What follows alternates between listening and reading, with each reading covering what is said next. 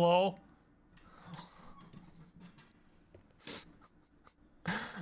Hello? Oh, how's it going? That bit gets better every day, I think. Um, how's it going? How are you doing? I'm doing fine. Thank you. For asking. Do I have coffee? I have a very little bit of coffee, but so, some days you're running hot. You're running like 2 coffees deep. Some days it's a 2 coffee day, and I think today it's a 2 coffee day. I tried to find some music that I thought would make for a good bingle jingle. Maine yesterday suggested I have a bingle jingle, and I think that that's a good idea. Sucking on a coffee candy. I would go for some coffee candies right about now. I think that would be good. Oh, by the way, I like that. I changed up the starting soon music, and I like that one a lot. We'll see if it gets claimed, but I don't think it will be. It's an SNES game. It's actually Toy Story on the SNES.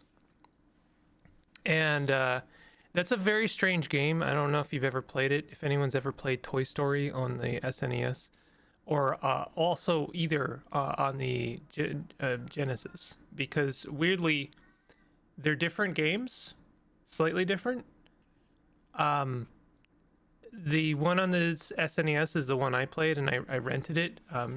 Back when we used to rent games, that was like a classic rental, like one of the most like, I don't know, iconic games for renting, in my opinion, because it's like a Toy Story on the SNES. Who's gonna buy that? Is anyone gonna buy that game? Maybe. I'm sure someone did. I'm sure someone got it as a Christmas gift or something, like on the Hanukkah. I don't know. Like, they got it. They got a copy of Toy Story on the SNES or the Genes. But I think that game is more likely to be a rental, because it's like, yeah, that was a movie, and we took the kids to go see it, and it was good, and we had a good time, and then here's the game, and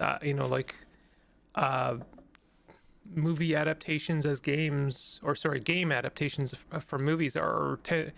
Yeah, we don't. I don't know. Do they have the track record yet? I mean, there's the famous E.T. example, of course, that has already transpired. So, like, video game adaptations of movies are already have this kind of like cloud of, but should we though? And also, like, it just, I don't know. Who's buying Toy Story on the SNES, right? Like, who's buying a video game adaptation? I don't know. Maybe someone is. But either way, Toy Story on the Super Nintendo is a very strange game. It's actually pretty good, but I say that, and every time I actually go back to play it, I'm like, is it though? Is it good? It's such a weird collage of different games. It's like, it starts as being a platformer, and it continues as a platformer, but then like the second stage, there's like a time limit, and you're like having to collect the toys and throw them in the box, and there's this sort of loosey goosey following the events of the movie, and then you're having to fight Buzz Lightyear in your nightmare as Woody, because remember, he has a nightmare, and so there's like this kind of weird metaphorical fight scene with Buzz Lightyear. And that's really hard, by the way. The game's really hard, like really hard. Like one of the hardest SNES games, IMO. It's not quite like Super Ghosts and Goblins hard, but it's pretty freaking hard, right? And then you have a top-down Micro Machines style racing game, and that's really hard, and you're having to like collect batteries so that you can continue playing. And then there, it goes back to platforming, and then it goes back to, it's just like some other mini game. And if you have the Genesis version of Toy Story, for some reason there's a first person shooter portion of the game, I think, that wasn't in the Super Nintendo version because they couldn't do that, or at least they didn't try. Um, anyway, the game had slappers. It had some real knee slapper, not knee slappers. Sorry, it had some really good soundtracks, like really good soundtracks, in my opinion. And I think that was one of them. I like that one. That one's really good because it's got kind of the Jaws theme in the background, and that's one of the first stages where you're jumping over like gaps, and there's the one shark toy from the movie is like making these big lunges up, and you have to kind of time your jump so that you don't get eaten by the shark. So there's this kind of like fun kind of Jaws shark thing going on with the game. Anyway, I'm gonna play a couple games. I'm not. I realized maybe after I stopped streaming yesterday that I do not need to start the stream by buying a game. And I think that's weird, to be honest. I think that's weird now. In retrospect, I think that's kind of weird. But I'm gonna forgive myself for that one, because the reason being is I have plenty of games I can showcase. I do not need to be like, I think there's some validity in like, hey, what came out today, we should look at it while it's fresh, for sure. But like, every game is fresh if you've never seen it, you know what I mean? They're from Dominion and super cheap. Is my controller working? Is it dead? Is it dead? Hello? Controller? Oh, do I not have my Bluetooth thing plugged in? Hold on a second.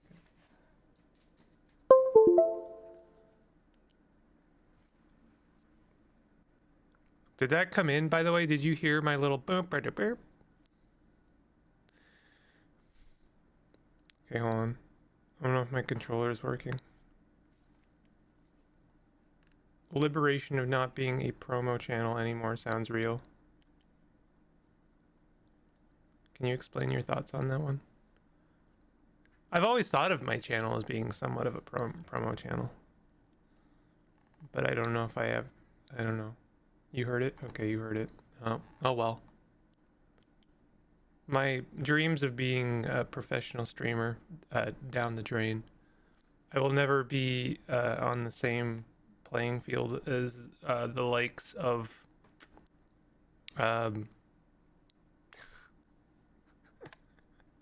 yep, I don't know, is Shroud still a thing? Northern Lion. I don't know that many streamers. My controller's not connecting. Hold on, let me try syncing it. Hold on a second. Do. Give me one moment as I try to because this is gonna be a controller game, 100%. 100%. Hondi, 100%. Open devices and printers, that's probably not right. Wireless controller. We can try it that way.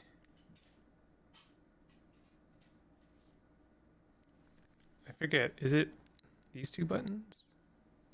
You just explained it yourself. You can play whatever you like without worrying about it being the hottest. Oh, okay, I see what you're saying. Yeah. Yeah. Okay, now I'm sharing. Choose a device or printer to add. I don't want to choose a device or printer. I want to access my Bluetooth. Hold on. This is this is not good. Okay, there's my Bluetooth. Add a Bluetooth device. Do I have to re-add my controller? I really don't like Bluetooth. I think it's not good. I'm gonna remove my controllers, my previous oh, is it gonna do that thing where it doesn't want to? We are starting the stream with troubleshooting. Yes, wireless controller failed to remove. I love that. I love it when technology just refuses. Windows does this very fun thing where like it just doesn't seem to succeed in removing a Bluetooth wireless controller. Oh, does it? Is it paired now?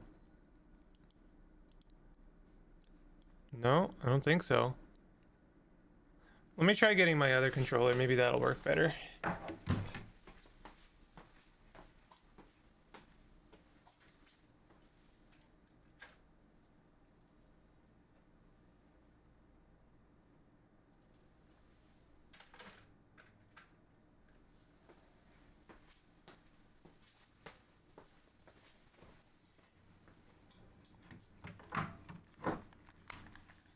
Man, why we gotta do this? Why does technology just have to ruin everything, you know? Controller, if you don't get your shit together, I'm gonna send you to the glue factory. And they're gonna repair you with glue, because that's how that works. It's seriously not working. Okay. All right. Let's try this with mouse and keyboard then.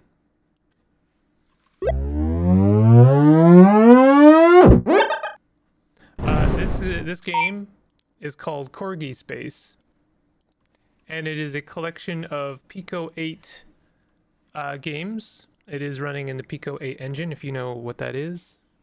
Good for you. I don't know. I don't know why I started that way. If you don't know what that is, Pico 8 is a fantasy emulator engine with like a high focus on constraints for basically development, game development specifically. Although you can develop, I've seen a huge variety of things made in Pico 8.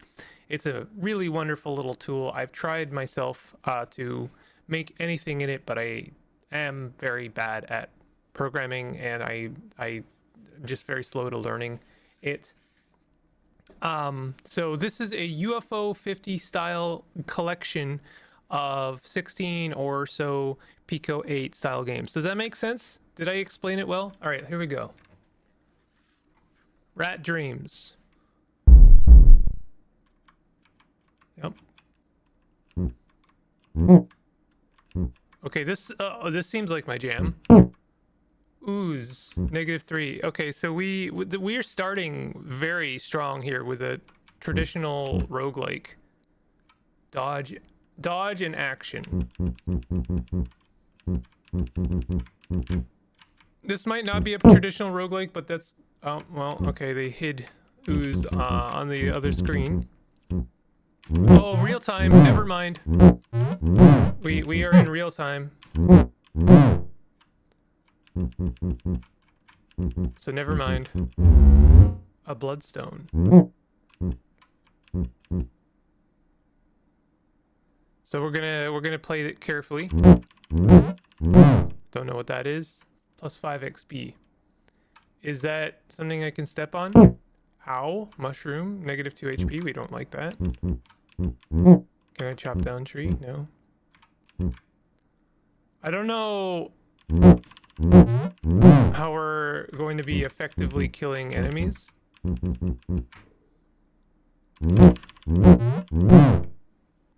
This is so loud. Oh shoot, my bad. Hold on. All right, I turned it way down. Thank you for letting me know. Find a middle ground here. Okay. Yeah, all right. Sorry about that. My bad, my bad. It's not safe. All right. Wait, does that mean I can go? Oh, never mind. I'm losing health left, right, and center here. Oh no. Shoot. And now I'm gonna have to walk through that, huh?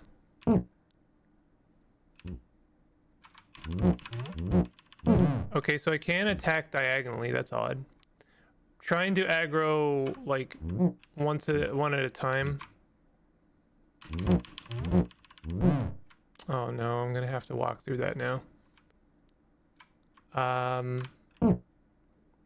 -2 HP. Ah, damn it.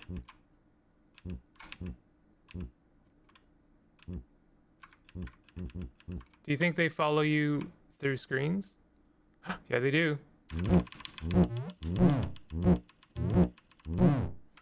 Okay, so they seem to be slow in their attack, so if I am fast enough, I can kill them. I am slowly dying, and I don't seem to have much reprieve.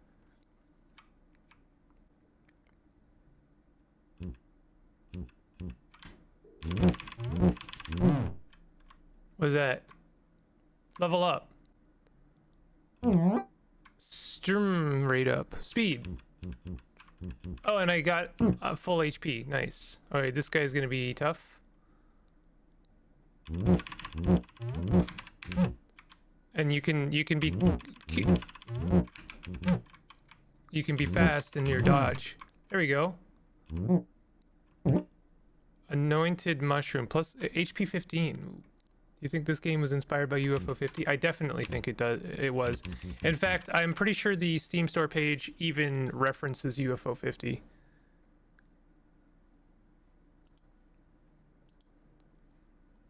I appreciate the letting people know about the stream. I don't seem to I don't know. I have to change the notification so it actually includes notify, and honestly I might just say bung it and let it ping everyone. I don't know what I'll do. Nah, whatever. Let me, okay, hold on. Corgi Space. Corgi Space is a collection of 8-bit games that have short legs on purpose. This anthology includes more than a dozen action, adventure, arcade, and puzzle games, and each can be thoroughly explored in under an hour. Perfect for someone like me with a pretty short attention span. I guess it doesn't make reference to UFO 50, but Derek Yu gave it a thumbs up on his curator page. And if you don't know who Derek Yu is, they are they're the spearhead for UFO 50. I don't want to say the main developer for UFO 50 because there were several developers for UFO 50. But I think Derek Yu, I think it's fair to say that he was the spearhead for it. Behold, a bunch of coins. Oh, we do love the yellow circles. Yes, we do. I love yellow circles. It is the source of most of my joy. Slain. Okay. Oh, this guy is fast? He's stuck behind a tree, which is good. That actually tells me that the AI in this game is not smart, and that's good. We love not smart. Oh, he's got a range attack. Whoop. Oh. Okay, frog meat plus 5 HP. Wow, that frog attack really hurt me a lot.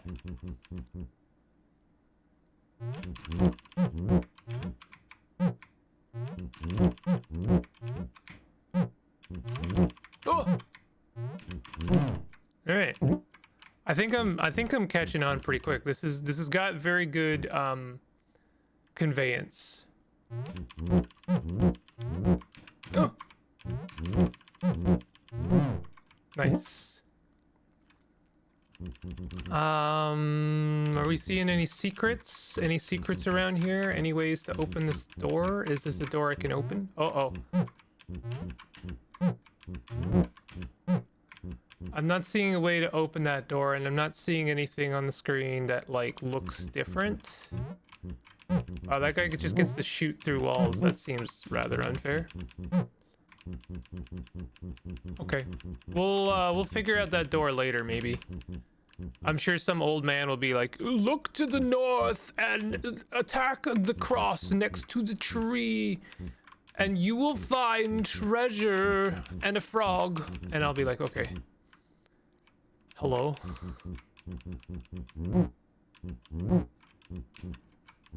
You can attack wheat. This is gaming right here. This is gaming. It's not safe. I understand that. What does that mean? We've got TNT boxes. It's common knowledge amongst gamers with a Z that a red box is explosive. Not today. Not today, actually. Uh-oh. What was that? That's a baddie. That's a bad guy. And, ow, he's actually... Okay, I'm dead. Wow, I didn't realize I was dying. Wait. Oh, negative 13 coins.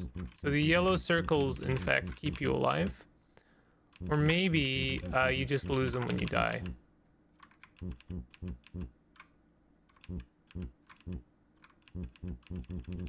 So you can move diagonally. It's just kind of tricky. You kind of have to slip and slide around. I wonder if I can get my coins back.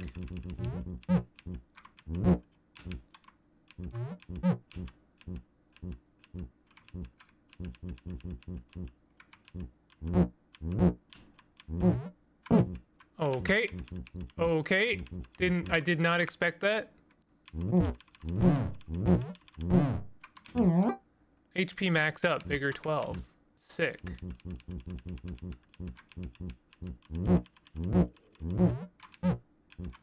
So these crates become people, and then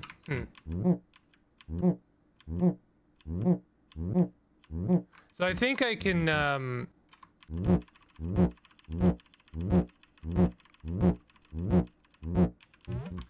I think with that knowledge I can attack these crates. Shattered.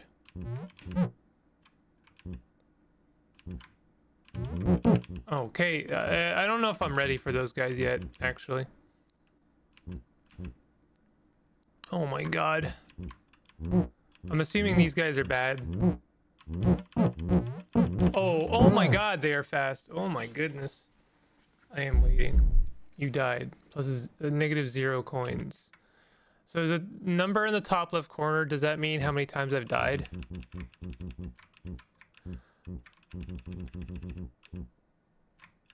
Oh, there's treasure down here, and I have not picked it up. Oh.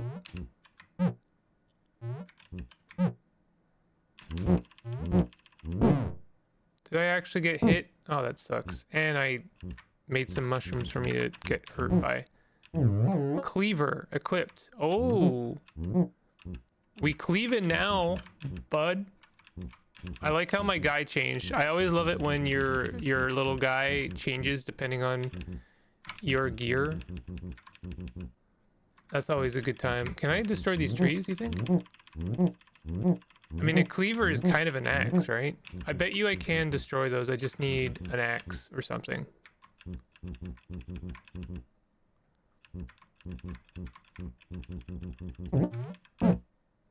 Damn it. I thought it was fast enough.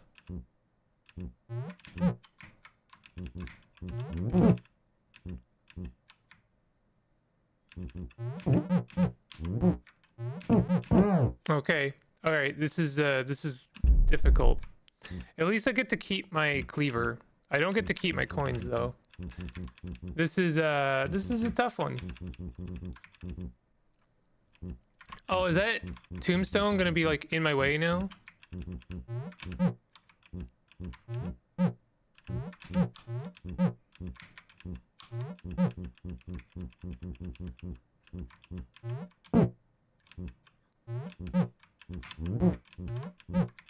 These guys are really tough.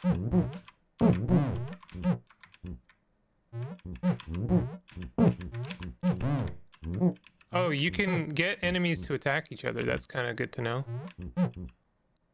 Oh, you can move diagonally by literally just pressing 2 buttons at once. I don't like this zone, but I'm gonna try it. Yep, I did. Not what? Who? So that number in the top left corner does not in fact mean how many times I've died.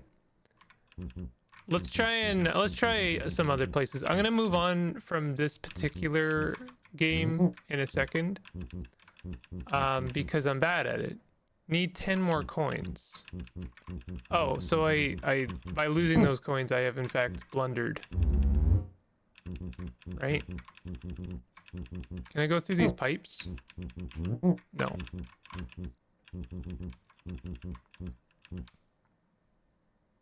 There is a gate back there, but I don't think I can open it yet. I really think that I am kind of stuck.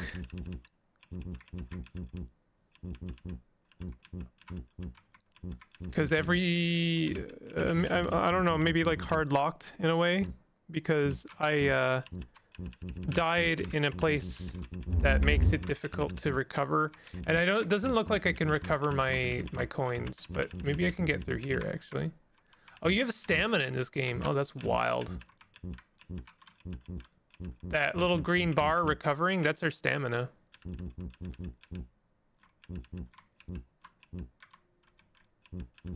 I have a funny feeling that this is the kind of game people love to watch. I'm being facetious. Okay.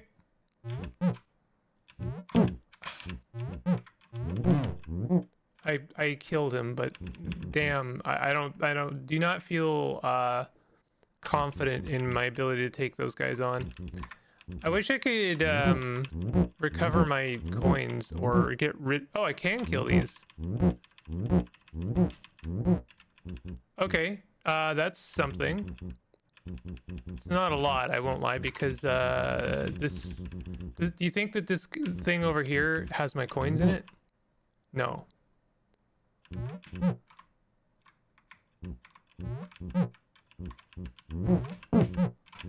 I'm not fast enough to be able to get through this without taking like massive damage. What I can do, I guess, is like aggro that guy a little bit, pull him over,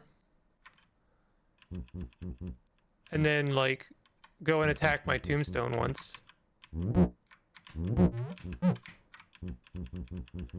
Why would I do that? Why would I care? Well, I kind of want to kill this guy because he's a major pain in the butt. And this tombstone is in my way. Okay. Oh, well, didn't see that coming.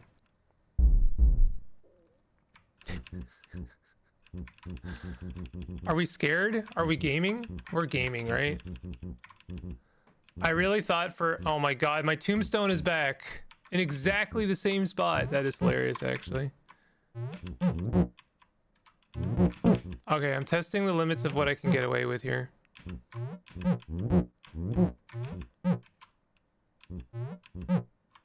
Alright, come out here, bud.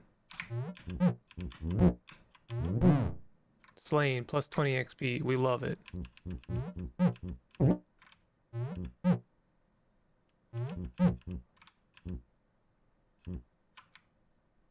Okay, I can't go in there because he'll attack.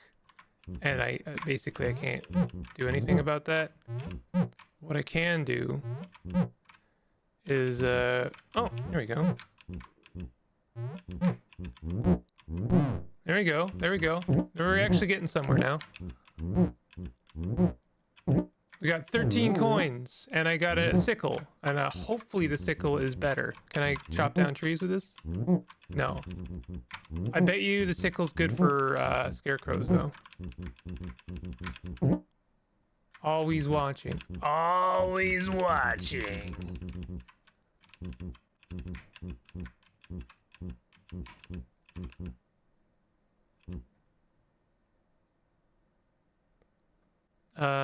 What am I doing? Oh, I was gonna go visit the well and throw my money down it, I guess. I feel like that was a fence, not a tree. You think so? Oh, I'm willing to believe that. You know, these kind of graphics is left to a lot of interpretation, you know? Like the guy that I am right now is a little guy with a sickle. Threw in 10 coins. Okay, what do I want?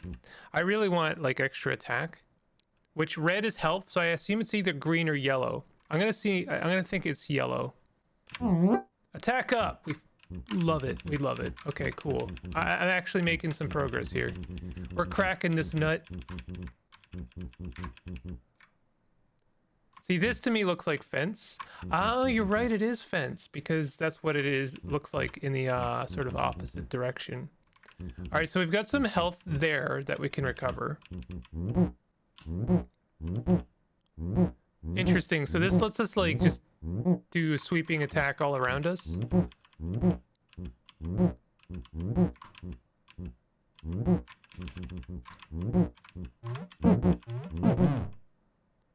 So I don't know if we maybe there's a way to kill those guys without taking damage, but I'm just gonna come back and get my health and then avoid the rest of them. I don't know how much XP we need to level up.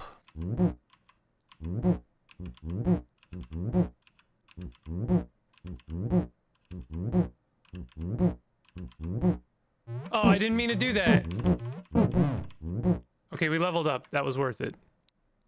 We're gonna get some another attack up, and we got our bloodstone. It's not safe. Oh, I see. I need to kill everything on the screen before I can use these. Maybe.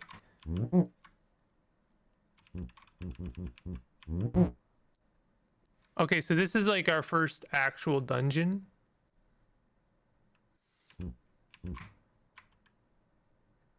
And we got a little ooze here. He doesn't have a range attack, thank goodness.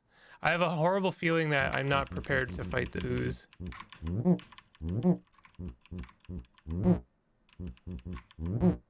Money. I can avoid this ooze. Oh. Okay. Who do you think it is?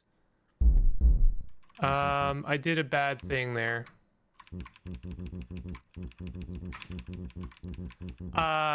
That guy takes a long time to wind up his attack, and I just stood there and kind of let it happen, and I really could have avoided that, I think.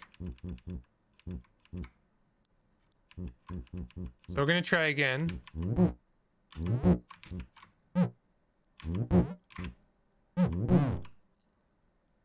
He unfortunately leaves slime behind, like a lot of slime. So you have to be kind of careful about where you kill them.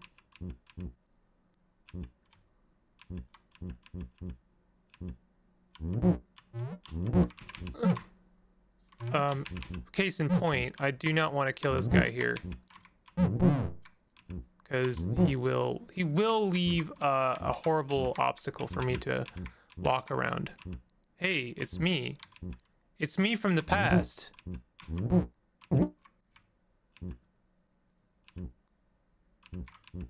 I wonder if that number, I'm seeing the number now, the 4. I wonder if that's like how much money I could recover if I'm smart about it.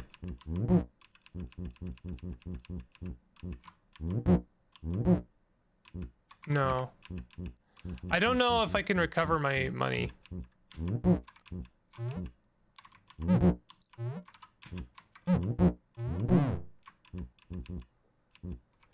I'm a little bit worried about taking on 2 of these guys at once.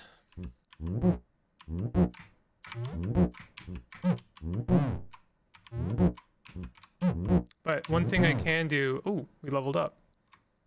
I think I want extra agility. Speed up. I think the 4 is your level. You are correct. You're better at interpreting the UI in this game than I am. By like a lot. Those look like doors to me. Am I wrong? My sun, my light. Okay. Do you think I can go down these? Nope. Those are tapestries, in fact.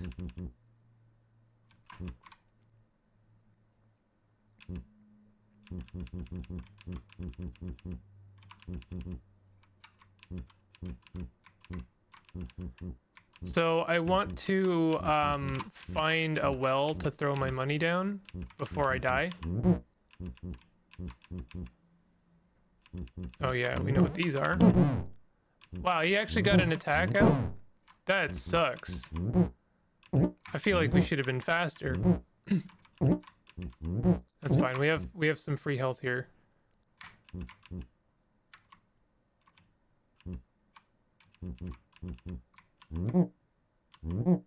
Oh, I didn't mean to do that. I am like, I had other things I wanted to show off, but I am actually like very compelled by this. The only problem with this style of game is that I don't know if I would feel great about reviewing it. Because it's actually like 16 games. I'm only partly paying attention, trying to troubleshoot my laptop. I hope that I hope that works out for you.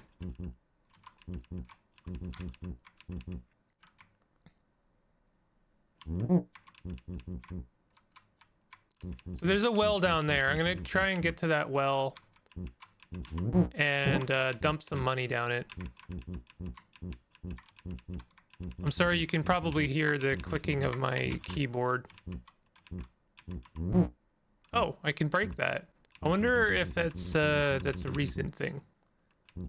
Oh, here I am. Hatchet man. Damn, that was close. I almost died. 10 HP. No going back now. I disagree. I think I will go back, actually. But I want to take a peek over here. There's a grate, and I want to explore the grate later. I just noticed I seem to have stamina at particular moments. It's not safe. I wonder if you only have stamina management when there's enemies nearby.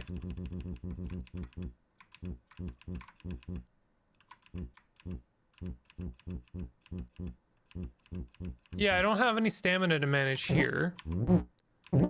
I wonder if it's perceiving the scarecrows on that floor as being like threats, and so I have to manage stamina. Some interesting stuff in this game. Honestly, I think it's way more clever than you first suspect. Not to say that it wasn't, you know, clever to begin with, but... Oh, I walked over slime like a dang fool. So what I would like to do, actually, is kill these scarecrows.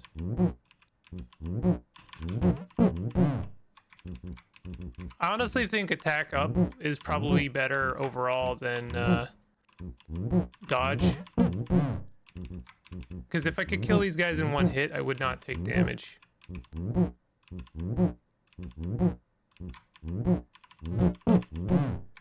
There we go. So I'm gonna go for attack up. Actually, health up might be better. Let's get health up. I think I haven't taken the green one, which is probably stamina. Okay, let's dump some money. There we go. Let's get some stamina management. How about that? Can I do it again? Yep. Oh, look at that. Look at all the stuff I can grab. I'm gonna get another attack up, and then I'm gonna get another stamina up. And we're gonna say no to speed up. You need 37 more coins, my goodness. Figure out why the CPU is always at 100% for like 3 years. That seems not correct.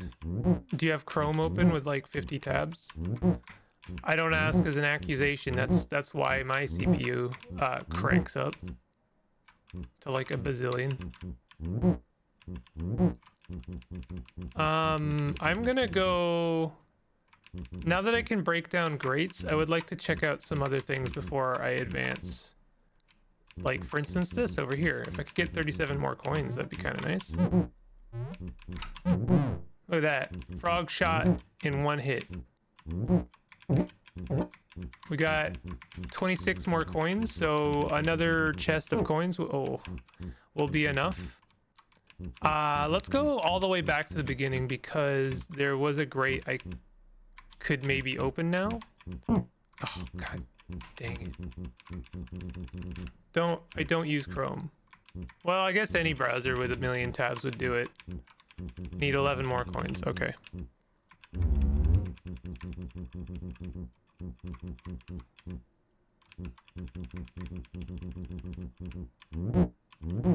There we go. Oh. Oh, that means there's gonna be goo there. Yeah, I should have backed them up a bit. Oh no, it's these goobers again. I hate these goobers. Oh, except I'm like way stronger now, so they're actually not a problem at all.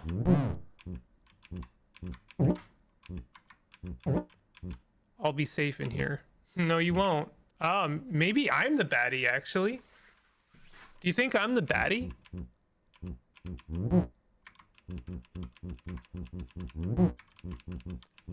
What if I'm the bad guy? Is that what we're doing here?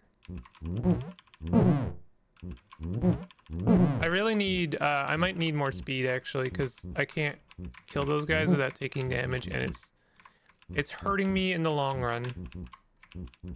If I can get that chest, I could get a, another upgrade. This game gets the fundamentals right. Oh my god. Okay, we're not dealing with that just yet. Oh, I guess we are dealing with that. God damn it.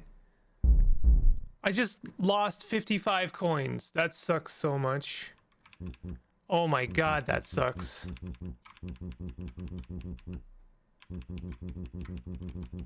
I just wanted to get the chest and get out, but I guess that was a mistake. And I don't know of any way to recover, is that a bear? Like, what is that? That looks like a bear to me.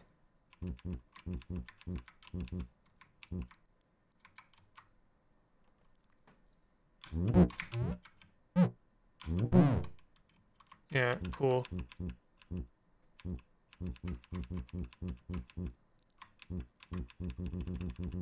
I really wish I could recover my HP or my coins.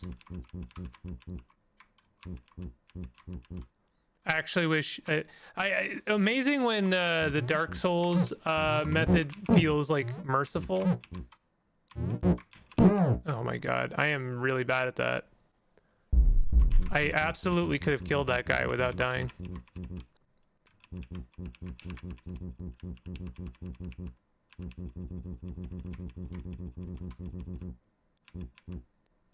This is only the first game, and the store page promises like you can explore these games in about an hour. So I find this very interesting. Like, we'll see. I really don't want to fight both of these guys at once, but I guess we are going to.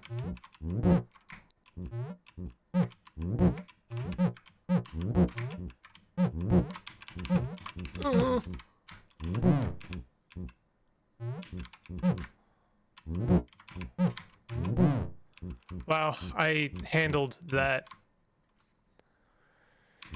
Oops, I meant to get attack up, but maybe health up would be good. No, I'm going for attack up. I don't care.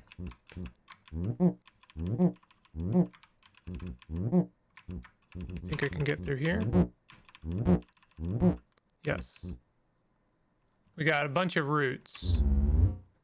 And I suspect I can get through these. Oh, god damn it. Vine meat, plus 3 HP. Nice.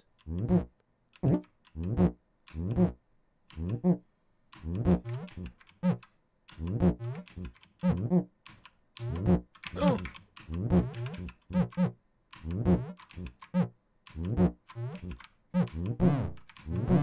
Nice.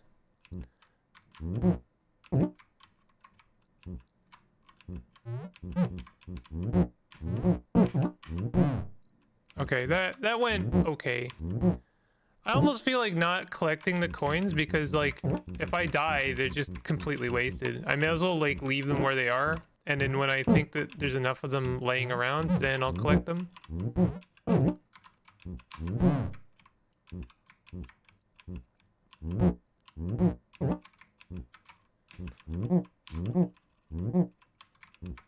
There's a well. How much coins do I need, do you think?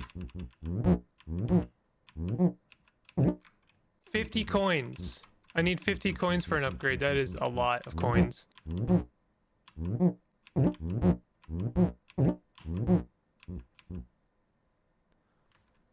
got red. Are those mice?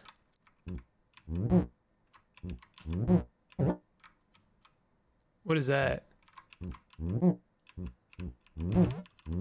These guys suck because I can't kill them without taking damage. I suppose I could back away.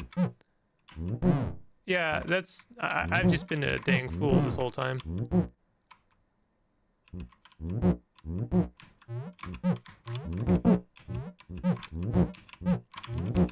Okay, that is basically impossible for me unless I get some more upgrades.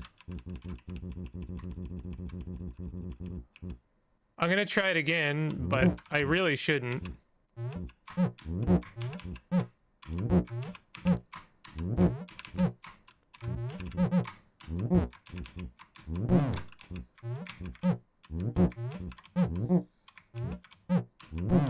Okay, that wasn't actually as bad as I thought it would be. Let's get speed up. I feel like it's time.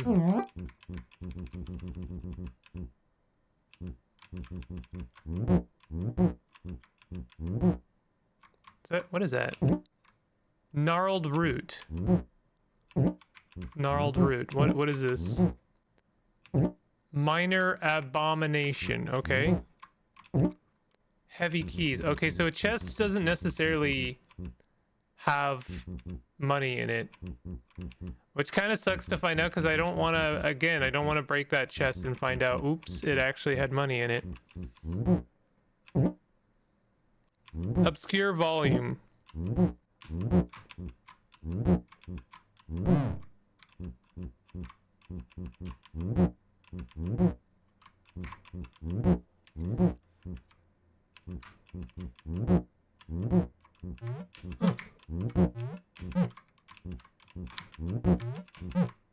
Oh no!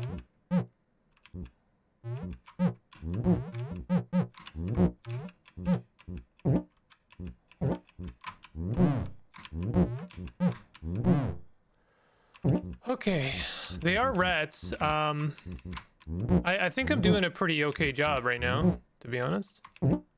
It's not safe. What did I just collect?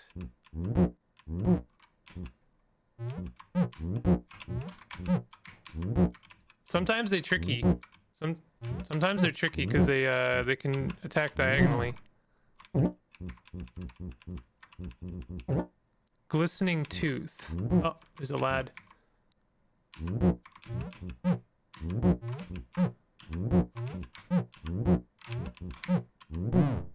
Nice.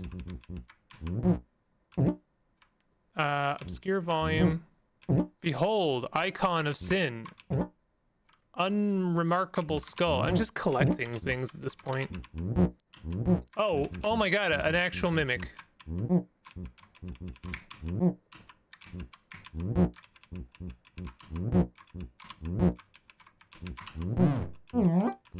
Stamina max. Didn't mean to do that.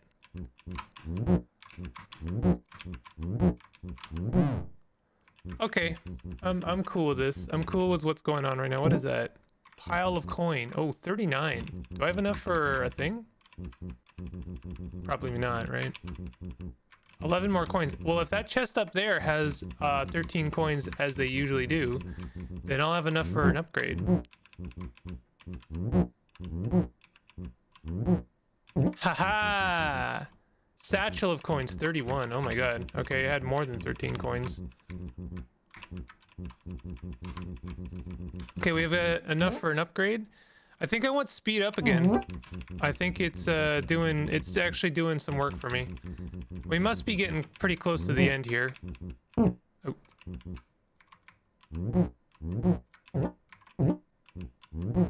Oh, we have a lad. We have a lad in there. Oh my god. Oh my god, that guy took me out with one hit. Oh my goodness.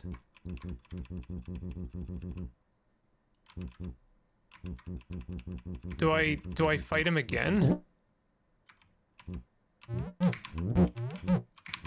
Oh, he is really hard. He one-shots me and He's very fast. I should not have released this man. Okay. I regret this, but I'm not losing anything for trying again, so I may as well.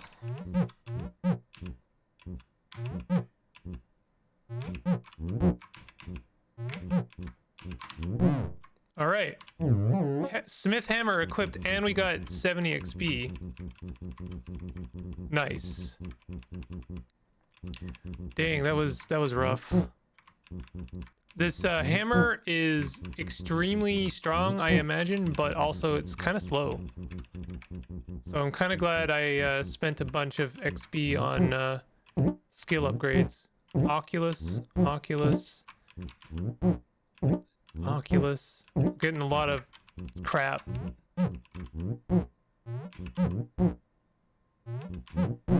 One-shotting those guys now. Oh my god, that actually is a mimic. I got a pile of 39 coins, that's nice.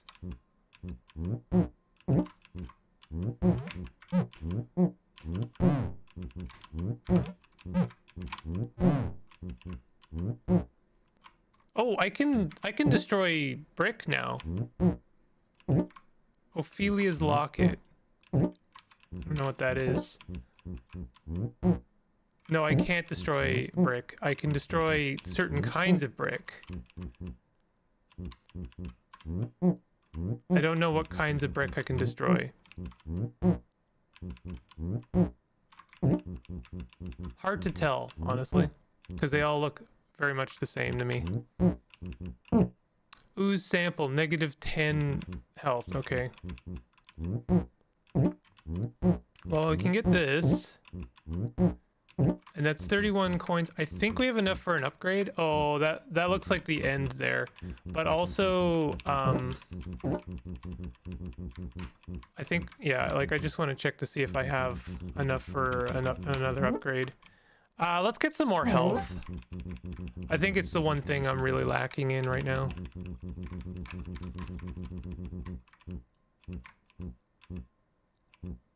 Someone finally made a traditional roguelike where I can smash buttons.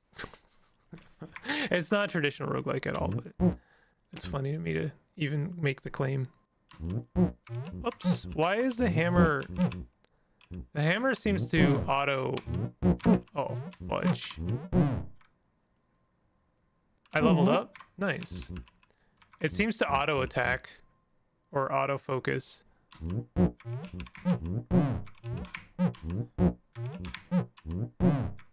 Alright, doing really well with that.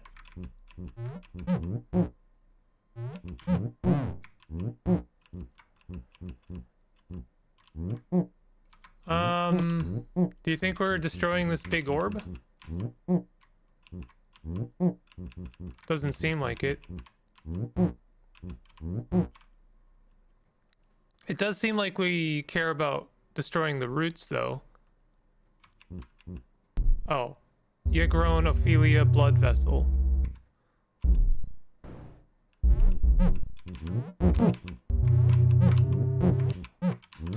Oh.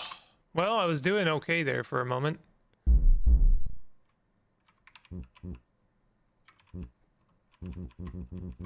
So that looks like it is the boss.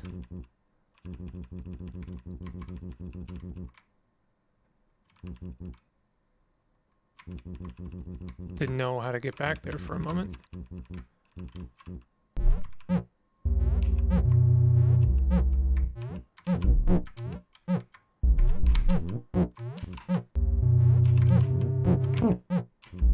Okay, don't stand on that at all.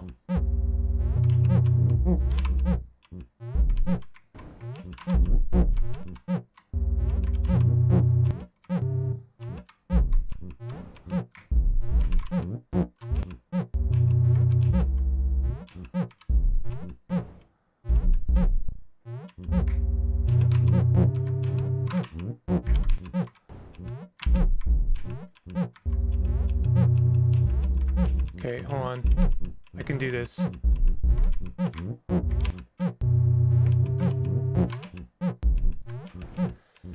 Oh, this is actually really hard.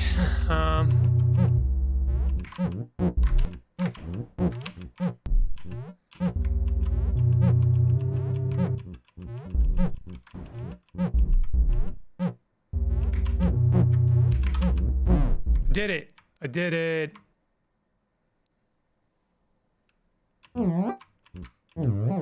Lost crown equipped. Okay, we have become the bad guy for sure.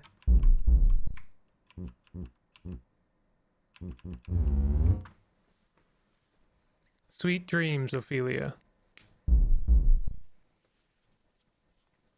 GG. That was almost exactly an hour. That's kind of incredible.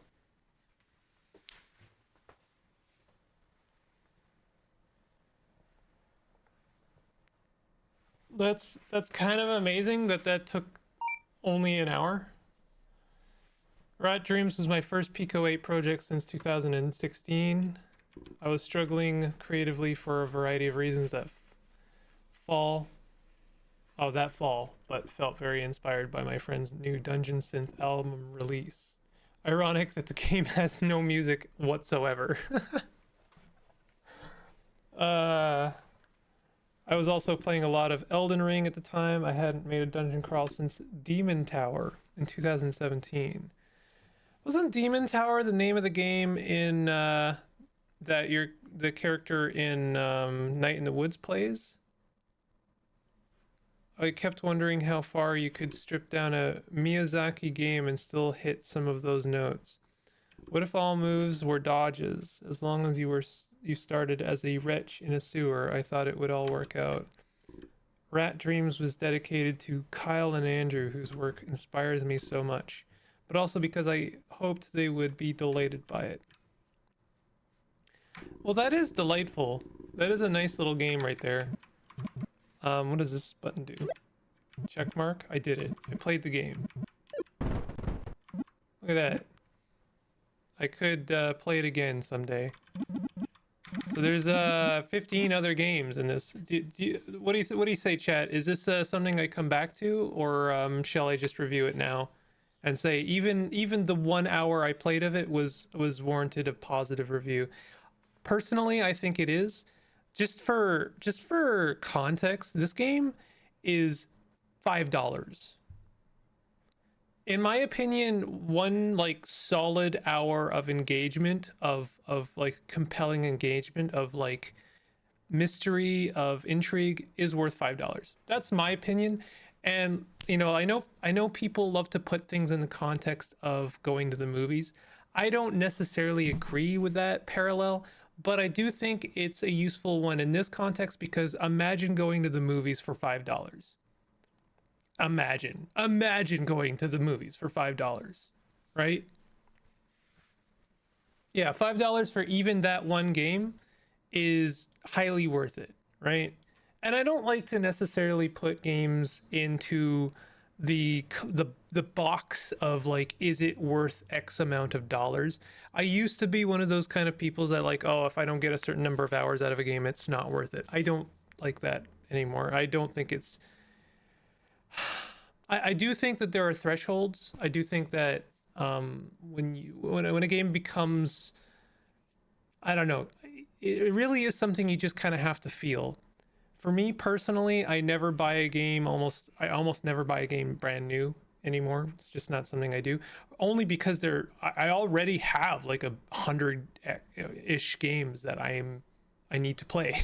And by need, I mean like I want to, but like that I have purchased that I should get my money's worth out of, if that's how you want to contextualize that, right? What does all of that mean? And none of that is really relevant. All I'm really saying is like $5 for even just that one little game to me is actually that's good enough.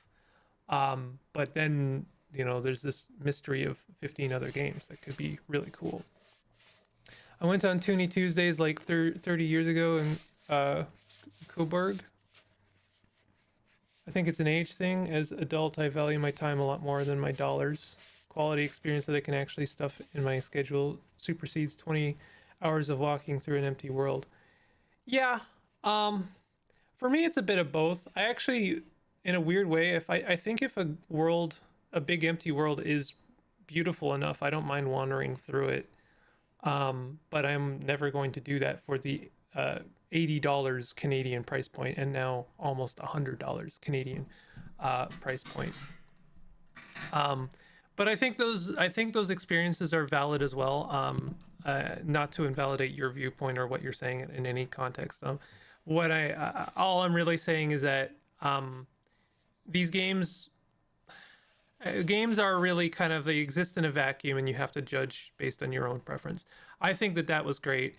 The idea that there's 15 more surprises left for me is also worth $5, 100%. I love that this is also a pre-packaged. This is 16 Pico 8 experiments pre-packaged for $5. I would love to see more of that, honestly. I think Pico 8 is an amazing little experimentation kind of machine, and I've seen some really, really amazing things made in Pico 8. If you don't know, Celeste actually started as a Pico 8 project. If you don't know what Celeste is, it's probably one of the best platformers to come out in the last decade and a half. I don't know. It's certainly up there. Like, a lot of very interesting things have come out of Pico 8, and in fact, in my opinion, I think Pico 8 is like the modern day Newgrounds. It is the playground for very kind of like punk and like slapdash art experimentation can exist. I really, really wish I had the chops to actually use Pico 8 and develop in it, because it really amazes me on many, many levels. I love it stylistically. I love it from an artistic perspective. I love it as a tool. It's a really, really cool little development program. So anyway, all of that being said, I think I'll come back to that. I don't know if I'll do that every day, but because I want to showcase other games as well. But honestly, even just showing off that one game, I think it warrants a review. In fact, you know what? I will review it. Let's review it.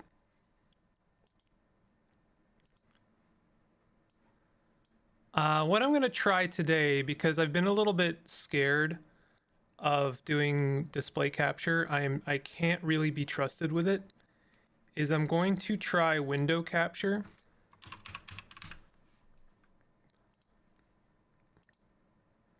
And then I'm going to try Steam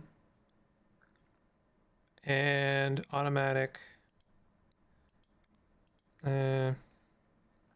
Okay. And then I'm going to go ahead. I'll stretch this out a little bit.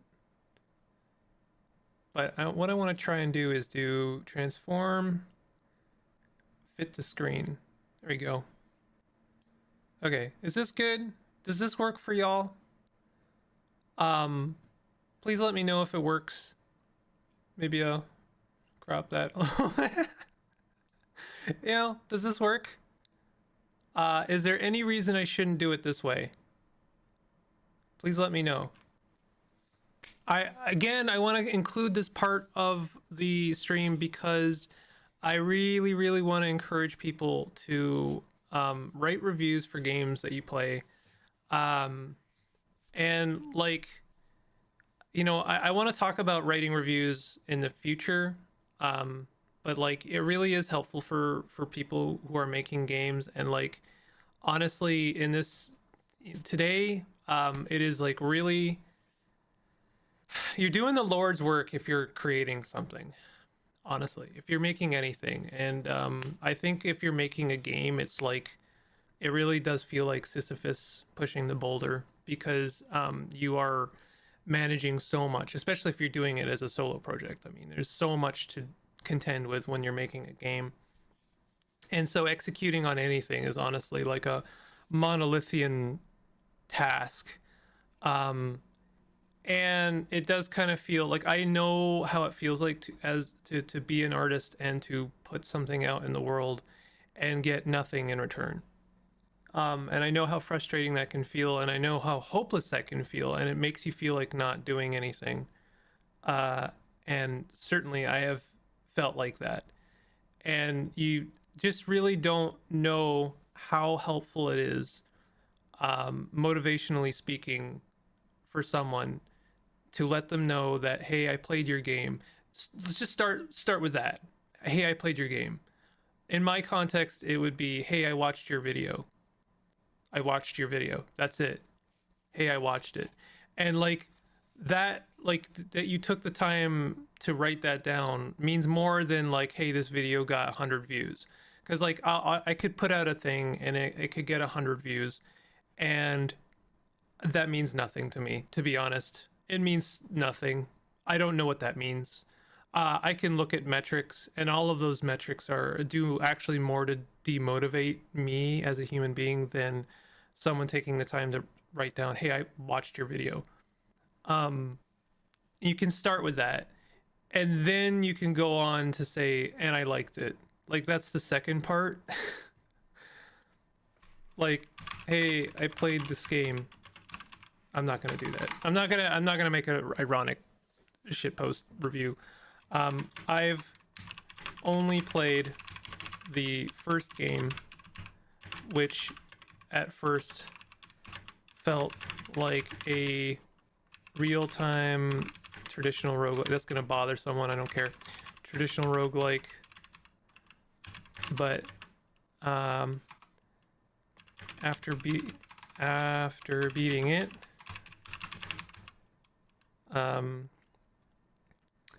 was you know what, which was a stripped down Elden Ring experience, true to the what is this called? Wait, where does it say?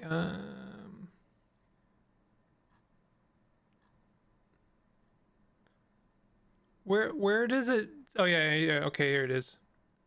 Can be thoroughly explored in under an hour. True to the blurb on this store page, the game took an hour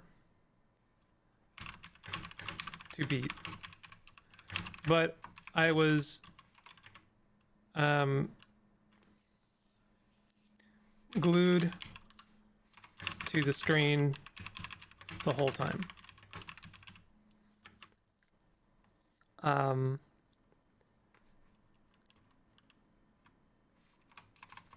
I admittedly, I am drawn to these experimental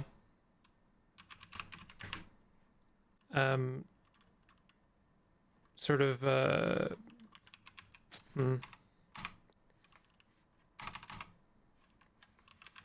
these small experiences, let's go with that.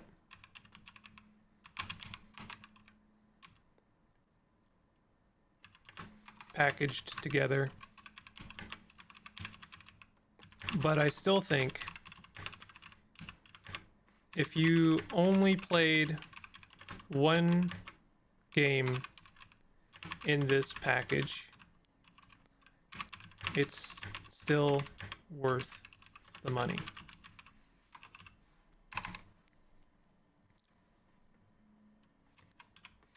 Looking forward to playing the other 15 games. Perfect. I would recommend it, yes. And I was pretty vocal on the fact, I feel like I did nothing of value. I was vocal on the fact that UFO 50 was like one of my favorite games of last year. And there's been at least one person vocal in my Discord, and yes, I do have a Discord. I know I don't talk about it at all, who's said, hey, when are you going to get back to UFO 50? Because I actually enjoyed that series. I am actually going to finish UFO 50. I think I might stream the rest of UFO 50. I'm enjoying streaming. Even if like, you know, obviously I have a couple people in chat and I really appreciate you being here, but even if I had no one in chat, I think that streaming for me is just a little bit more convenient, and it helps me sort of like break down the boundary of like putting myself out there in the form of content. um I think I do enjoy streaming more, at least now in the moment, because I feel a bit more human and a little bit less content. And I need that because these days the internet is a content machine, and I don't want to feel like a content machine, at least not right now. I don't want to feel like, oh, you know, I gotta cover corgi space, and so I gotta sit down and record it, and then I gotta strip that down and strip down all the parts of it that are human, aka me stumbling over my words, or maybe me saying something irrelevant, or maybe me saying something that was maybe rude towards the game. I'm gonna try and be less rude in real time, but I'm also just going to be human on stream, rather than a content machine, because I can't do that anymore. I don't think I can do that anymore. I think that that just doesn't work for me anymore. So, um, you know, that's part of this experiment, to be honest, of me streaming is, I want to look at something, and I want to be human about it, and I want to review it, and I want to push a couple ideas. I want to promote a couple of ideas, not necessarily just games, but ideas, aka please review the game after you've played it. You know, please be a decent human being. And like, let's just have some fun. Let's have some fun, and it'll be good, you know? That was a sweeping example to get through the thought across. It always depends on the experience. I primarily... No.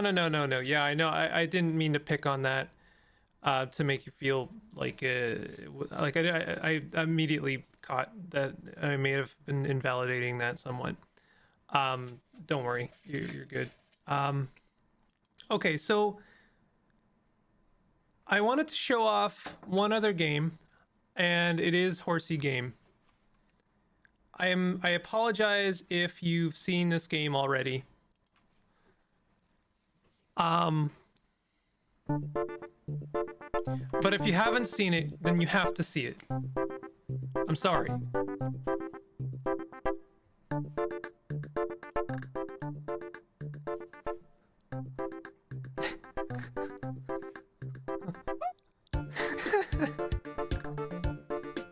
I'm sorry, but just honestly, even just booting up this game for a moment and hearing the music brings a smile to my face. It's like one of the most gloriously derpy games I've ever played.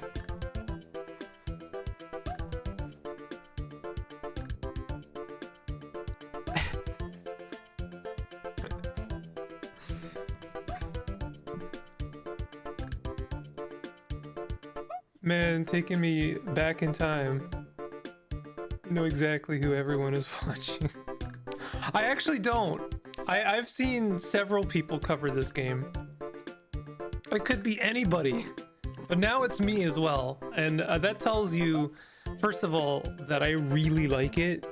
Because if I think that everyone has covered a game, or everyone's talked about a game, or everyone's looked at a game, I'll be less inclined to talk about that game, because A, I feel like it's gotten its, you know, time in the sunshine, and there are other games that are also deserving of that time, and so I like to kind of prioritize other things just to make sure that everyone gets a moment. So if I'm playing this game right now, knowing full damn well that this has gotten its time in the sun, and it really has, then you know for sure that I love this game. This is one of the best games. It's certainly one of the best games at what it does. It's something truly unique. It's something truly novel. I have not seen this game done maybe ever. It's amazing. It reminds me of like the best like old Newgrounds Flash games, the ones I used to like skip class to play. It reminds me of like old school little like adventure games. It's not an old school adventure game, but you know. This is Horsey Game. I'm gonna show off what Horsey Game starts off. This is a playthrough well in motion. I'm probably about halfway through the game. Maybe? Honestly, it's hard to say because I don't know. Like, I don't know where I'm going. So let me show you what this game looks like when you start the game. Oh. Oh, you sold my trophies. Absolute jerk. I didn't realize you could sell things here. Okay. Apparently, I'm learning new things even in the first moment of this game. And I mean, I've talked about this before, but I love games where I learn things like constantly. You start off in your home and your sweetie, I don't know if this is my wife or my mother. I think it's my mother.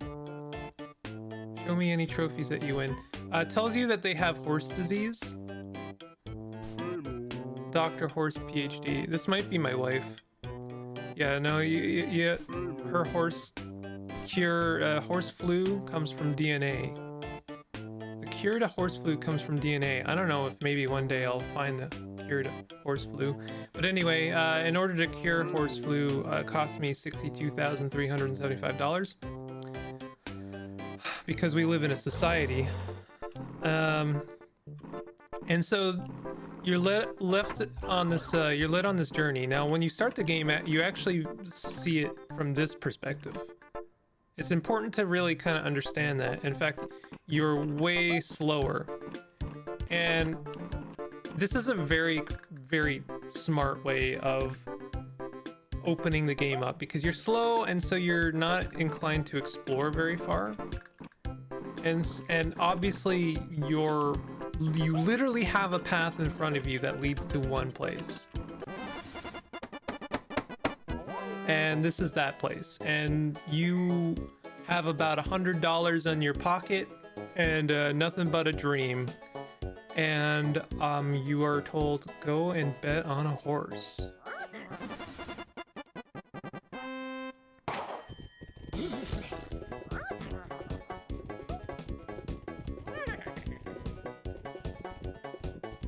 Oh, Hofflake has got them moves, but is losing traction. Oh, did a little kick. Oh, he's got spicy eyes. Oh, always bet on spicy eyes. Cut her up, you piece of garbage. Okay, Hofflake. What? Oh, what a turnaround! Hofflake turned around and is now dancing and has flipped over. Do not always bet on spicy eyes. Zamfir the Lonely Shepherd. Oh my god! A comeback! He's literally come back, and he has also unflipped himself. Always bet on spicy eyes.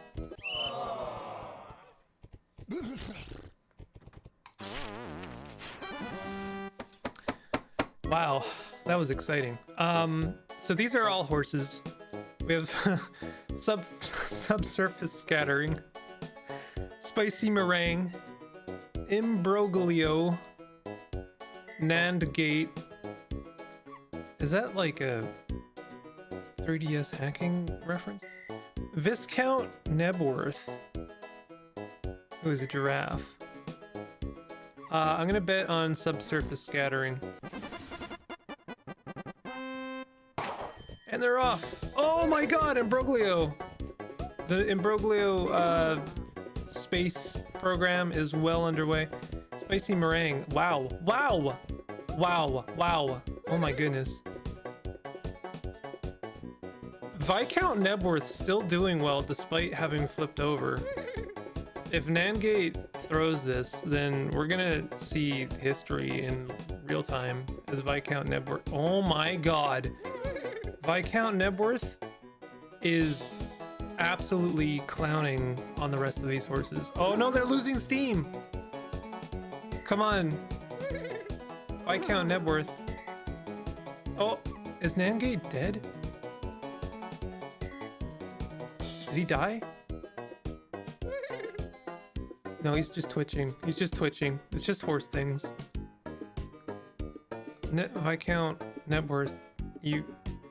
Okay, we don't actually have to watch the rest of that, but that was kind of the. I am amazed by how genuinely exciting this game manages to make these races, and they're not really they're not scripted.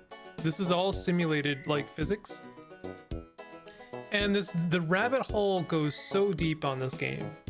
It is one of the most, like, I don't know, initially shallow but then immediately deep games I've maybe ever played, because it's just like you think, wow, okay, this is it, huh?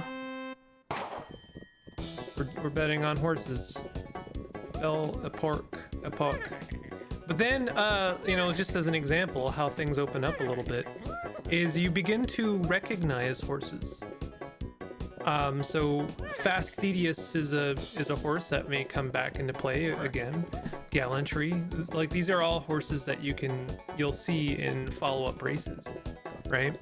So immediately that's just a little bit more deep than you expect, because it's like, oh well, I saw Belle Epoque perform, and maybe they'll win this race, but I know they're not that good. They don't have a lot of traction. Their legs don't have a lot of leverage. GM3, that's embarrassing. GM3 was one of my previous horses. Should have bet on them.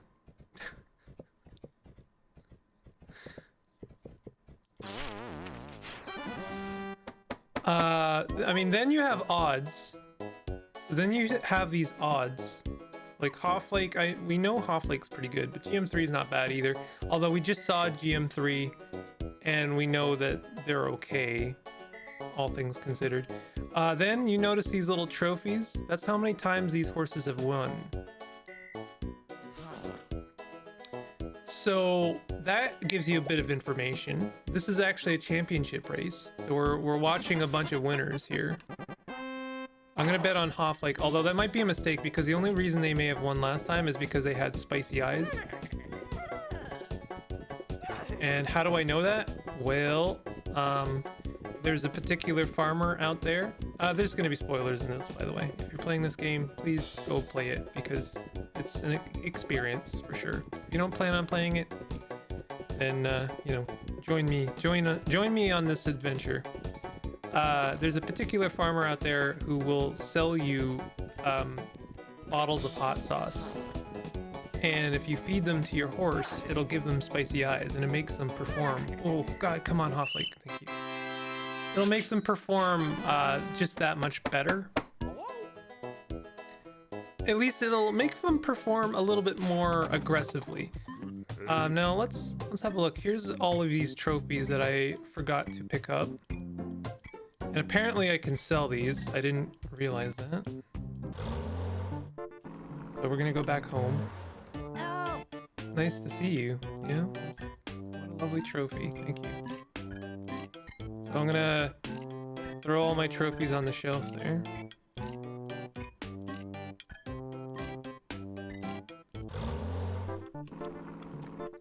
And I did win a championship at one point, and it gave me a diamond lasso, which works forever. But initially you are buying your lassos, and it's extremely expensive, like 50 bucks in the early game. I'm pretty sure you only start with 50 bucks. So you could spend all of your money on one lasso. If you do run out of money, you can go to the racetrack, and then they'll have you shoveling poop. No, I'm not kidding. And then you'll make like 50 bucks. You want to exclusively play roguelikes and like 2 horrible gotchas on Steam in the library page. You should play Skyrim and Shadow of Mordor next. I regret even having that in my...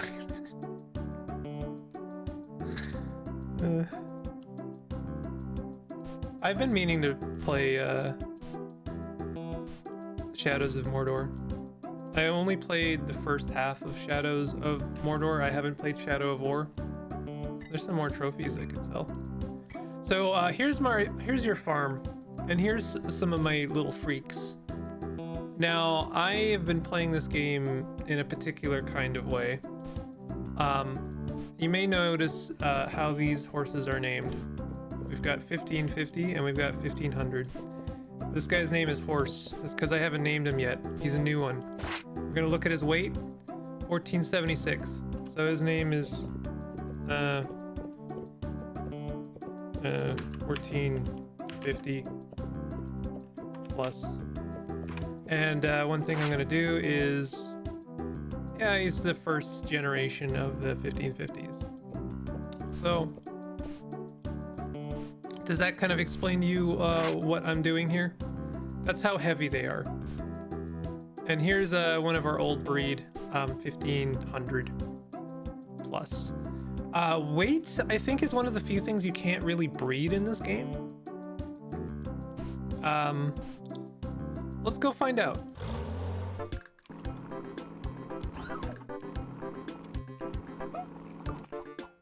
Well, sorry, when I say breed, that's my bad. Weight is one of the things you can breed in this game. Obviously, you can breed anything in this game. But when I talk about what I mean is you can't really extract that from the DNA. Let's have a look at that. So we've got here a generic horse that we just picked up from the wild. They are 613 pounds. So let's take our now retired 1500 plus horse, and we're gonna extract some DNA from them. Now, this is everything that makes up this horse. This is their literal DNA, and I have no idea how to interact with this. This is a mystery to me. I'm sure if I made like sat down and made some notes, I could really figure it out. Like, I feel like each of these is the trait of a horse, like maybe the height, maybe how many legs it has, maybe how fast it kicks, maybe the range of its, leg movement. This is everything that makes up a horse. You never saw this part of the game? Yeah, so you can do some fascinating things here. So I can like pull out my lasso, grab some DNA, and then we can play some Gattaca here, and maybe extract some guy the lower half of some guy's legs and like staple them to the other half and make them slightly taller. You know what I'm talking about? Gattaca? Remember Gattaca?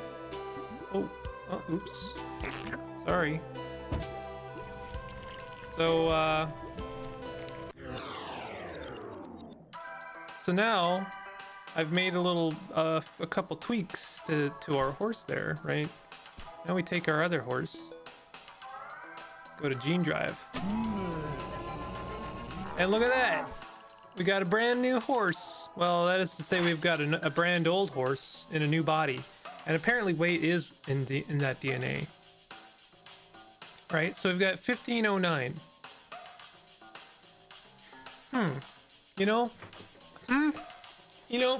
I'm just like sitting here and I'm like, I don't know how to dump this. Can we get rid of this somehow? Paste. What is copy? Denote copy to clipboard. Yeah. Okay. Well, listen. Let's try and crack this nut a little bit. So, I now know that weight is one of those things that can be tweaked, So which one of these, if I was just to take any one of these, let's take like 5.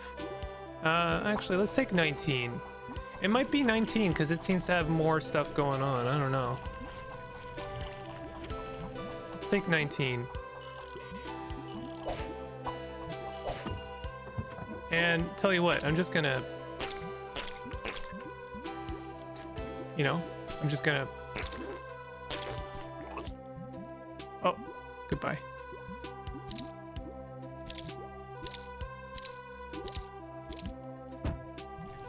Come back, 19.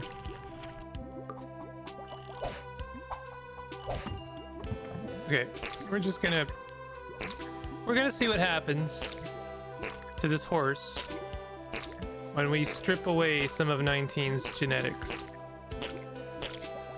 I don't know what happens. I have no idea what happens.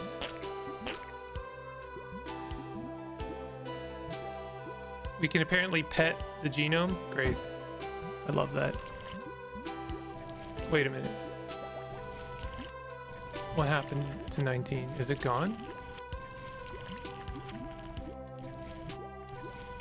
16, 17. The 19 seemed to become a 5? Am I reading that correctly? 12, 9, 16. What happened to 18? I noticed it seemed to become a 5. Huh. I didn't realize that that was a thing that could happen. Okay. So now let's try gene drive. Let's see what happens. Oh, that's a sound. It's still only 1509.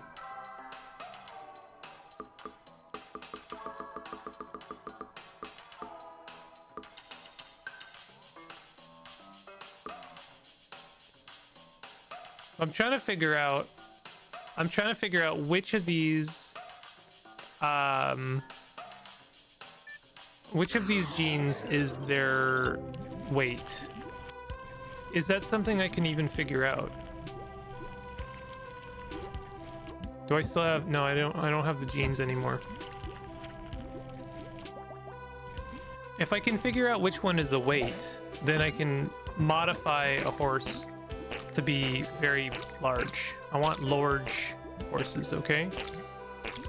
And you might be wondering, why do you want large horses? Well, I'm doing two things with my horse farm. Obviously, I'm trying to breed horses that are very fast. That's important to me, because then I can enter my horses for racing, right?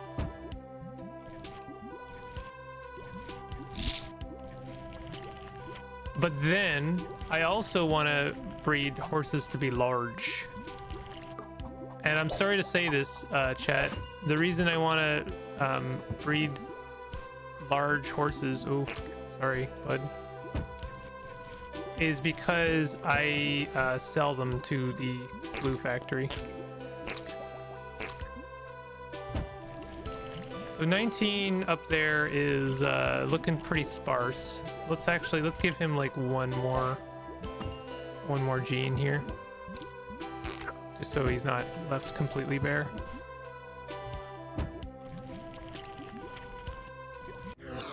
Okay, and then let's do gene drive.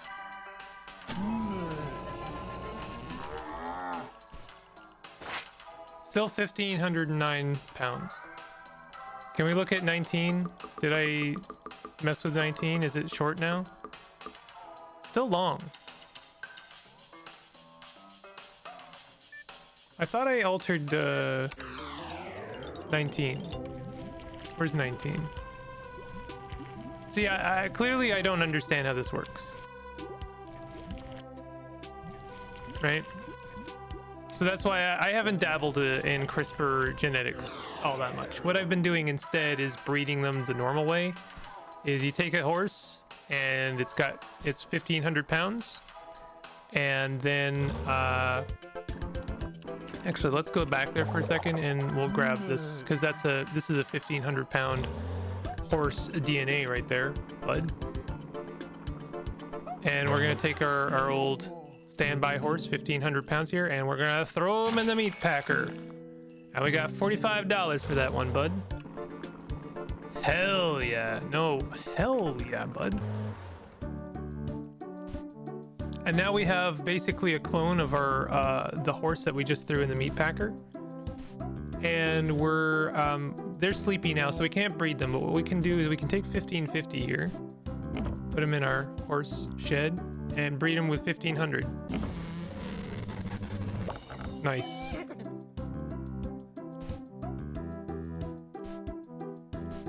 And we got 1500-ish. And we got 1450-ish. And we're gonna breed another horse there, bud. And that's looking pretty good. That's looking like a new lad, a new large lad. So I've got a couple of winners here. They might look a little strange. Oh no, Snoot Hopper is actually old. All right, we're gonna have to do something about that.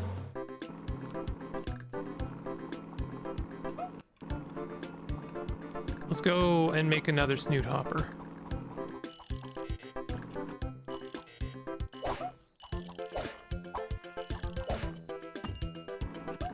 And oh, I like this guy here. Actually has the bent legs. I want to not take him because I want him to breed.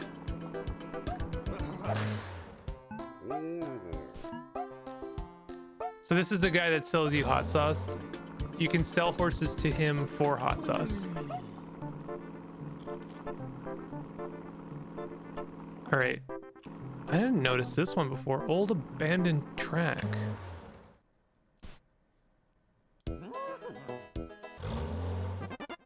Huh? Is this just a way to test your horses? So this is long stride.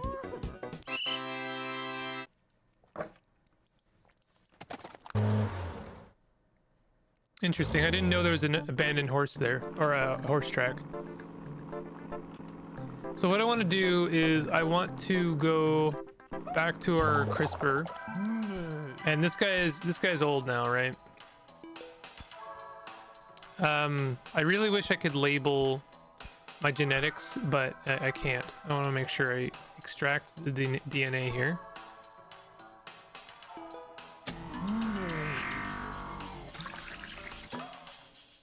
And now we're going to take this horse here and make another Snoot Hopper.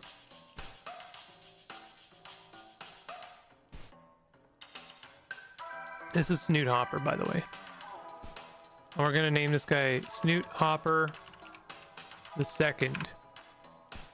All right, now,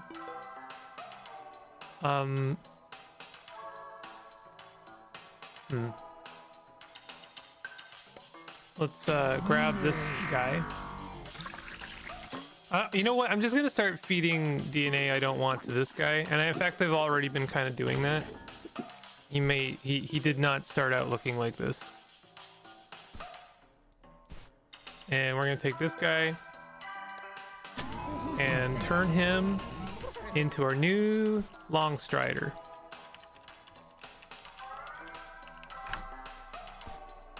Okay. Because this guy is almost too old to race.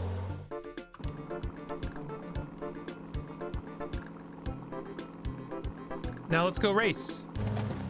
Let's go race some horses. Oh, right. All of our horses are tired. Okay. The new cloned horses are always tired from being cloned. All right, so we're gonna take Long Stride actually has one race left in them. We're gonna take our Snoot Hopper and throw him in the wood chipper. And then we're gonna give that hat to Snoot Hopper the Second. All right. Let's go race a horse. No. All right. So Long Stride the Second, he's won twice. Let's put him in a championship race. We'll see how he does. I think he has the chops to win, to be honest. Oh, Pep the Second. Oh my goodness, that's one of my old horses. And GM3, that's one of my old horses. GM starts for Gentleman Magic. GM3 was the third generation clone of Gentleman Magic. So and I started giving away my horses to other farmers because I was breeding the ultimate horse. So Long Stride might still beat them. Pep 2 and GM3 are actually not great. Look at that. Long Stride cheats on top of everything. Oh my god. They don't stand a chance. Long Stride's got them beat. Nay. So we got 3,000 bucks. Long Stride is now a champion. And we got ourselves a golden shovel, and that I'm pretty sure that's gonna allow us to dig up a bunch of bones and stuff. And Longstride is now a champion. And you know what? Let's retire Longstride. Longstride has had a long and successful career, and I want them to feel, you know, like they are loved. They are a loved horse. I do actually care about my horses. I know a lot of them end up in the wood chipper, but you know, where is that retirement home for horses?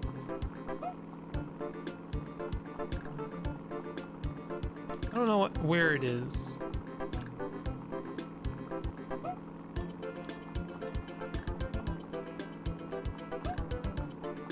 This is the car. Clyde's Rise. Yeah, that's the car seller. Is this it? Yeah. Oh, we're Yonder Acres. This is one of my original horses, Boots. Boots had actual boots on at one point. Longstride's a champion. I only take care of old horses. Okay, well, he'll be old in about a second.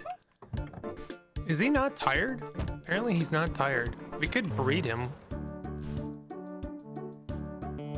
Could breed him like once. Is anyone not tired?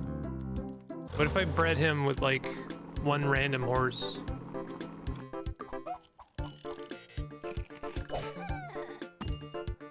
And so this is we can dig things up. Oh, interesting. That like changes the terrain as well.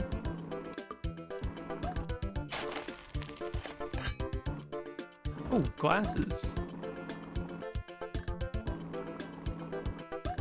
Huh, the golden shovel doesn't really work the way I thought it did. Okay, so let's go to bed. Let's wait a day. We've got horse here. They are hungry. Let's give them an apple and then we'll breed them with Longstrider. Just because Longstride has like one last thing they can do in this world, so let's have them breed with a random ass horse from the wild. And look at that, they passed on their hat.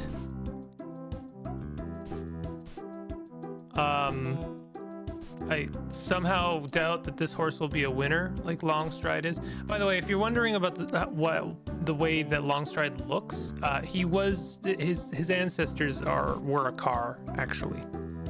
I should have bred them with a car. The car is hungry though. I'm not sure what to give them for food. Do I have to like give them fuel?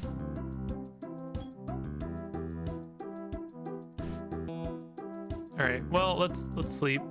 Coup de Ville is hungry. I don't know what to give them. What do I give them for food?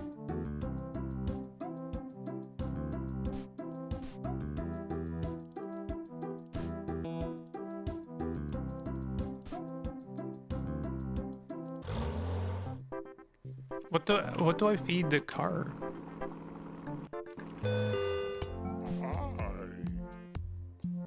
Hay.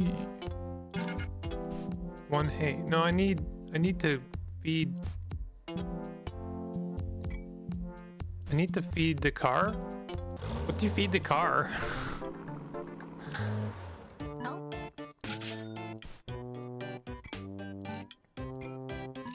I'm gonna sell all my trophies.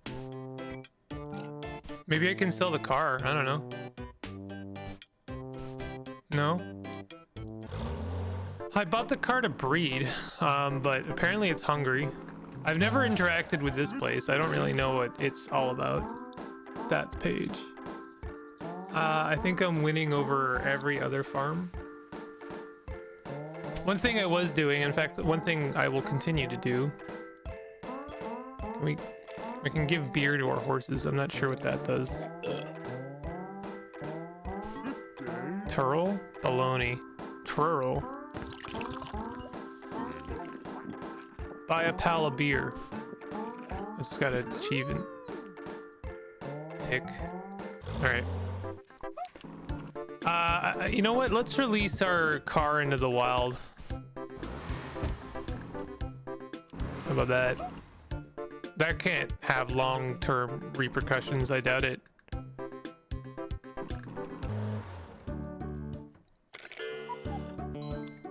Okay, so Snoot Hooper is now old, and so is Longstrider. Oh no, Longstrider's still got one more day left in them. But we can still, we could race Longstrider the second, and he's still got the chops. And Horse, let's see what Horse can do. He seems okay.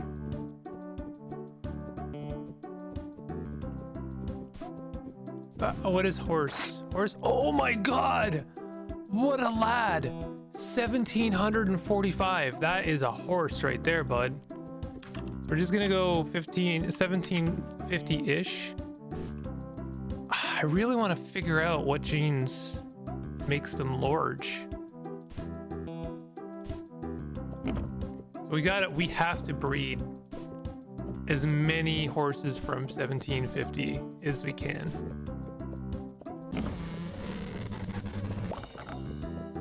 That looks like another winner there, although he doesn't have a mouth.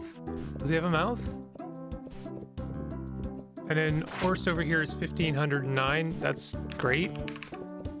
One thing I do like to do is, oh, apparently this horse has no parents. That's incorrect. Oh, is this a horse that I bred or copied? I may have copied them from 1500 over here. I don't know what happens if I have a horse breed with their clone. Only good things, right?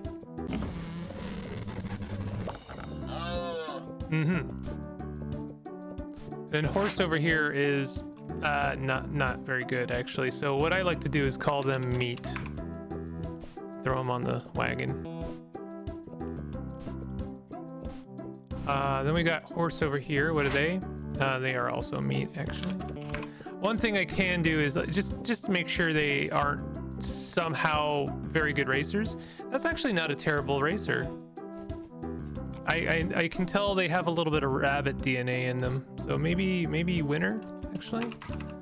Rabbit or Hopsy, I don't know.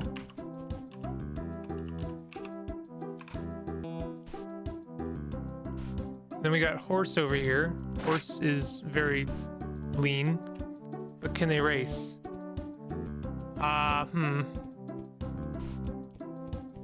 Meat.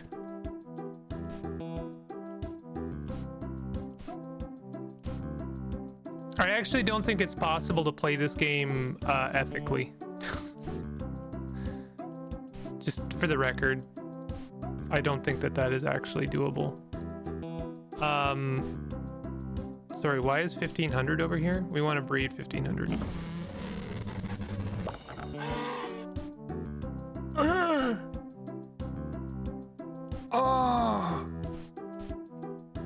Oh my god. So much glue. So much glue. Let's visit the glue factory first. Meat. Goodbye. Meat. So, I actually threw them a little bit too aggressively. Hold on. Go. $18. Right? It's not good. So we're gonna try this guy. Just as a racer. I don't know. Hat. I don't know. Longstrider 2. Oh, did I not copy? This is Snoot Hopper. Did I? Where's Snoot Hopper the second?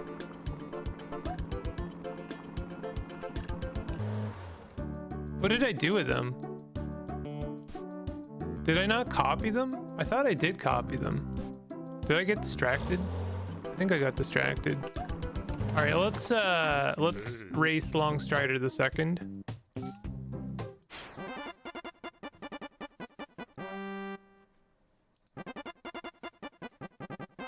Plausible deniability is a great name for a horse. Oh my god. The tail is an unexpected asset. You don't really think of it. What do you mean you're turning around? Whoa, Longstrider 2. Longstrider 2, what are you doing? Longstrider 2, this is not the time to gloat. This is not the time to boast. You can't. Oh my god, he lost.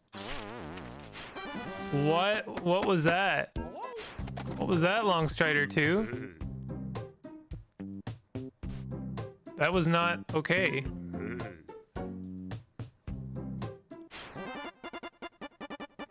Alright, hat. Maybe you'll do better. Crouton's got the same hat. Hat. Okay. Sorry, he's a little special. Come on, hat. You could still win this. Yeah, hat. Heck yeah. Won by a nose.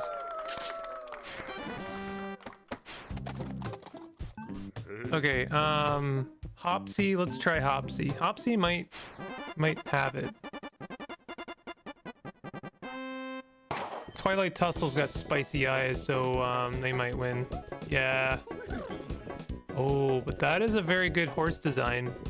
Oh my god, okay.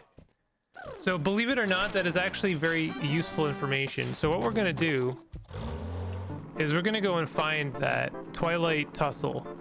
We're gonna go find that horse. Wallaby Ranch. Well, here's Wayward Sun and Crouton. Overclock, Crouton, Sensational. None of these horses are, ironically, none of them are sensational.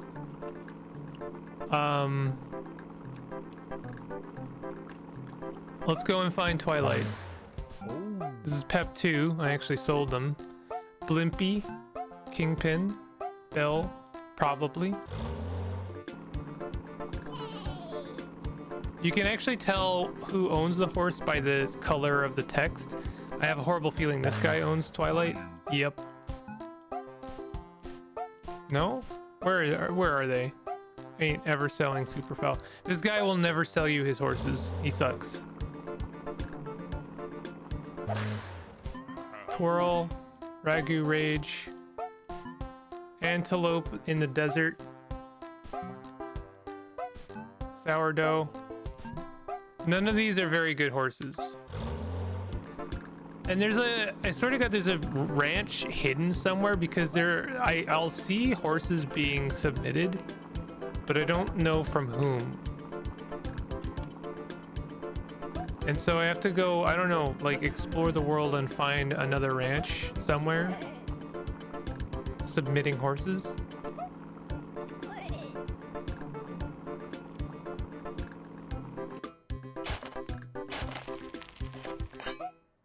Got a tie. So I guess the golden shovel gives you 1 dig per day. That's kind of nice. It's not as nice as I thought it was going to be. I thought it was going to be like as many digs as I want forever. But I guess that would just be way too powerful. Okay, so one thing we could do is go and see a map of the world. There's also a sumo ring here. I've never played with this, like, at all. Too old. I mean, we could enter Longstride into this, maybe.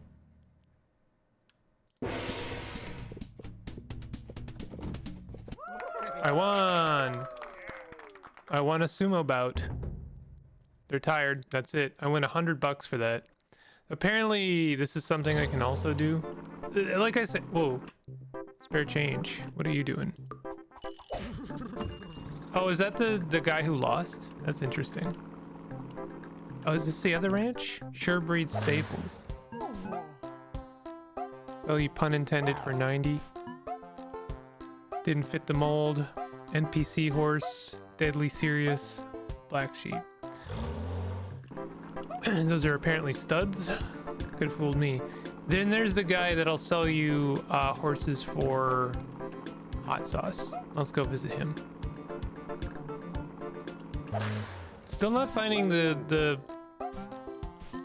Oh, there's Twilight Tussle. Okay, Twilight Tussle. He wants 7 bottles of hot sauce. So what we can do is sell him some okay horses. You kind of have to work with his own currency, unfortunately.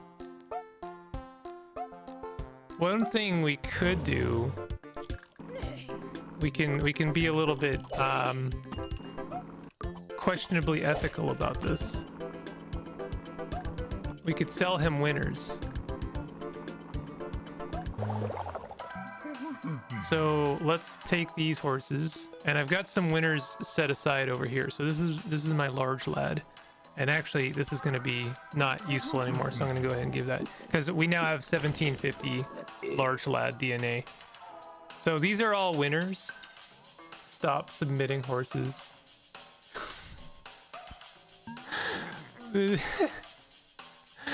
So we're gonna take this horse and we're gonna make him into a winner. All right, so now they're horse. Let's give him a name. Not Snoot Hopper. All right. And then we're gonna take this guy and make him into a winner. Oh, that's not really a winner.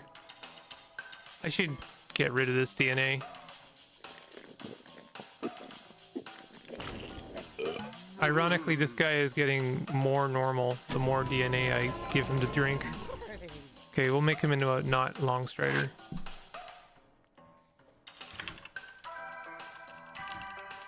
Okay. So then, these are my two winners. We're gonna go back. Now we have two winners in our company. These guys are very good at recognizing value, but see, he says that he's only worth one bottle. We want more bottles than that. Okay, how much time do I have? Twilight Tussle has 3 days left. We got 3 days. Believe me, this is all gonna lead up to something, I promise you. Snoot Hopper, let's retire Snoot Hopper real quick.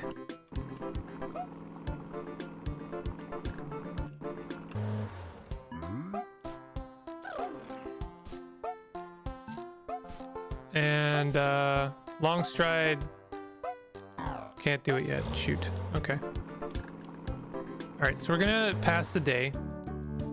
Actually, let's go buy some hay first. Can only buy one of these a day, and it makes life a lot easier.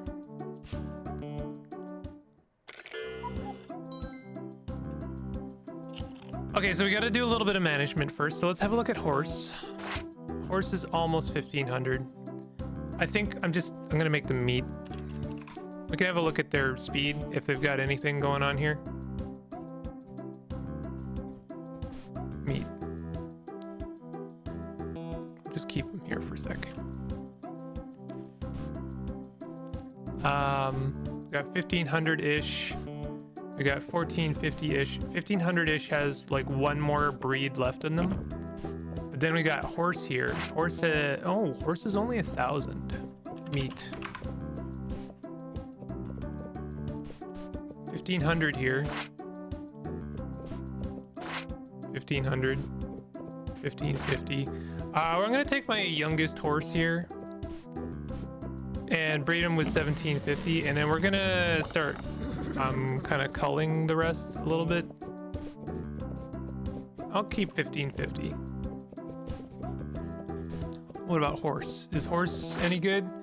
Not really. They're kind of split, divided between 1500 and 1450. So we'll take 1550 and we'll breed them with 1500.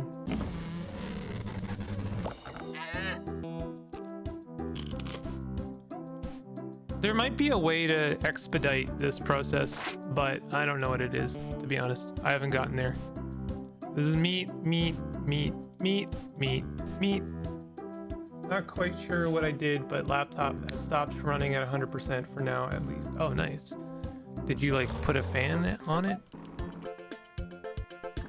So what I'm gonna do now is I'm gonna take not long strider, and I'm gonna try and win with them. Oh, also, they only have one good day left in them, apparently.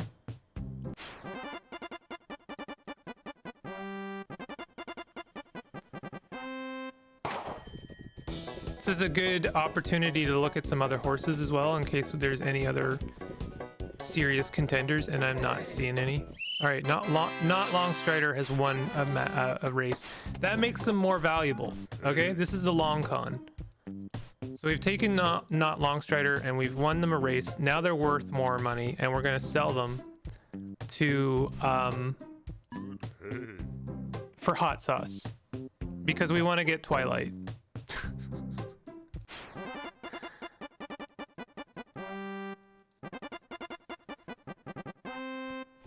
All right.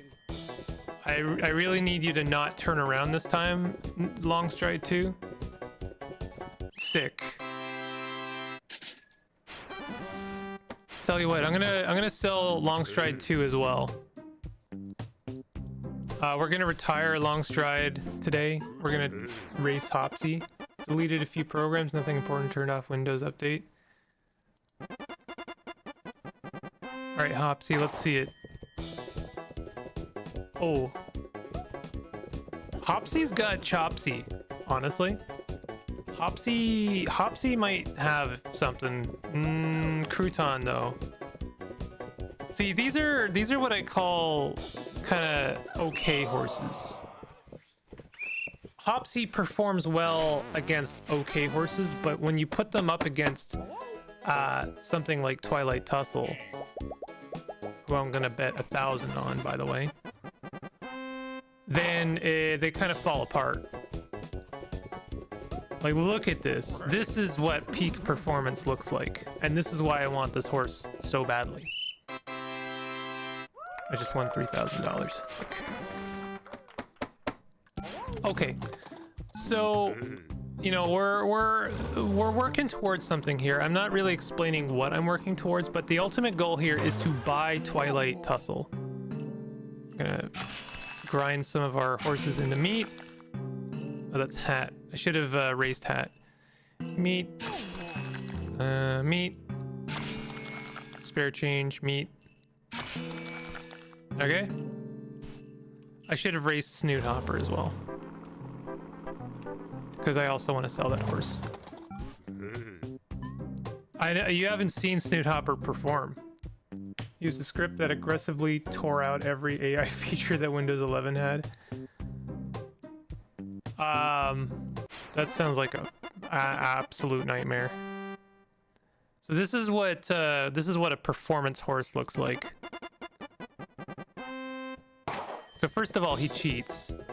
He jumps in first. Then he does what I call snoot hopping. That's when he uses his snoot to kind of hop along. All right, that's what a peak horse looks like. We love it. Is there any other horses? Oh yeah, I meant to race Hat as well.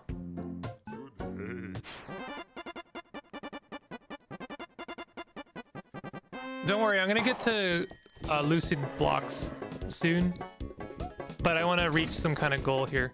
Hat is pretty good. I mean, he is the offspring of a Longstride horse, as well as like he's got chops. I like him actually. I might keep him. All right, so now I won a couple games with some horses, and you'd think like that's good enough, right? Like why where's Twilight? Oh, there's Twilight. Oh, thank God. I thought Twilight was no longer with us. You'll give me 1 bottle for not Longstrider 2, but they won a race. Okay, whatever.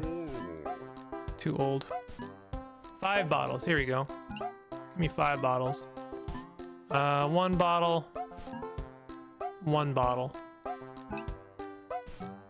3 bottles for Hat. I don't want to give you that, actually. Okay, but what I want is Twilight Tussle. 9 bottles? You told me 7 bottles.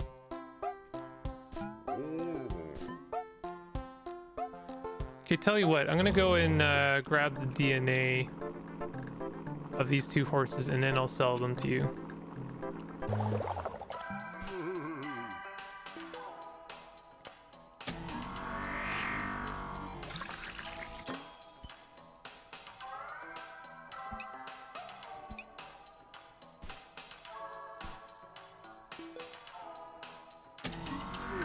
Bad for security updates. Yeah, but I only use that disc once a year to stream movies on Discord and nothing else.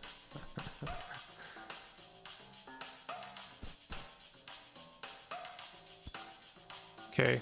I have no way to organize those, so I just have to hope to God I remember what they are, or just like copy them over once. Let's also grab one more horse. I don't know. Maybe. Yeah, sure, this guy.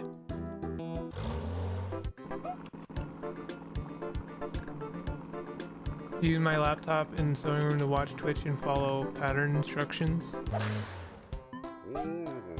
1 bottle. 3 bottles, okay. 3 bottles for hat, thank you. Give me Twilight Tussle, please. Why no? Twilight Tussle is a prime horse. Well, we're not gonna do that.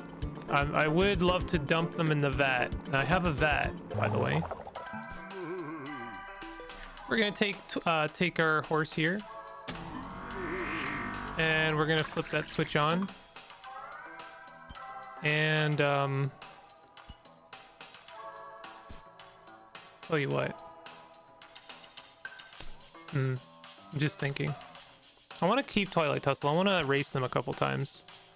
Can we? Let's copy this. No flask. So you have to have a flask.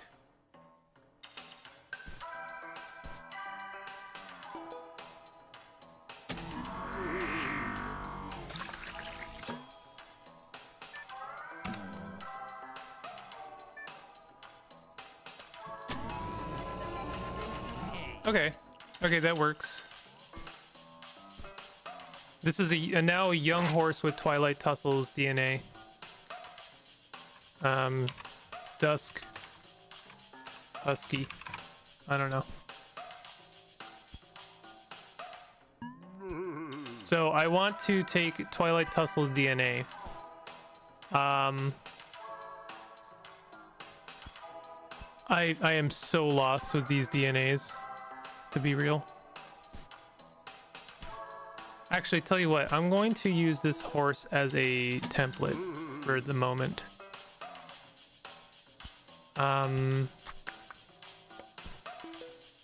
Just so I can figure out what some of these other DNAs are. So we're going to take this one and we're going to do copy, paste, gene drive. Okay, so this is Twilight DNA.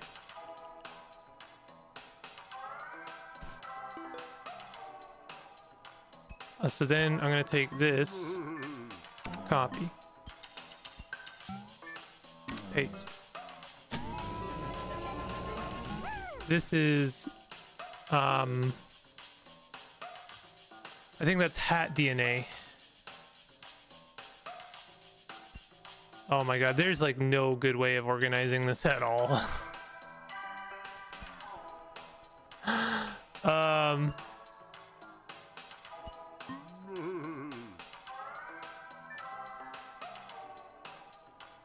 I've now lost the template.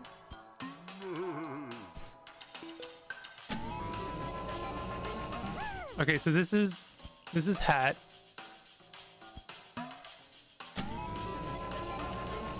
This is also hat. Okay, so this is my like copy paste flask.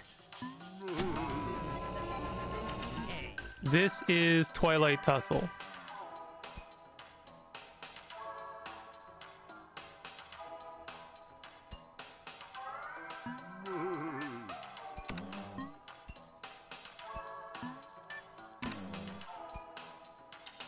Okay, so now what is this?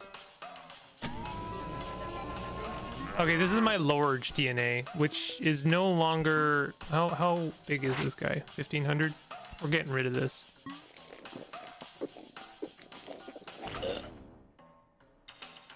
Alright, what is this? That's Hopsy.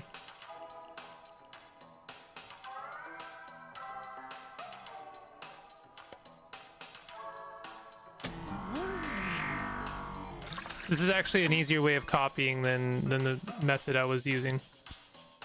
Okay, so we've got Hopsy, we've got Hat, we've got Twilight Tussle. Let's just confirm this is Twilight Tussle. Yeah, Twilight Tussle.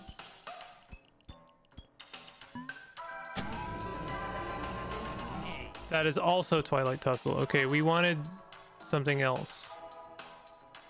We don't want two of these. This is now a template. Oh god.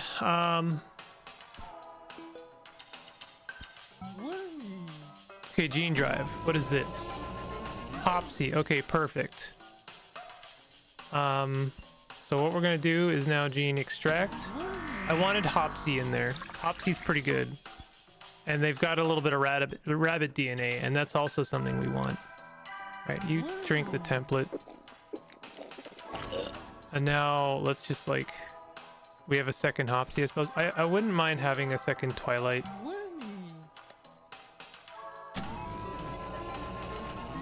That's Hat, actually. There we go. Second Twilight. Alright, so now we've got a bunch of DNA. What we're gonna do is we're gonna go to our vat.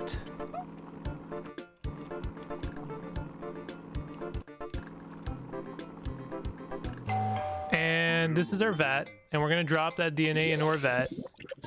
These are all winner horses. This is a vat full to the brim with winners. And then we're gonna race those winners.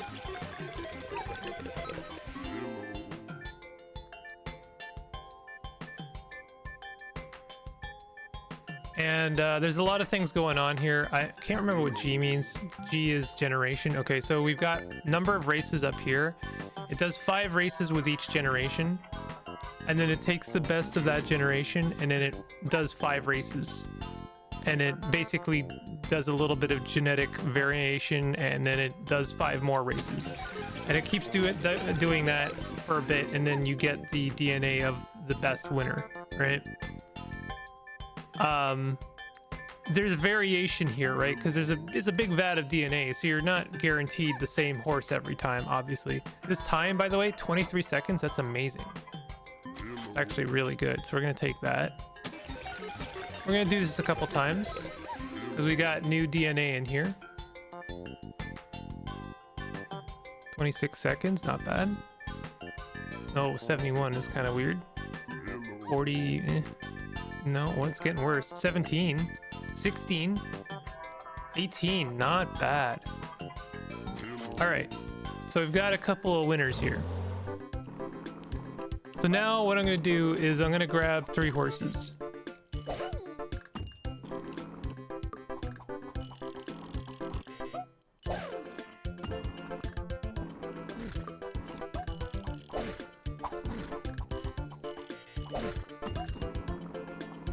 And we're gonna play God.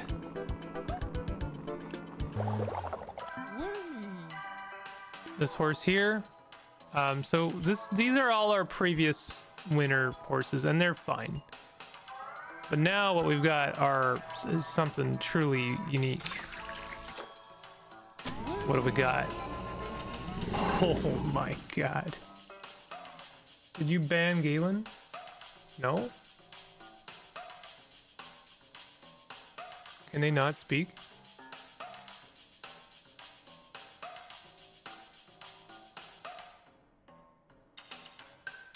Where? Is he streaming after? I didn't ban Galen. Why would I ban Galen? Can we talk about this guy? What do we call him? Horsey-saurus. His messages aren't showing up. No, they are in live chat. You have to be in live chat. I don't know why you have to be in live chat. That's a little annoying. Because he's your competitor. I like that this horse has 1 orange dot on it. The Costco to your Walmart. So we're gonna put this guy here. Let's grab another horse.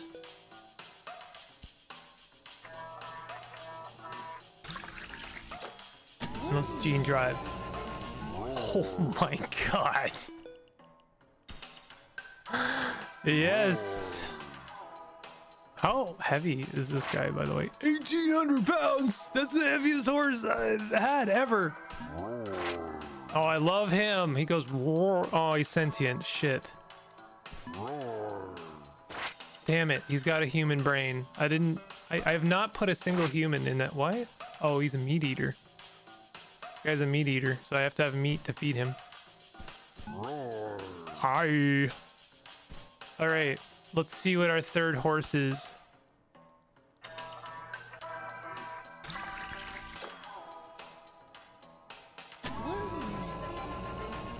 Oh. Oh my goodness. Mantis. There's a typo there, but I'm keeping it. In participants, it doesn't show Galen either. I don't understand why. That doesn't make any sense to me.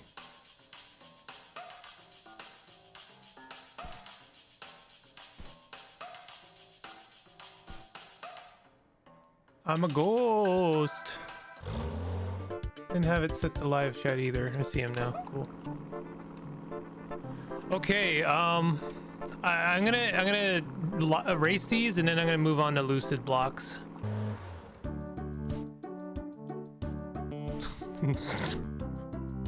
It gives me great hope that this horse can't even stand up. Oh, you know what? I already have some horses I need to race. Hold on a second. I mean, it's just money on the table, right? We may as well race some of these guys. Twilight Tussle, let's make him a champion. Probably. When is Galen? Hey, there's Hat. I sold Hat. But then I bought Twilight Tussle.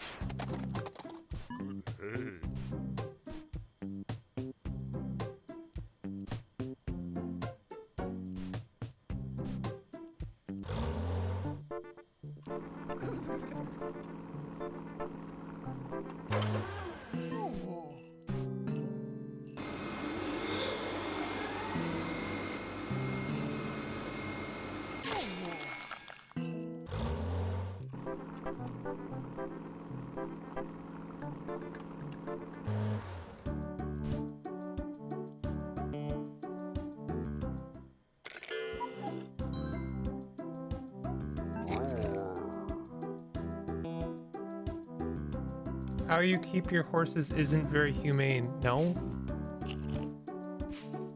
No?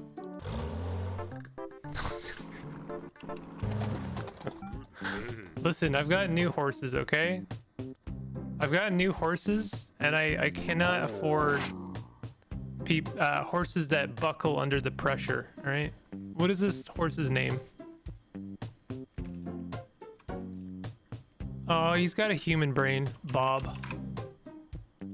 Alright, Bob, let's see how you perform, bud.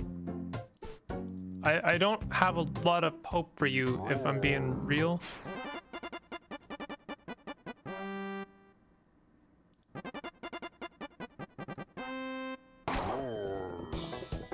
Okay.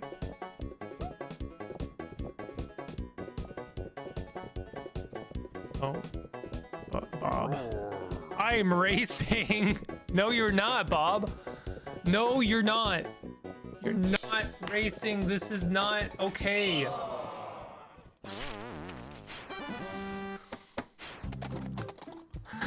Bob, you piece of shit. All right, listen, the reason I glued Twilight Tussle is because we have Dusk Husky, okay? They're the obvious and objective superior version, okay? They're Twilight Tussle 1.0. We worked out the kinks, okay? He doesn't flip anymore. We tweaked that shit out of him. All right, see? Good.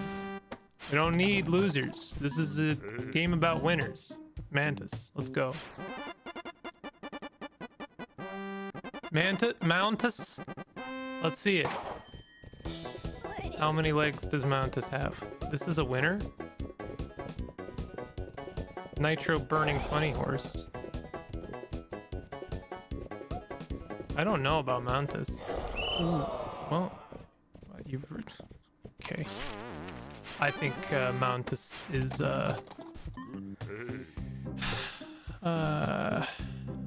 Mountus, new name is Template. We'll get to you later.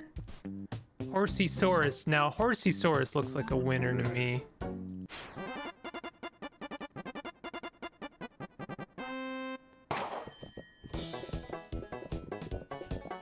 See, now that's a winner. That is a winner right there, bud. Oh yeah. Hell yeah.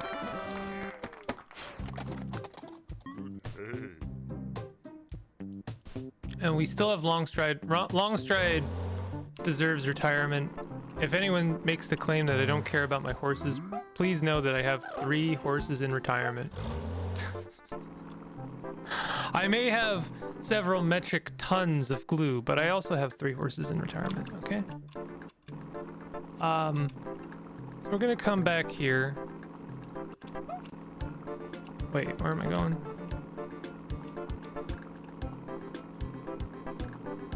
I always forget where the CRISPR factory is. Here it is. Alright. Okay, Bob. Bob. Bud. Okay, so which one is this one? This is the one. Okay, here you go, bud.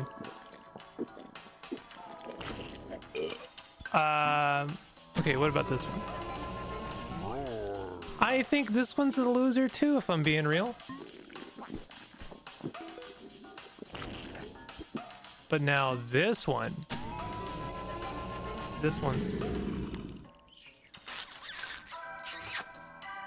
Hell yeah, we love it.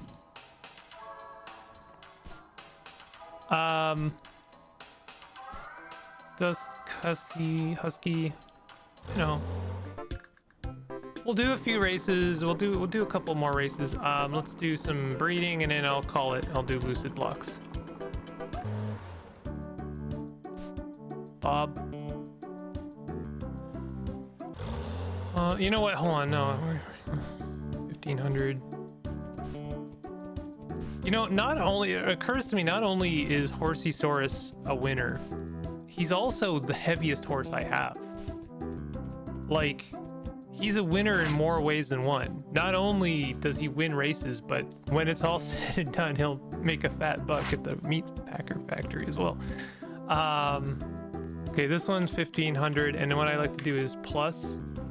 And the plus is actually not more than 1500. What it means is this is the next generation. 1550. See, 1550 is the offspring of several hundred 1500s. So 1500-ish.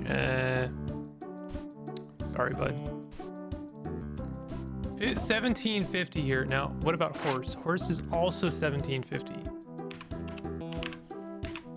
So, time to make super horses. Oh.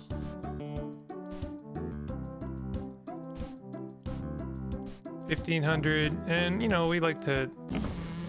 These are not great horses. They're not very heavy. They're not worth very much. But you never know. They might breed a winner. Okay. So this guy here doesn't get to breed. We'll just keep him in the paddock.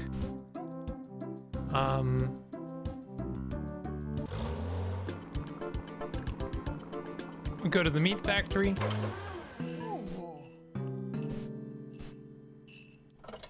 You can see you can make a horse as heavy as 3,000. That is possible with the power of science.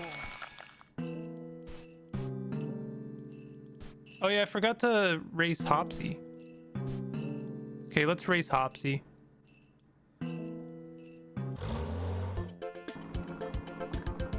You can play this game however way you want, actually, which is like one of the wild things about it.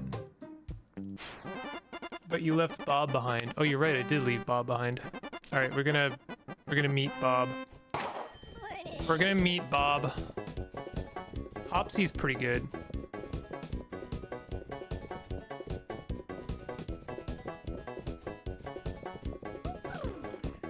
He could stand to be better, but you know what? He could stand to be a lot worse. Make a champion out of you, Hopsy. Okay, Bob.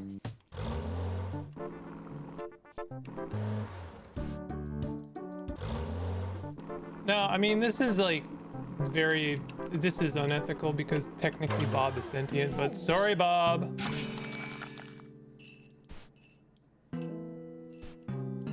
Right.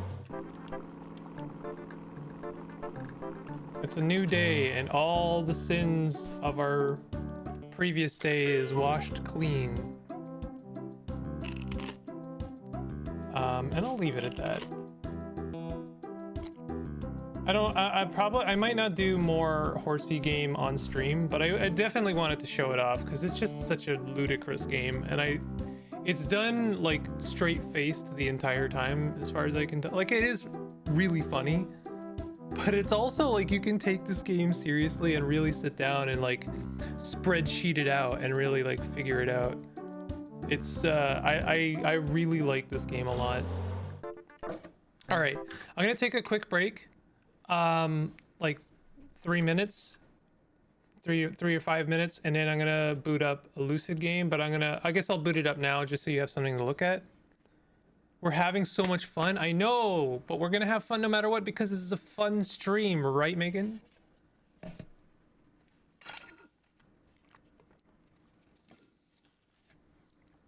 We're having fun. I'm out of coffee. That is objectively not fun. I forgot to record as well. Shoot. I gotta remember to hit the record button as well as stream, because I want to be able to. I want to make some highlights maybe.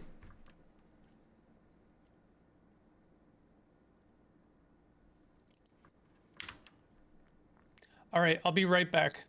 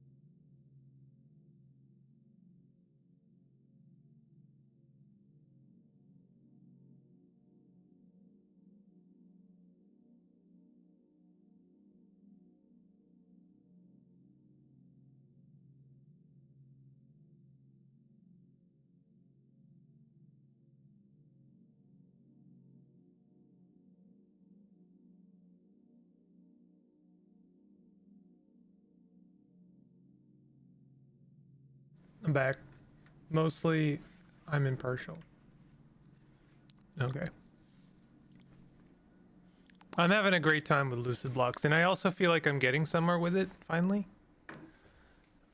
Maine was telling me that no one can really agree on what the friendship wand does.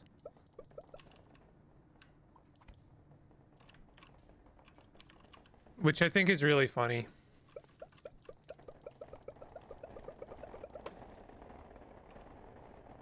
It makes a bunch of really terrible cinnamon candies, is what it does.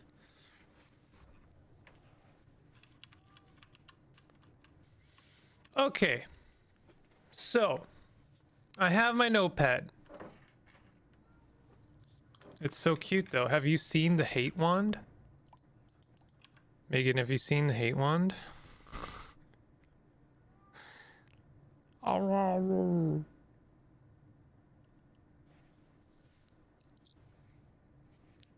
Have you seen the hate wand? It's a pretty good wand.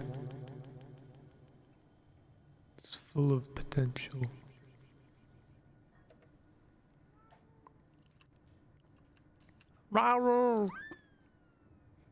This game is delightful. That's really scary. Okay.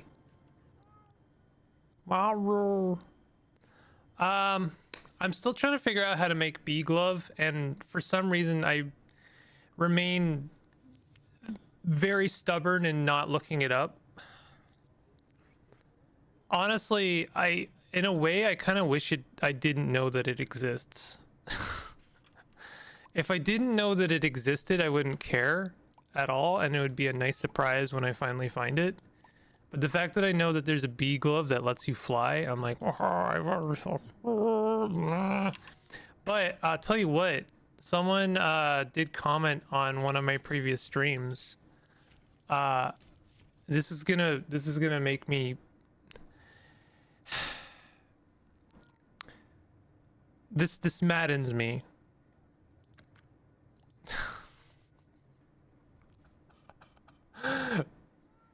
This it's a kind of game changer, huh?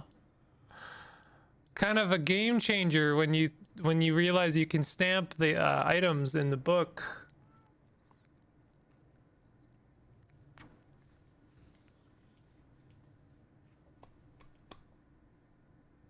Yeah. Hey Toby, thanks for thanks for letting me know about that. Oh my god. Like, why? That's fine. I like discovering these things, and I'm also glad when there's certain things that I just don't find out about until later. Oh, that's embarrassing. Why are you... that's a real Megan thing you just said there, Galen. How embarrassing. Alright. We're making ice picks. What is this? Flyonide block. I don't know. What is flyonide? Like IRL? What is flyonide? I don't really know what I'm trying to do. I'm trying to make a bee glove. I wish I could break things down and be like, this thing is made up of these things, you know? Like, but the game isn't like that.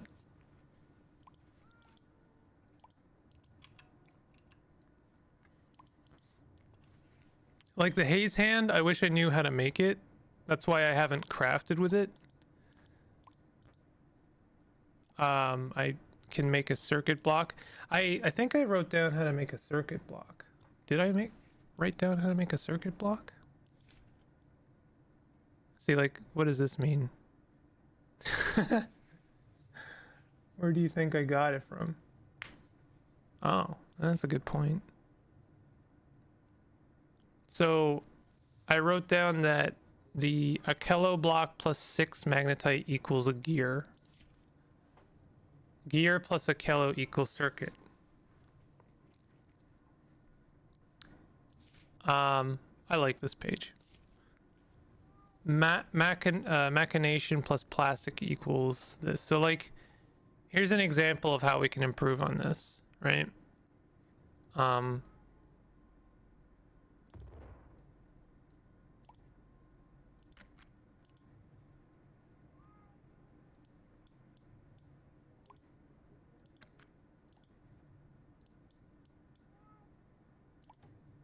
Look at that. Takes up a lot less room now, huh? Like we could fit 3 of those kind of recipes on there. Let me just confirm that is correct still. Yep. Okay. What is this? Osmium plus string is a grappling hook, actually.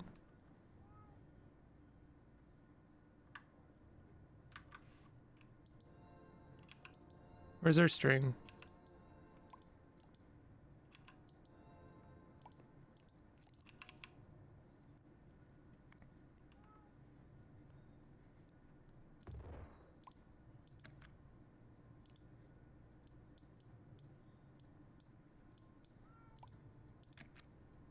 I can not really see that.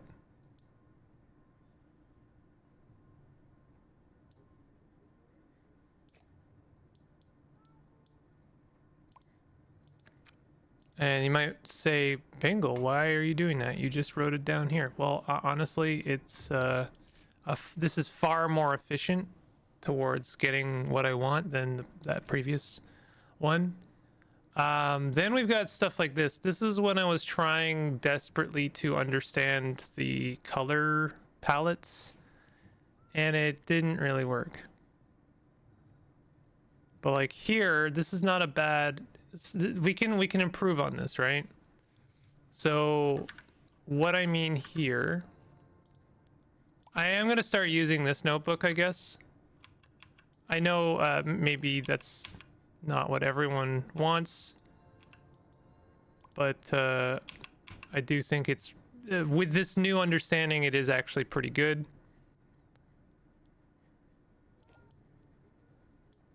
So ambi plus stick. So ambiguous plus stick. Let me just test it out. Does in fact equal a plumb axe.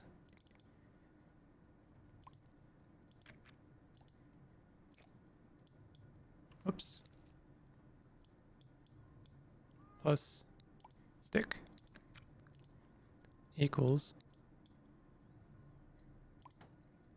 plumb axe. Yeah. This is still pretty good, but let me fix it somewhat. I promise I'm not gonna spend too much time like fixing things.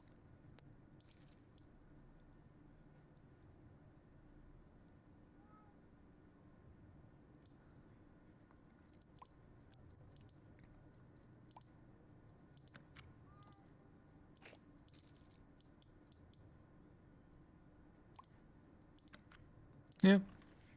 I like that I tried to look up the recipe and there's someone in the Reddit that keeps saying recipes aren't the same for every world. You aren't helping anyone. I'm pretty sure our tone and delivery would greatly affect the statement. Oh, that's embarrassing. Or how embarrassing. I don't know. That Reddit was unhelpful. I mean, I think there's some truth in that. I don't know if the recipes are randomly generated. I mean, I feel like in my world there is some logic in them, but maybe I'm just like reading into it a little bit.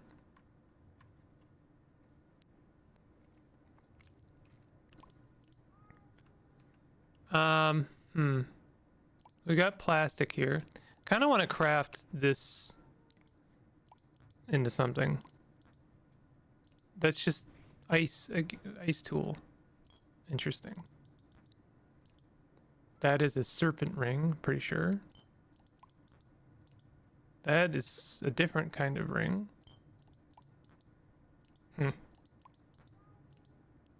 That looks like a gaggle token spawner. That's new. Is it? that kind of looks like a pickaxe, but it's something different. Multi-tool.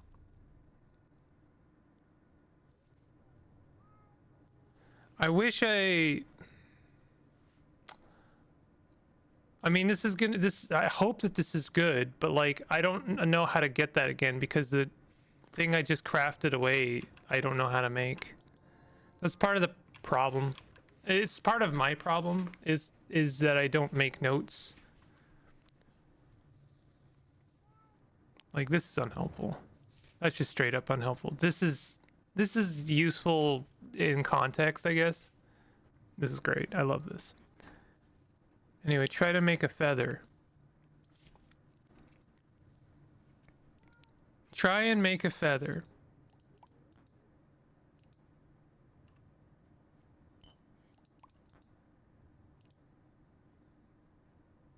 String plus flionide.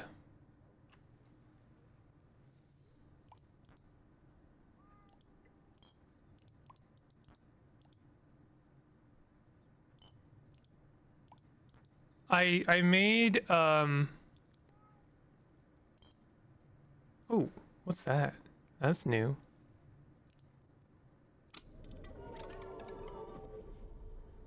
Bead bracelet. I made a feather once, like a while ago.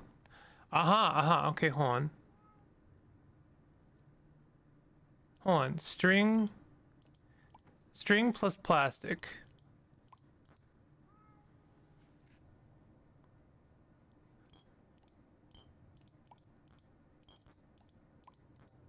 Okay, so first of all, I am actually gonna make a couple notes here.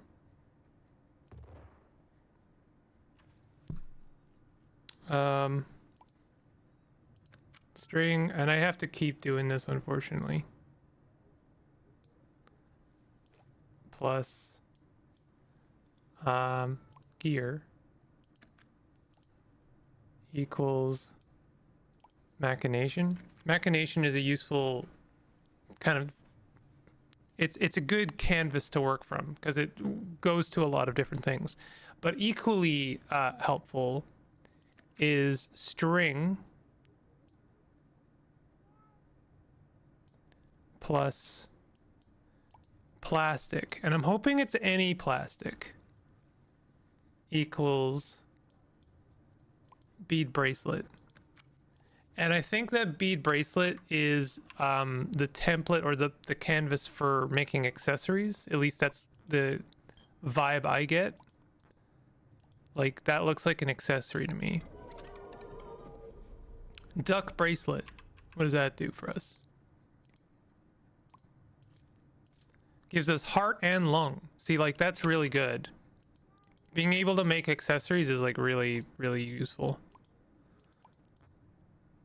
So we make a bead bracelet, and now we can make other things, right? So like, what if we added plastic? That's a duck bracelet again. What if we added a silicone crystal? What is that? Yo! Yo! That's the light pincher. Okay, so hold on. String plus plastic.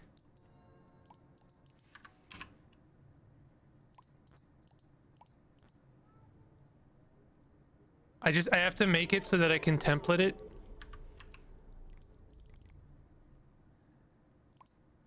String.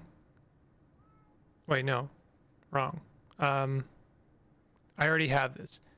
Bead bracelet plus silicone chip. Where's I know I have more silicone chips somewhere. I guess I don't, but I can make them quite easily. Circuit block plus osmium. Yeah, I think it's actually easier than that. I can do that. I think it's like circuit block plus anything makes, yeah, basically anything. I think circuit block is kind of an end point. So like anything else kind of brings it back to silicone crystal. So now beaded bracelet plus silicone crystal equals light pincer, and honestly, I'm more excited about the light pincer than I am the bee hand, because it's so nice being able to see. You know, I love being able to see. All right, we're making strides here. I'm continuing my adventure on trying to make a feather. Let's get rid of this. I bet you there's more fun things we can make with a beaded bracelet. What, can we make a light pincher into something? We know how to make a light pincher, so now I feel less like precious about it. We can make a lamp. We can make another accessory. We can make a grapple hook. Soft thing plus stick.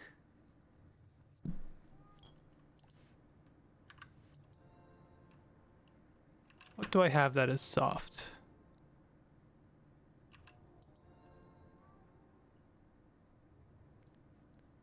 Soft could be anything though. Everything's made up of 4 sort of essences.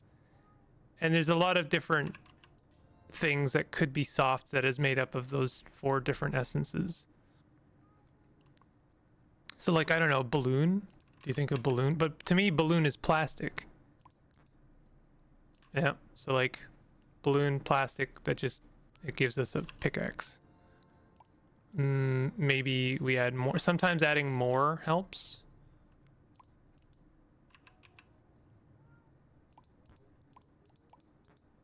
So now that just gives us a ball wand.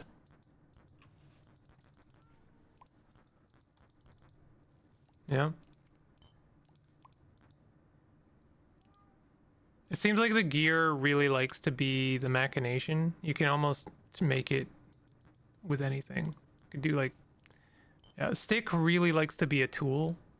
It really wants to be a tool.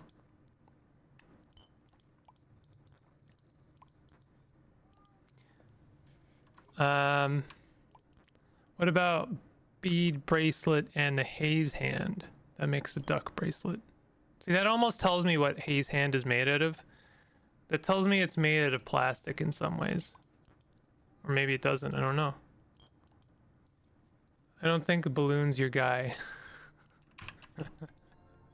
What are you talking about? He's gonna win the primaries, I promise you. Yo, he might not share all of your policies, but I think he's you know, you gotta, we'll just like you know, make sure we're pushing him more left.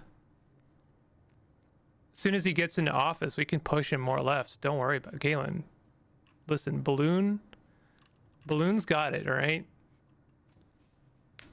I know he's not maybe saying the things you want to hear right now, but give him like 6 to 8 months after he's got all of the power, and then, you know.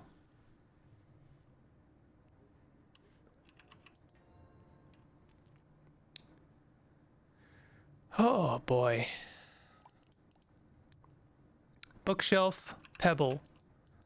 What haven't I played with? S'more blocks. I haven't really done much with s'more blocks. Like food, basically. What about food and silicone? No, that just makes vomit. Are y'all laying eggs? What is it? What are you doing in here? Hold on, I gotta put some stuff away. They're laying eggs. They're doing something. Donuts? What do you mean donuts?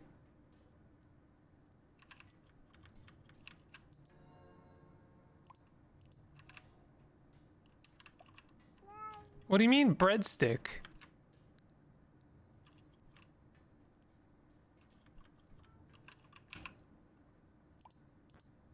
Baguette. Ho ho ho, this is how we make technology. Well, you see, when a baguette and a donut love each other very much, and you add a silicone chip. Back on that donut grind, right? It always comes back to donuts somehow. Somehow, I am always making donuts in any game I play. I really should maybe throw some magnetite in here. What about magnetite and donut? Is that anything? Is this anything? Nope. Ball wand somehow. Magnetite and glass makes... I think that's a marble. Should I write that down? Is that anything? What is that? That looks like something. I forget. How was I making circuit blocks?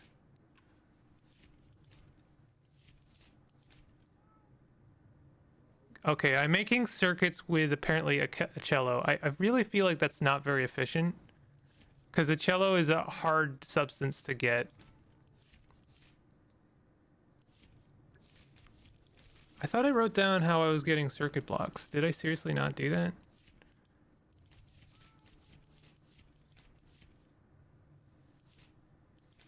Shoot.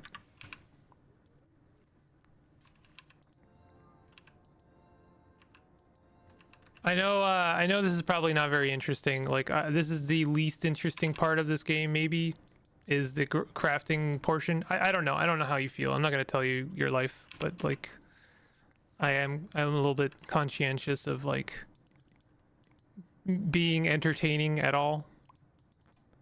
What if we donut our plastic? No. What if we baguette our... No. What if we gear our plastic? That makes an accessory. That's something.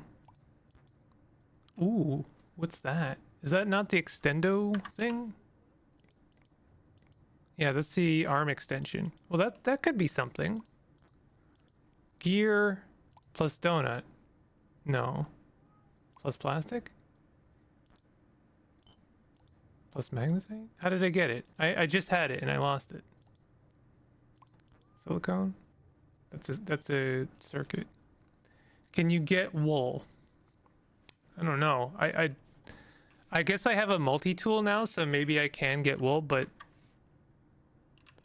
Alright, let me put some stuff away and I'll try and get some wool. How about that?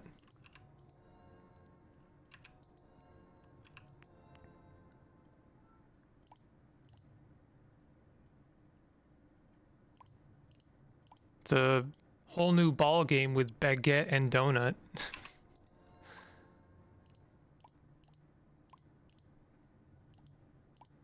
I can't remember how I was making circuit blocks. It was something really simple.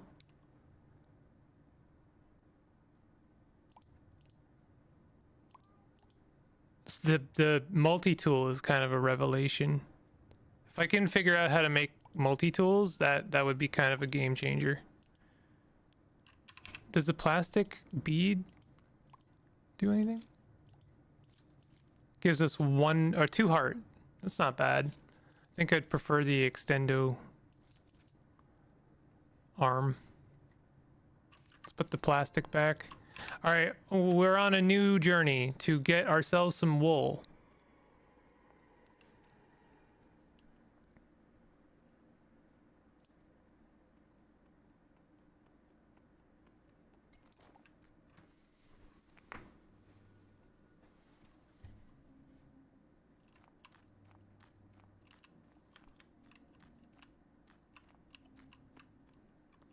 Is this that fluoride?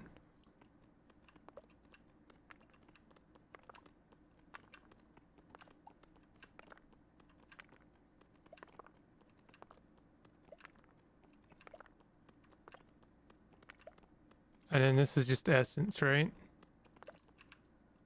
Yeah, okay. It's really interesting to me how everything is something, you know? Like everything, there's nothing in this game that is irrelevant. Why, how is it snowing underwater?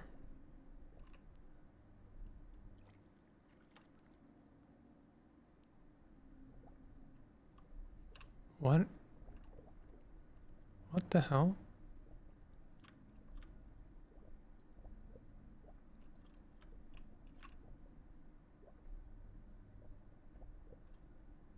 What am I looking at?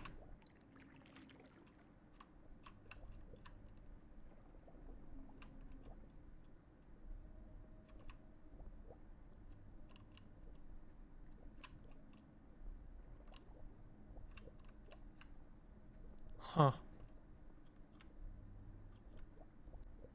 This feels like an underwater house. I might die here. I got too curious.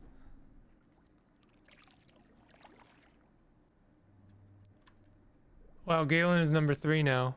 You've been deranked. Well, time to engage more. Time to engage in chat more now. We're looking for wool. Yeah, we are looking for wool.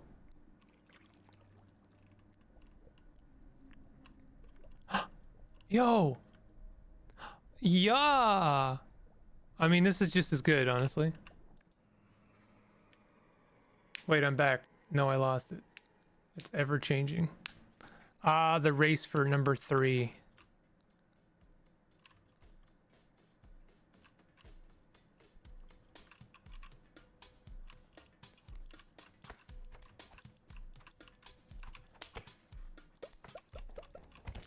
This thing is more potential to hurt me than to help me, so I'm gonna not use that. I love the music in these zones, even if I'm not a fan of these zones.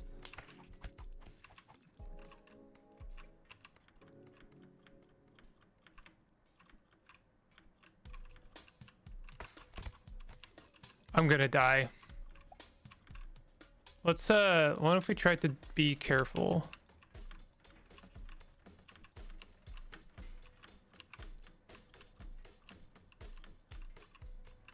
This is a nightmare.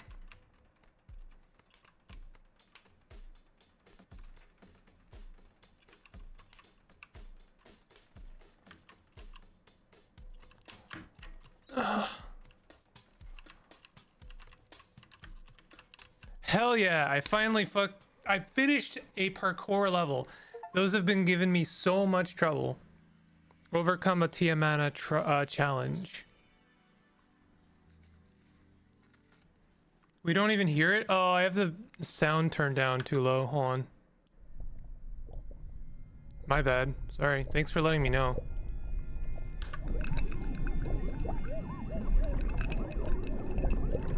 Pastry took number 2. That's because Pastry is a champion. I have 1 health left.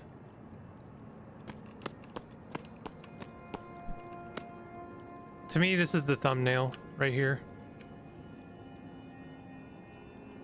I love this game is a masterpiece in like picturesque moments. Like for real, this is so pleasant. Light Squad. You got a lot of catching up to do if you want to be number 3.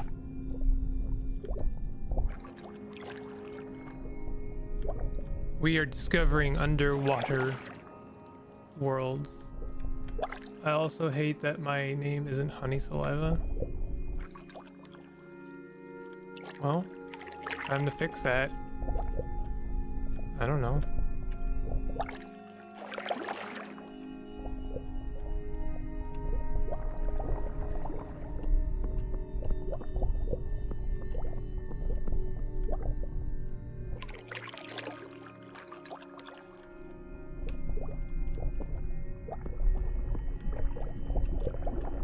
What is this? Is this cardboard?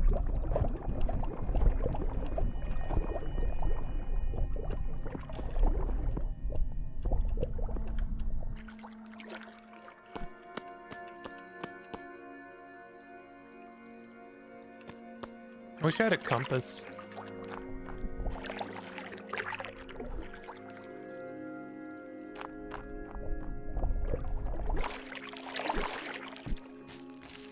Cat.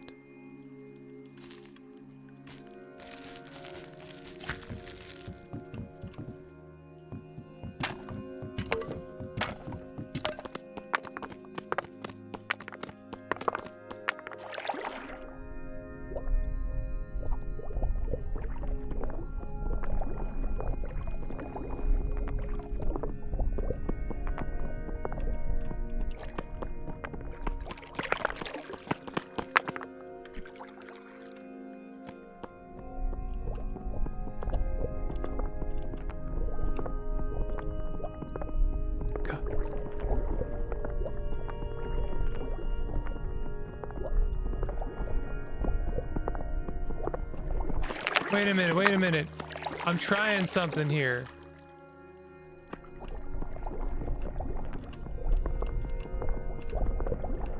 I might die soon anyway, so may as well try something, right?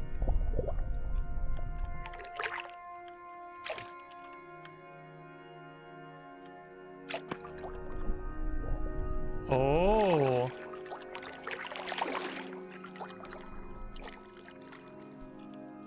Y'all.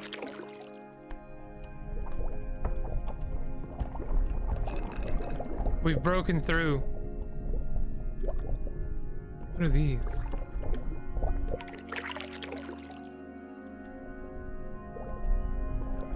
We've broken through to the other side. This is actually a big deal. Hold on, I want to get the foliage picker.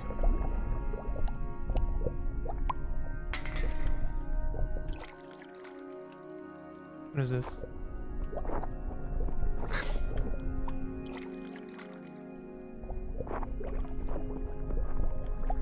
So this, I just dug through the ground, and I've known for a while that there was a world underground, a separate world completely.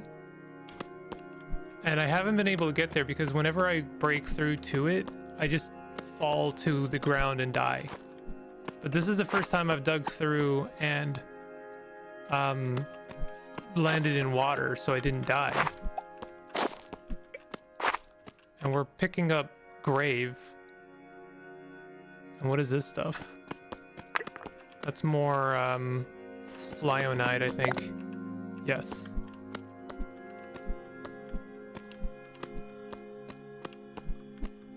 I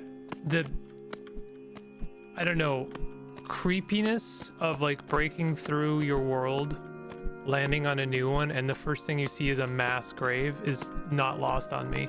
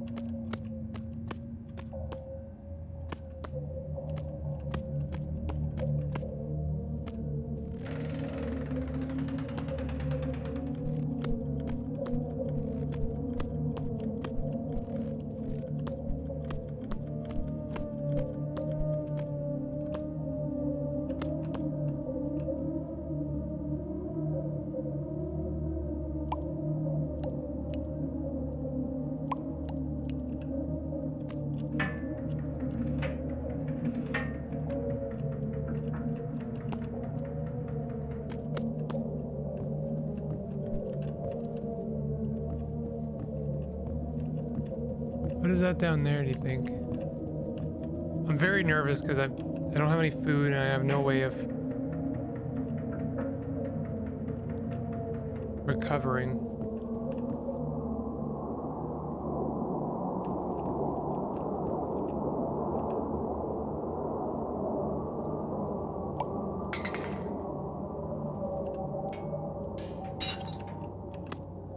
Oh, that's a Kello? That's what a Kello looks like in real life, in the flesh? That's so weird.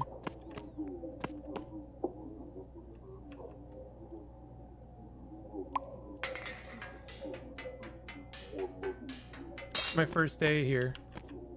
Oh, this is cursed. It is pretty cursed. We got grill blocks though. You broke my grill. Is this all sulfur?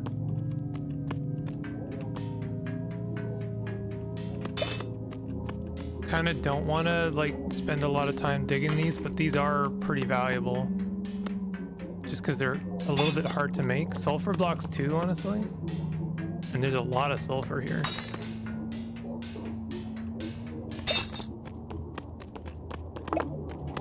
what is that? Something underneath. Immediately something underneath. Mana gem block. That's new.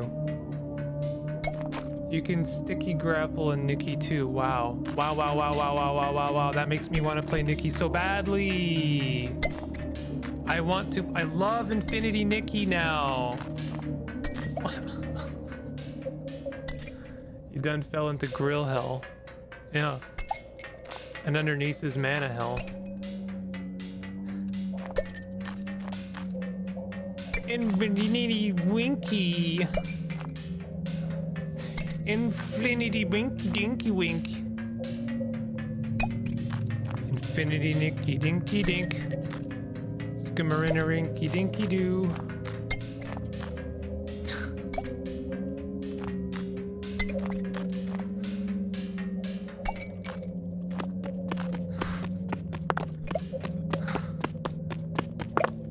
Do you think that's enough mana? I should get some more mana, right? Because I haven't seen this ever. None of this looks soft though. I know, but like, it's also a thing. All, you know, the B hand is important for sure, but this is also something. Oh, that's also all mana.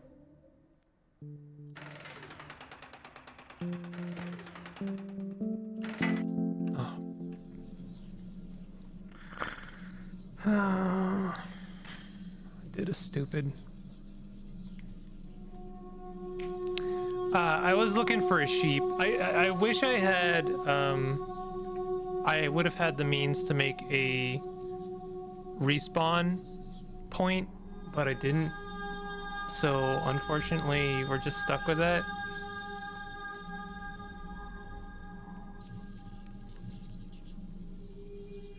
And I'm going to be respawning at my old respawn point, which is this. I guess the good news is I can get this.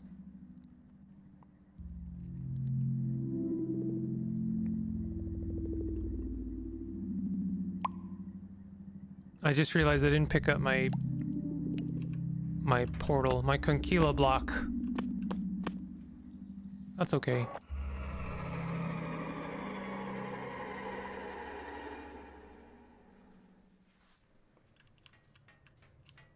Y'all making me some bread? Yeah, you're making me eggs, whatever that means. Okay. So we got mana. We got mana gems. What does that mean?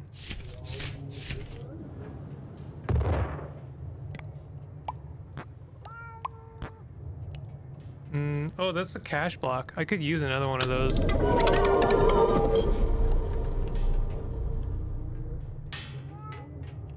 Sick.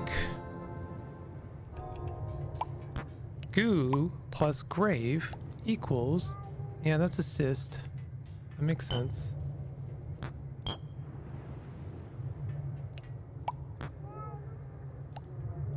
What do you think a grave is made out of? Can you draw us a note? What does that mean?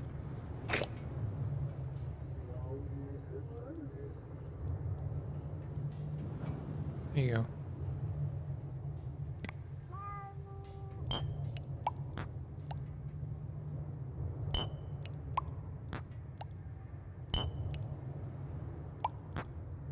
What is that?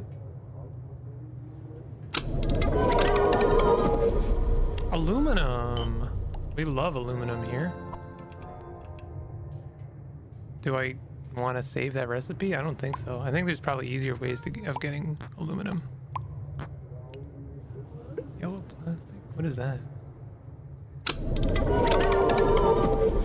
Wrapper block. Seems like mana gem block really wants to be caches.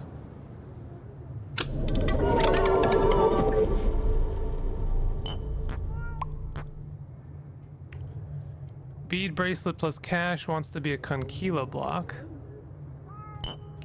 Does it cash want to be a Conquila block?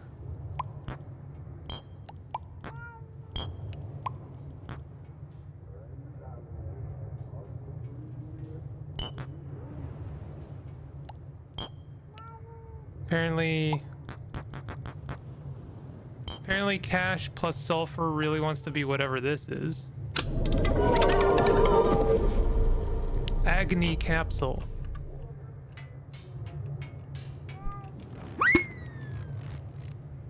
Oh, these are the guys that explode, aren't they? I'm just gonna let you live, okay? I'm cool if you're cool.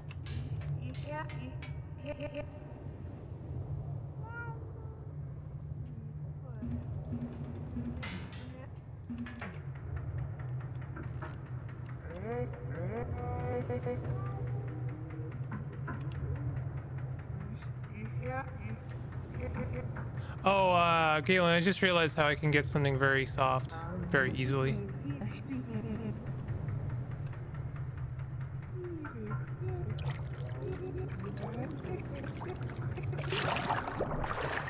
Or wool. I could get wool. Use the friendship wand. It doesn't do anything. Like, straight up, I think it's a trap. I think it does nothing. No one seems to understand what it does.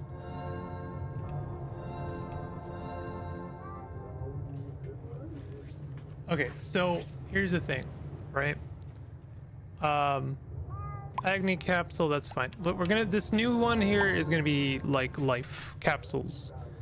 I'm gonna make some more capsules, which means I need more plastic. I believe it's like plastic and plant seems to make life.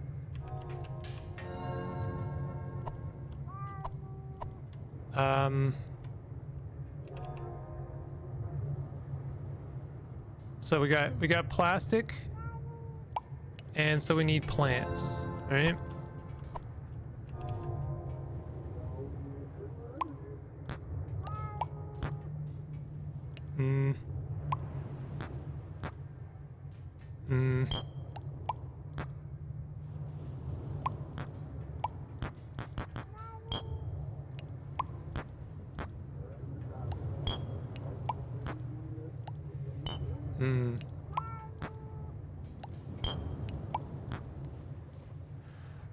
What I'm going for here is I'm trying to make a life capsule because the life capsules seems to really like to be sheep. In fact, what we could do is just put this fish here and probably turn it into a sheep. Okay, so I guess that the little Agni guy is like fire, and that makes sense because they were kind of explodey, weren't they? I think that's the sheep capsule. So now I don't know if there's any way to get wool from a sheep. Like, I don't think there's any shears. So unfortunately I am gonna kill the sheep, but the one hope I had was that maybe the multi-tool would do it. Come back here.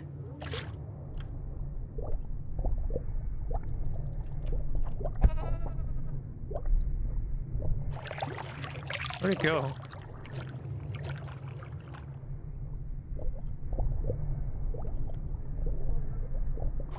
Yo, where did it go though? Is that it? No, that's my old friend. Oh, no, that's still my old... That's good vibes, and then this is one of my fruit friends. But he could be your friend? Use the friendship wand. I don't like the friendship wand. Sheep did say nah. Let's try again.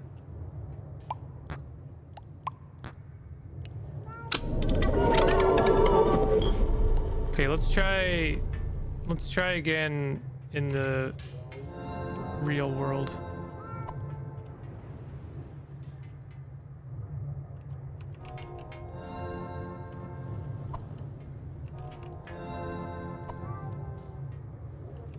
I have too much stuff, decidedly, and no real good way of sorting it all.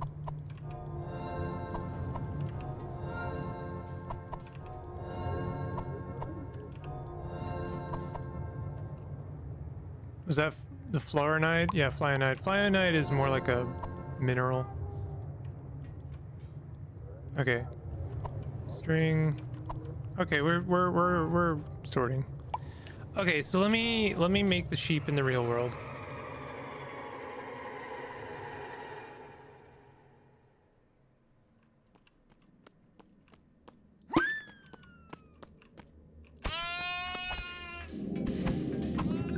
Sorry.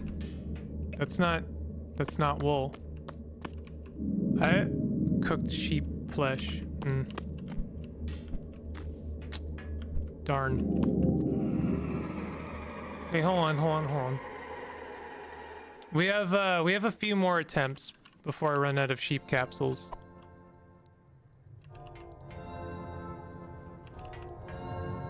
I'm just gonna use dirt.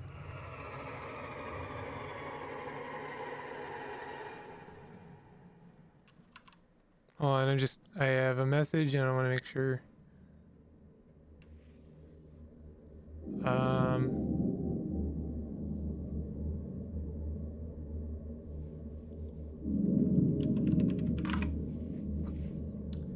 Let me just double check. There's a 0.0% chance I'm going out tonight. Nope, turns out I'm not going out tonight. Okay. Didn't mean to do that. Trying to get wool is harder than it sounds. Much easier in other games. All right, here we go. Fish. What happens if I... What is that, do you think? It's something, huh? I'm gonna not use the fire knife this time, because I do think that influenced things somewhat.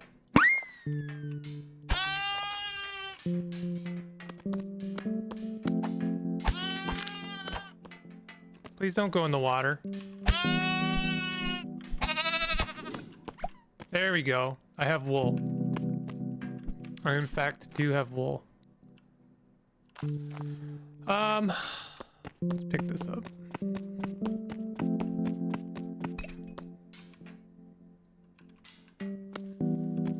Can you make haze hands? I have haze hands, but I don't know how to make them.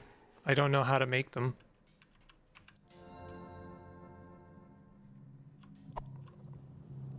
I'm assuming wool is part of it. I would have assumed that haze hands were fire-based.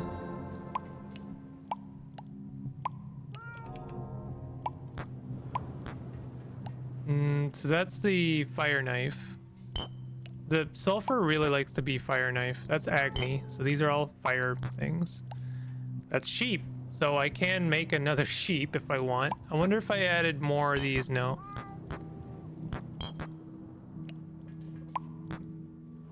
What is that? That's a different thing. Glass seems to want to be animals, which is interesting. Unless it's just like you have to start with life and then work backwards. Wool and stick, please.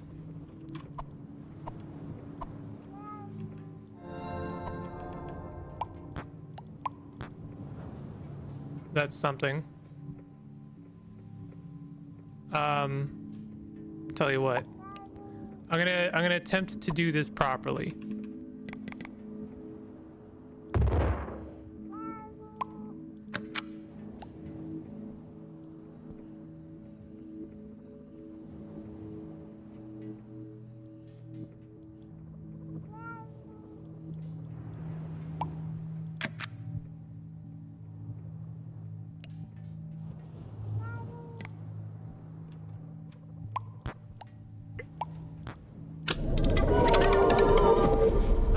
Okay, so that's how we get feather.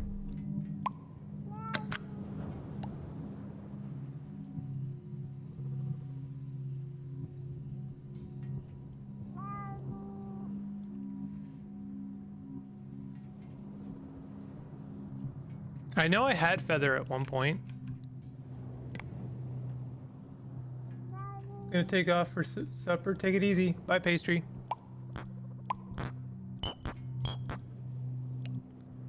Adding feather to dirt makes it wool again. In fact, adding anything to it seems to make it wool. Oh, there it is. There's the bee hand. 3 graves, apparently. I assume there's something, an easier way.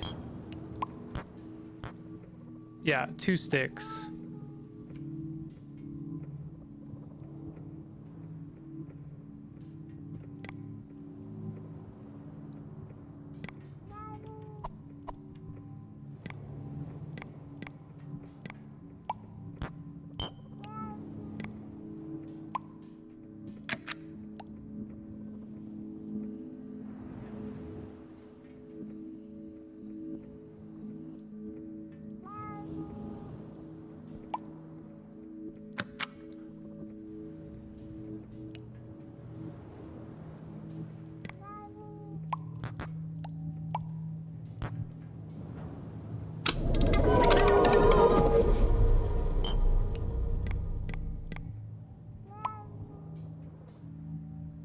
You know, I just realized an easier way of doing what I've been doing.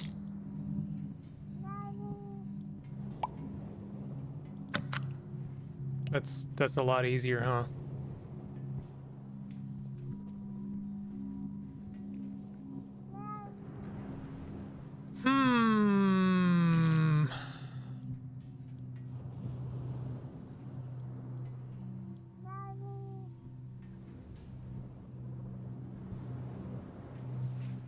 I'm really thinking about this. First of all, getting to sheep capsules would be good. But I mean, there's enough sheep in the world that were good. This is the the glider glove, by the way.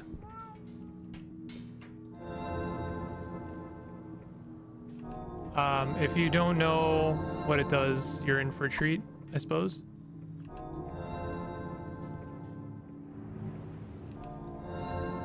I don't know where to put mana gem blocks. I don't know where to put anything, to be honest.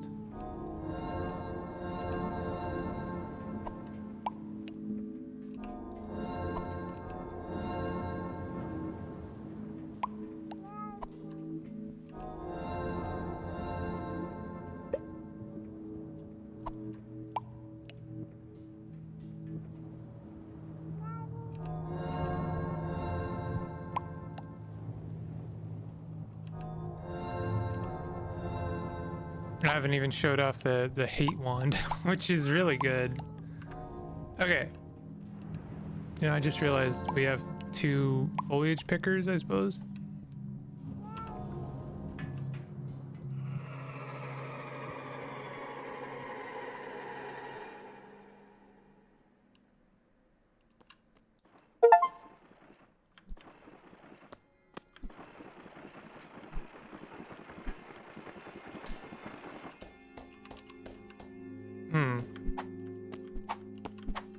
You can punch with the glove, which is really good. That doesn't seem to be working for me. I guess it is just a glider. It doesn't necessarily allow you to fly.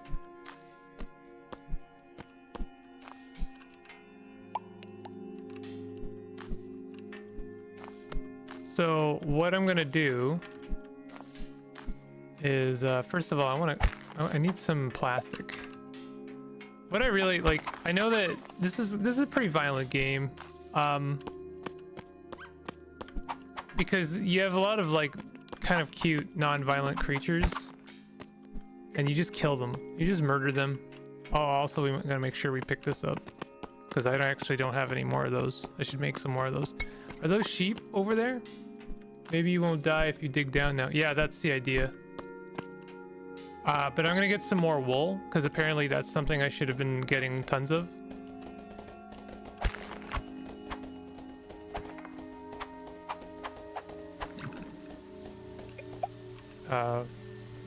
What? That was plastic.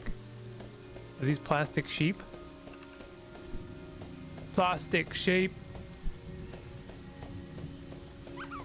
I guess these are plastic sheep. They are not actually real sheep.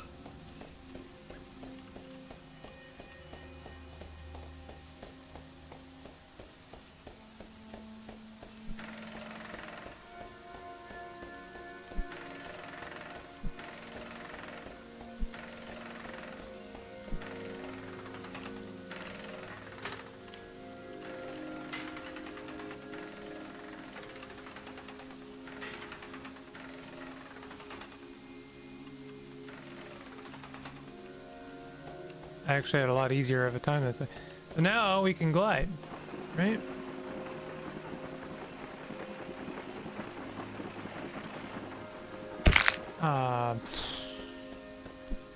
I feel like maybe there's a stat that I need to improve in order to make the bee glider better. Nylon sheet, yeah. But yeah, what we could do is try digging down now.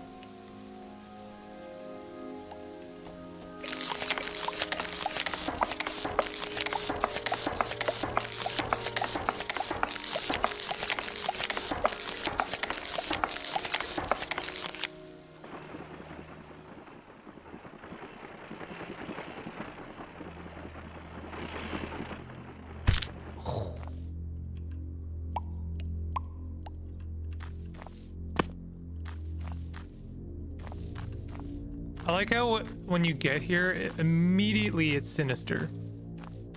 Immediately sinister. God, and it, like a field of poppies.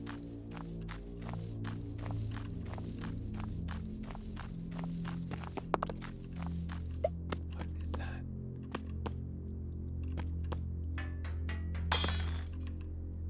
Sponge block. Nailed it. I'm really glad I had as much health as I had.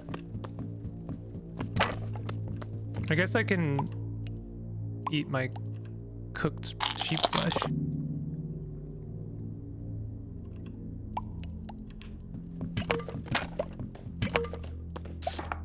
No, that's just plastic.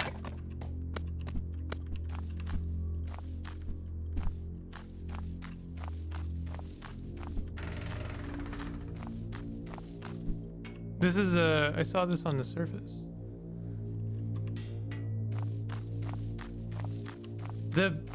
The way this game renders or like shows you things makes megastructures so much more kind of like foreboding. Oh my god. Oh my god. Oh my god. That you don't even need creatures. This is the most terrifying. Well, I mean, creatures doesn't hurt as well, but I mean, that's just a friendly little guy.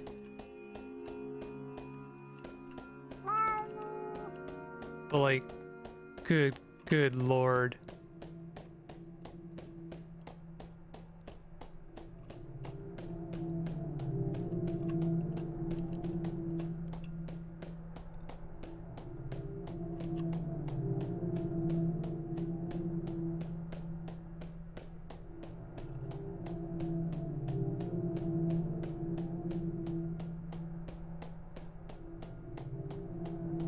Now it's like a Tool music video, you know.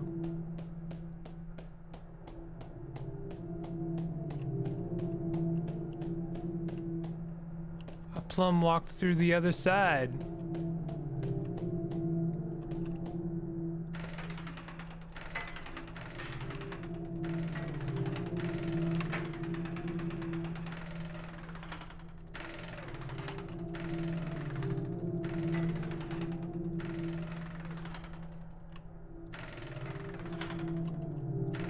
Oh, interesting. This is like actually kind of touches the world above.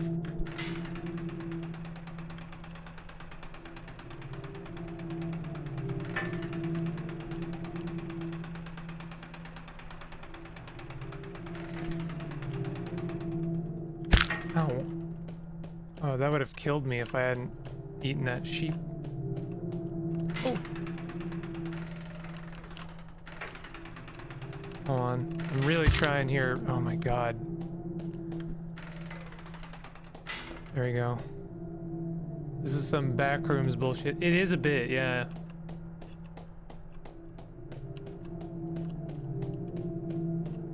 This is very backrooms. But to me, honestly, this captures the original feeling of the backrooms that so many backroom successors just fails to understand. IMO. Like, the backrooms is an interesting idea, not because it's like this, you know, heavy-handed horror archetype. It's because it's eerie. It's the eeriness. You know, it's the same idea. Like, I know that liminal and backrooms are all kind of, you know, bunched up together, and they don't, these words don't mean anything really. But it is the same idea. It's like, it's the unnatural feeling. It's like the uncanny valley almost. It's a place that feels like it was at one point manufactured, was created, but there's just little tells here and there that make you question that, actually.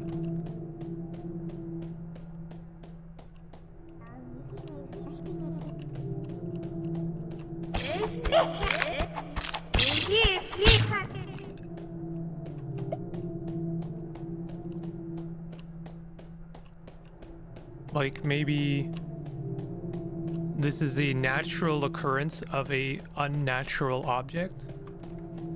Let's see if the movie ruins it. I mean, it's already ruined. There's more bad backrooms now than there is good backrooms that kind of understands the concept. Like, the original, the backrooms was just a copy pasted, like,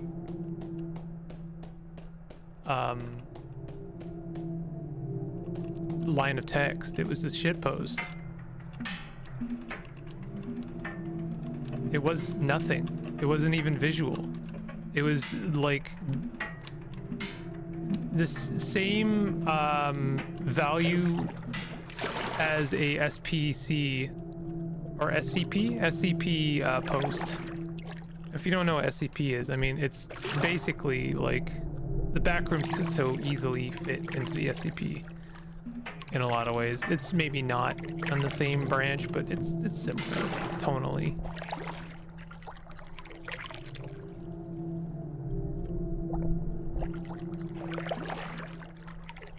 Hey, interesting.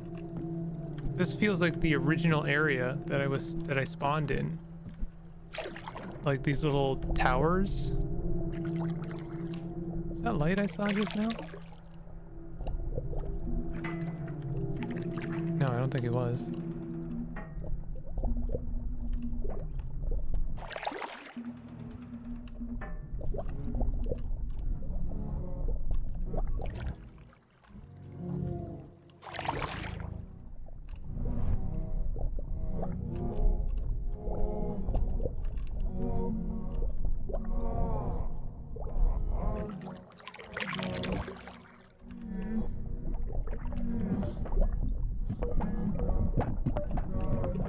This music is actually freaking me out right now.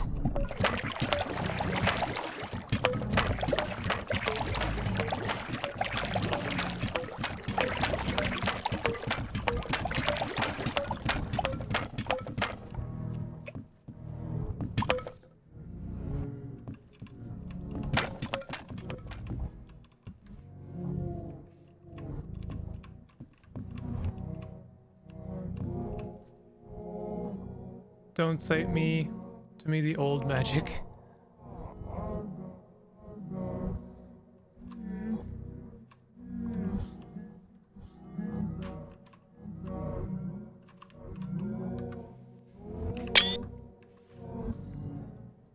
Can't help it, sorry.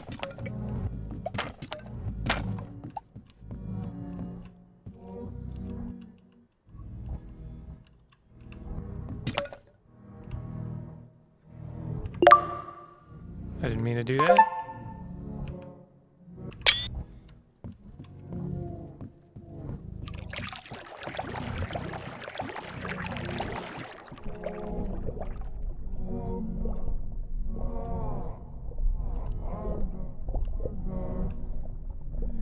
Is there like a goal to this? Yes, there is.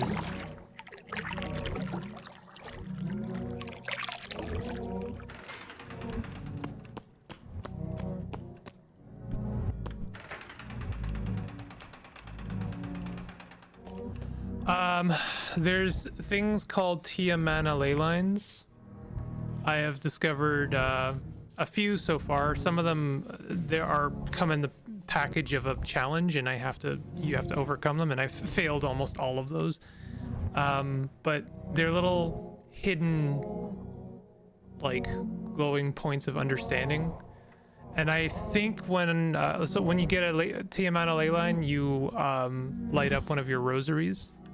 I think if you light up all of your rosaries, you will ascend. You know, don't quote me on it, but everything is dark. Oh, what? How did that happen? Sorry, I don't know why that happened. Oh, interesting. It's interesting to me how the next floor down has kind of reflections of the world above.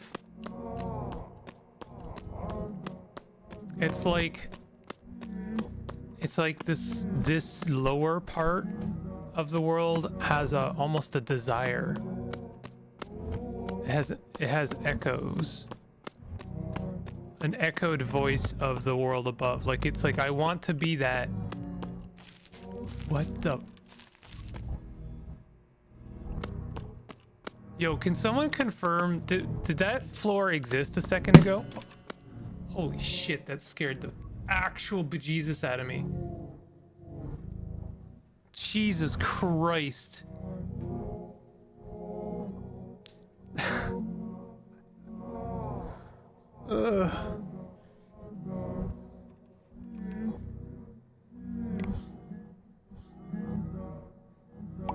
Oh my god.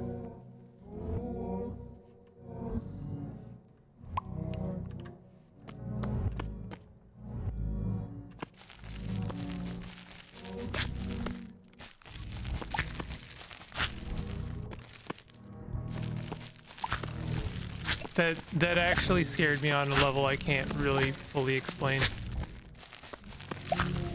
It was like the game was like toying with me for a moment. This music sure doesn't help me feel settled.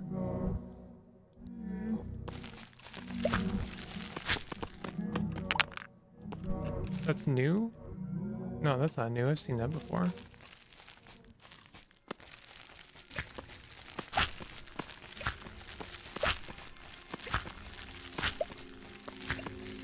Is there a daytime in this place? There sure is a lot of flesh ground.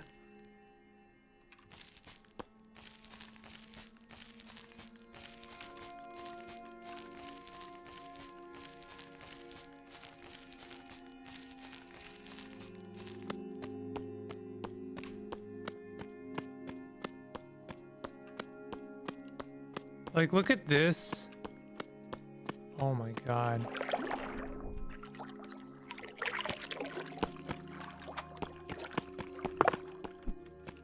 And tell me there isn't some kind of like desired architecture here. Mana gel. What do you mean weird backwards drone sounds don't put you at ease? Yeah, I know, that's maybe controversial. Tile block.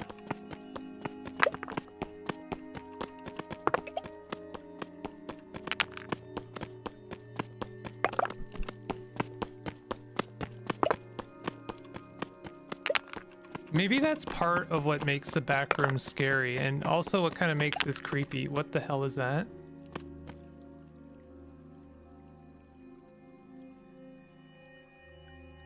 Don't think I want to know what that is.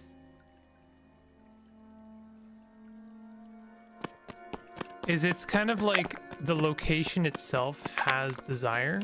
Does that make sense? I think that is sort of like when you break it down, like at its base form, that's kind of what liminal means, is it's a location that desires people in it, but no one would ever want to be there. It's a location that is failing to meet its demand.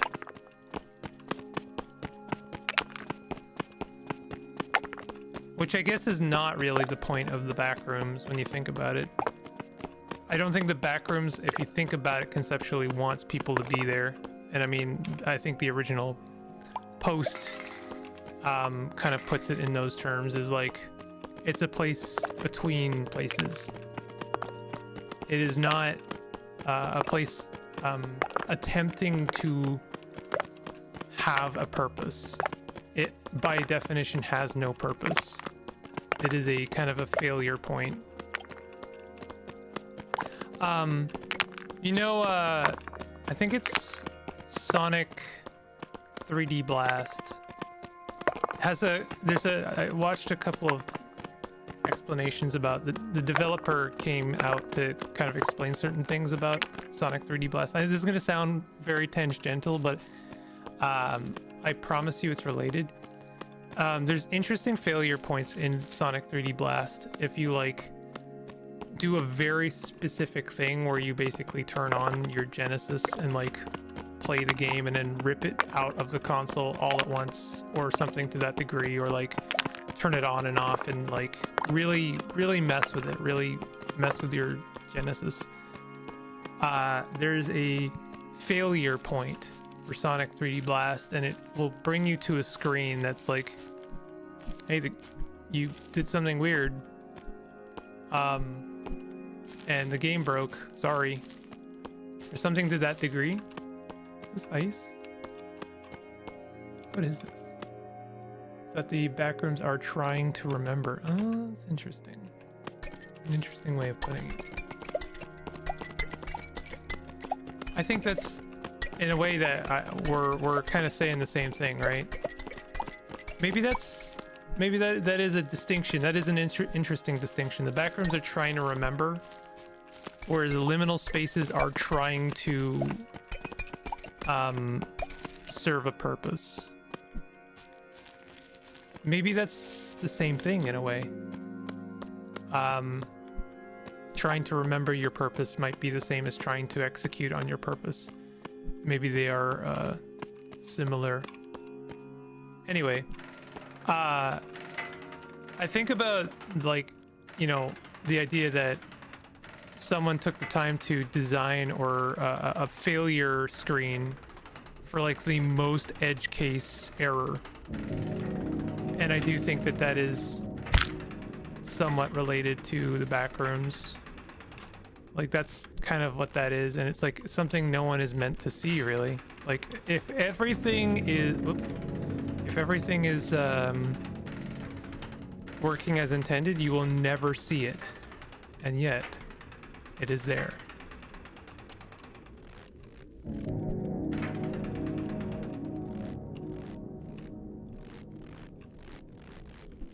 I wish this thing was working a bit better.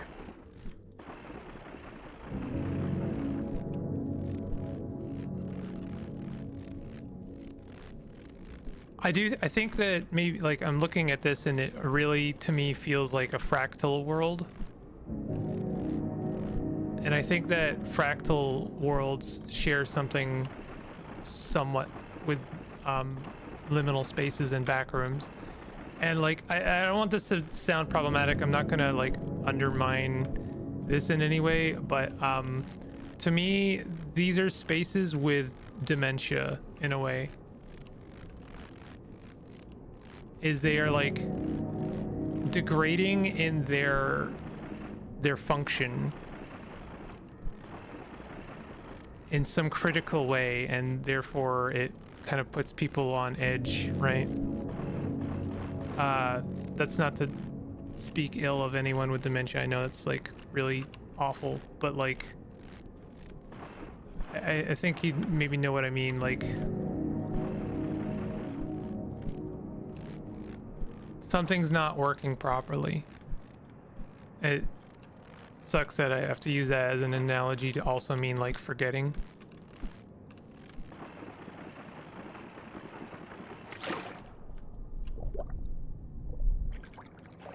Not the bee mitt. Yeah, the bee mitt. We worked hard for this bee mitt. Yeah. I did miss something extremely easy. Did I go in one big circle? Wild.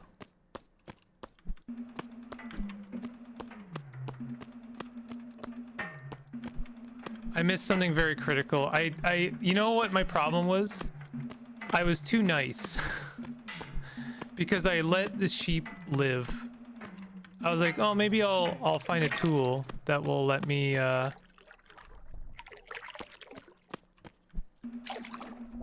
shear sheep without killing them or get something from sheep. And so I was oh my god. This is cool. I was just like letting them live. And turns out I really needed wool, and that's why I wasn't finding the bee mitt.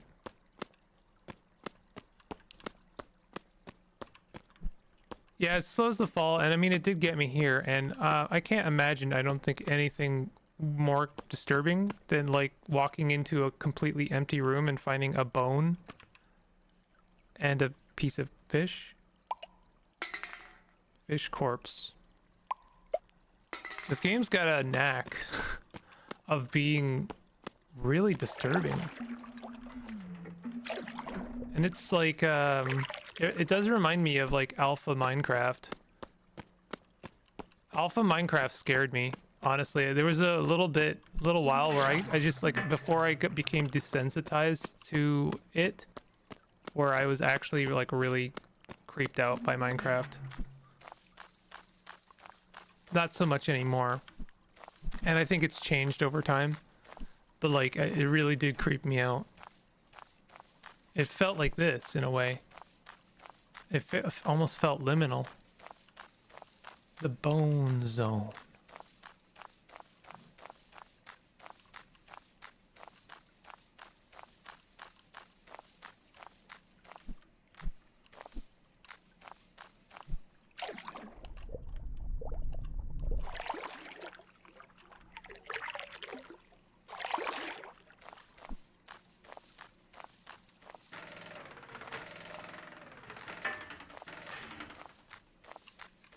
Actually, the key items for the glove I saw were both feathers, drops from nests that spawn on trees rarely, and yeah, also wool.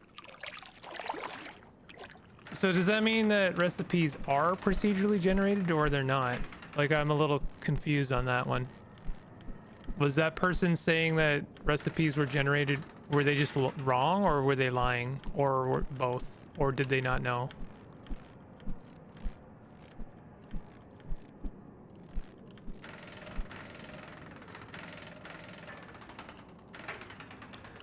You have... I was gonna say, have y'all noticed that there's nothing alive in this world? But that's not true, is it? Because I've seen evidence of things being alive.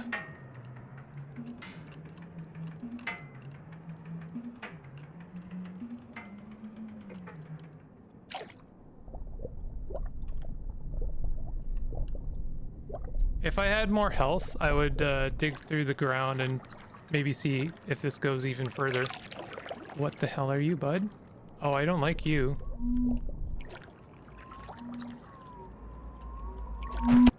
Okay. Did not want to spoil that yesterday. No, it's all good. I am kind of glad that Galen told me to go get wool and make feather. Just because it might have been a very long time before I found that, because I was not killing sheep. Many different ways to achieve things with recipes being different. Yeah, I think that might be it, because there isn't really a linear progressive crafting recipe. You wanted something alive.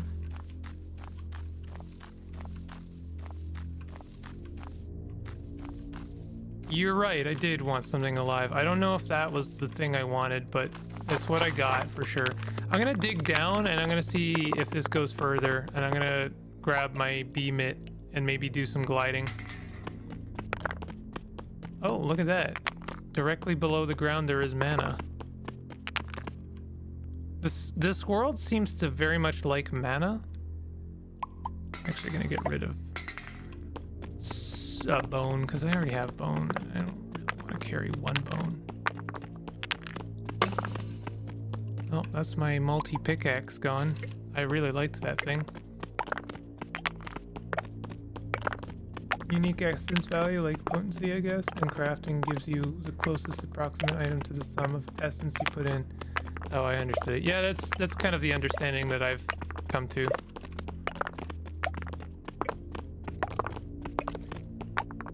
Whoop.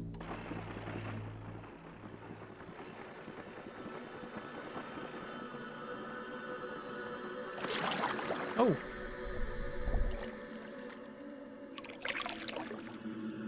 See, to me... Huh. Is that what I think it is? Vomit block. That makes so much sense to me. That makes so much sense to me. See, to me, vomit block is what you get when you add too many things into a crafting recipe. So I think it makes so much sense that I would find vomit block down here, because it's sort of like every time I break down to a further layer, I find a regressive world, one that is like looking at the one above and trying to copy it a little bit. And so the one, like the third tier down, is like it's losing the plot, it's losing its mind a little bit. That's really fun. Well, no, it's disturbing as hell, but you know. So we've got some new toys to play with. Let's try like mana block and tile. Is that ball shapak again? That looks like ball shapak. What is hate? Sorry, sponge. Is that wool? What is that?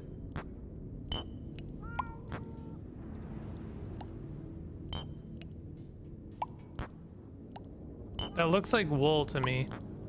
It looks like no matter what I make, it's gonna be wool.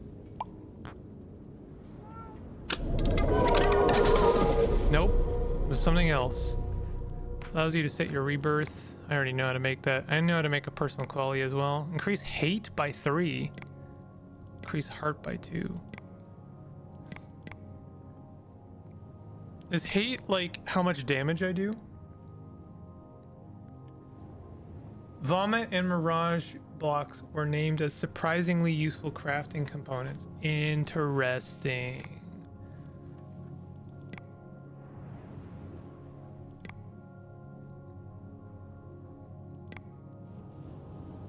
Kind of want to do long. I want to be able to swim for longer. What is this? Diffuse block. I'm crafting without making notes again. That looks like it's back to sponge. Hate is damage and mob spawn rate. We're back to sponge. And then back to diffuse. So we got sponge and diffuse.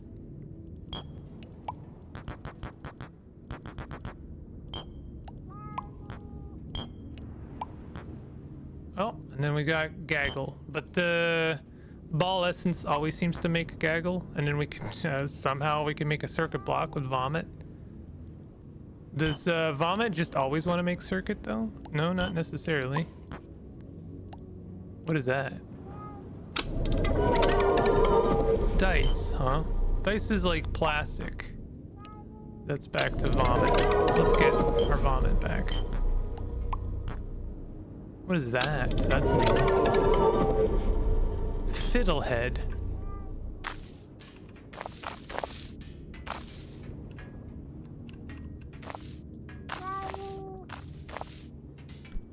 Just saw a cool hint.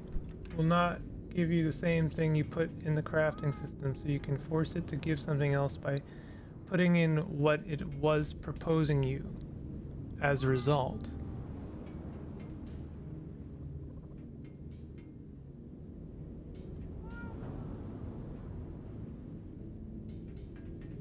Huh. That is interesting. That's gonna take me a moment to digest that information, but I think I understand. So you can like really stick a obstacle in the road. Like for instance, okay, like we've got this and this. So is that ball shapak? Blue plastic block. Okay, right. So if we make this again, oops. Right, we know this is blue plastic block. We put that in there. Now it can't be blue plastic block. Now it's green plastic block. But then what if we did plastic tile and then blue plastic block and then green plastic block? Then it has to be something else, right? And you see where I'm going with this, right? What if we did plastic tile, blue, green, and white?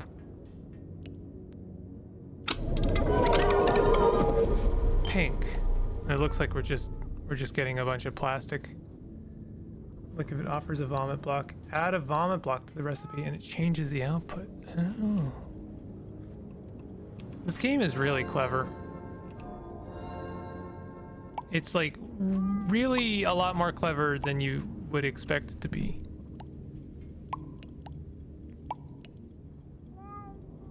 That actually, it makes me ask questions about Ball and Friend.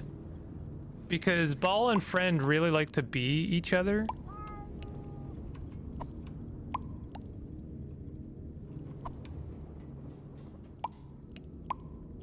Right? So if we take this, we add this. Oh, that's gonna make a cache, actually. Yeah, let's do that. But then let's see what happens now. Now that's Friend, right? No, sorry, Ball. That's Ball. So if we do like Friend, so that wants to be Ball. What if we add this? Then it becomes ambiguous. I feel like ambiguous is almost a catch-all brick. Like it just, like if you add too much stuff, everything eventually becomes ambiguous.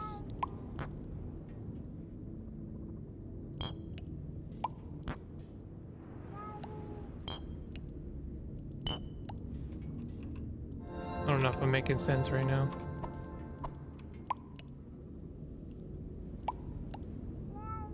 I don't know how I got to the hate wand. What is that? A more block.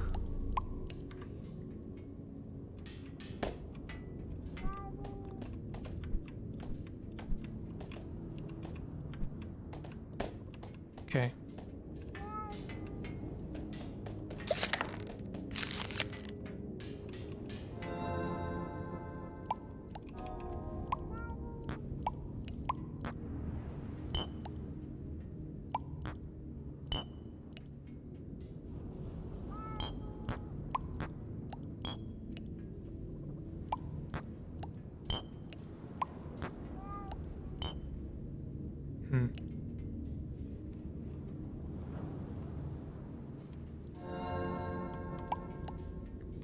Key takeaway I saw was definitely add too much random stuff and you get junk, so ambiguous may be in the junk category. Yeah, I think so. Which isn't to say it's useless. I don't think it is useless. It can be something interesting. But it does feel like also it really wants to be a pencil. Like it really wants to be a pencil. And if it doesn't want to be a pencil, it also just wants to be a different form of ambiguous. So I do think it is the catch-all. Like it's the trap you fall yourself in if you're not approaching this with a little bit of a light touch.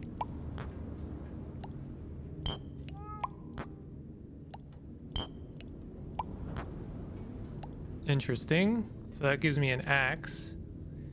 Mercury tendril. I think that grave is just a stick in a different form. Ornament really wants to be cash. I wish I could make the pickaxe again. Like that was genuinely good. This thing really wants to be the duck bracelet. Like really wants to be the duck bracelet. So you know what? Let's make a duck bracelet.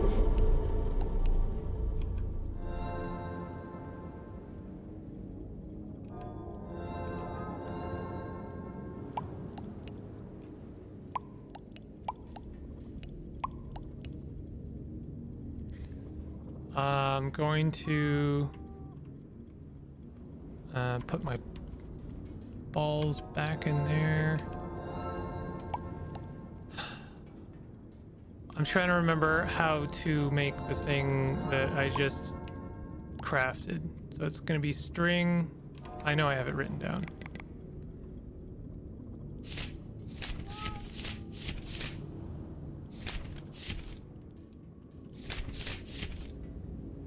Okay. String and plastic.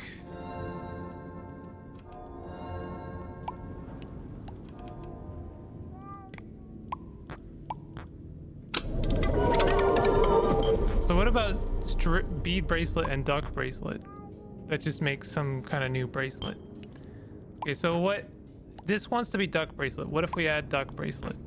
Now it's this thing again.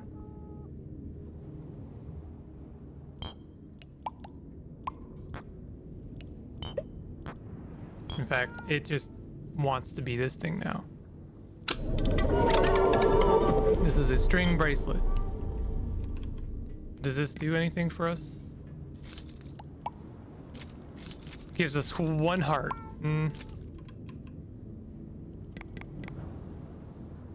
Mainly uses filler to dilute recipes, increases output amount of existing recipes.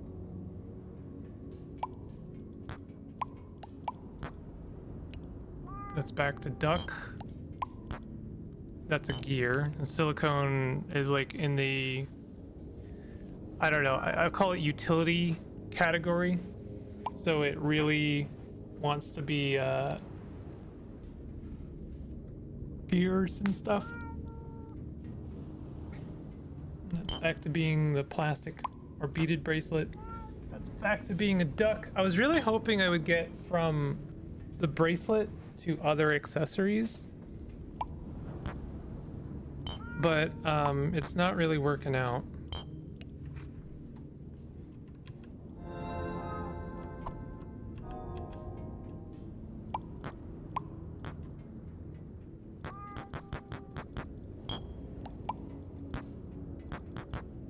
Yeah. All of the bracelets just seem to kind of coalesce.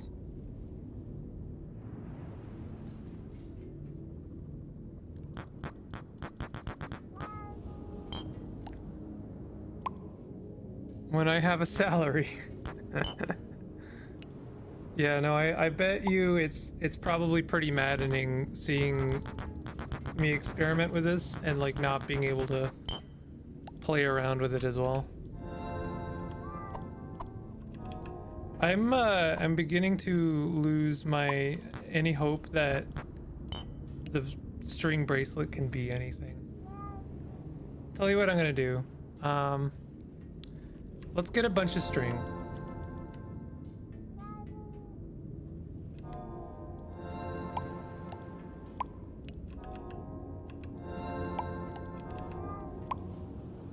And some plastic. You know where I'm going with this, I think.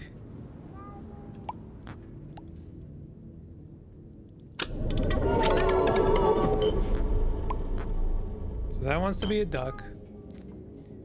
So what we're gonna do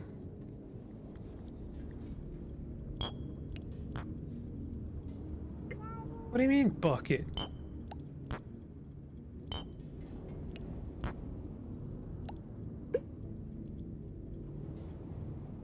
I have too much stuff.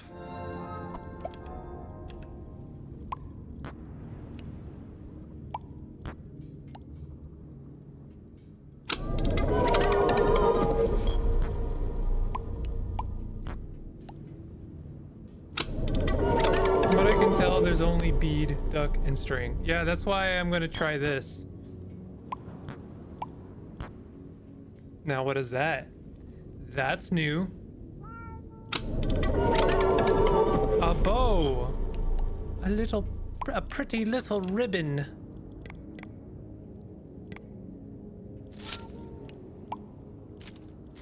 It gives me 1 heart. Wait, what? Hey. Well, that's a little disappointing, but it's something. Can I make anything with it? What is that? That looks like wool.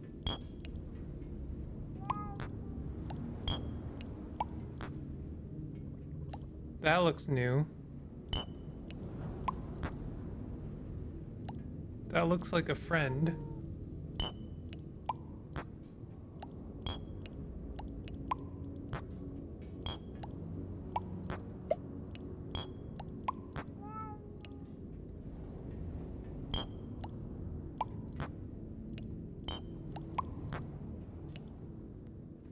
Kind of want to make this.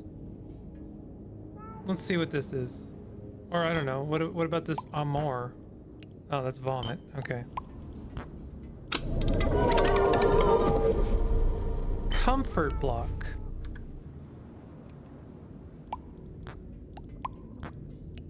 Vomit. Back to ribbon.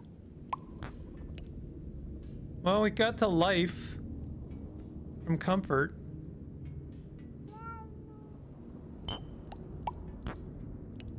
What is that? Couch block. Hell yeah. We just need like 50 more of those and we'll have an actual couch.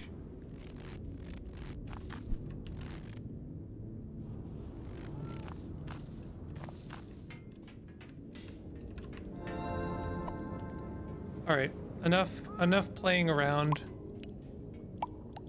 My time is coming rapidly to a close here, so I want to do a little bit more exploration. I really like this location we found.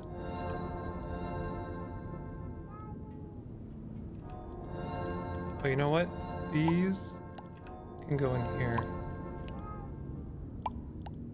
My organization could use some work, I understand.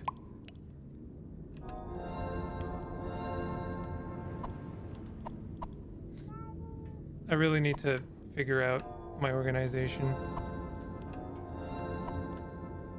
But like, yeah, organization really relies on categories, and I don't know how to categorize things. You make a lot of couch blocks with a bunch of dirt or ambiguous added to the recipe. Yeah, I think like that's the idea, right? Is you just like grab 2 random things, or just like ambiguous.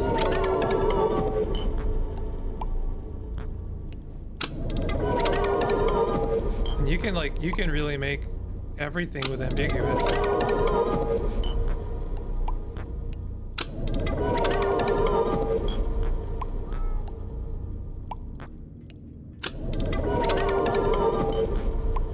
You can start with ambiguous and just like make a bunch of weird stuff.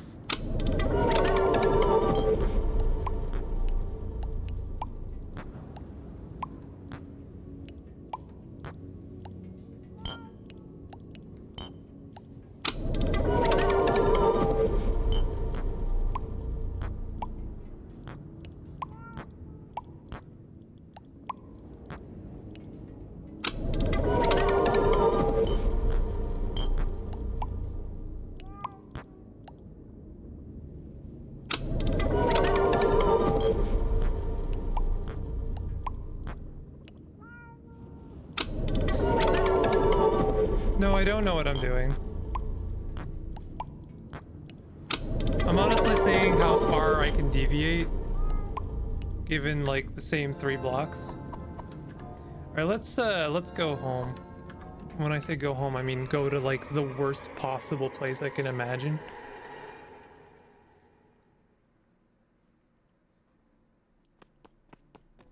I'm definitely gonna grab a bunch of vomit blocks.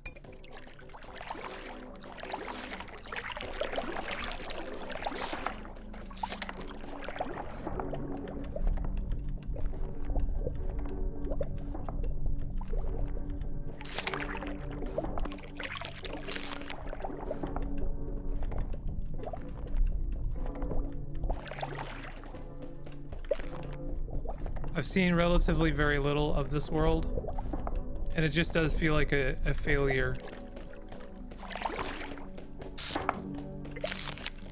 It does not feel correct.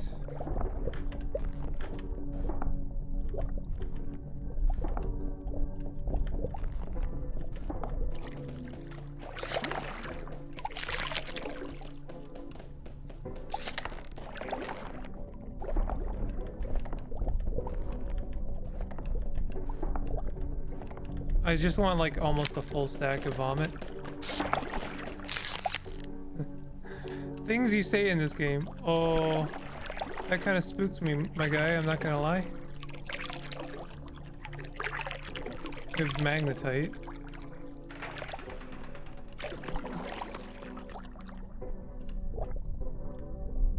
Oh, you know, one thing I did mean to make was another light thing.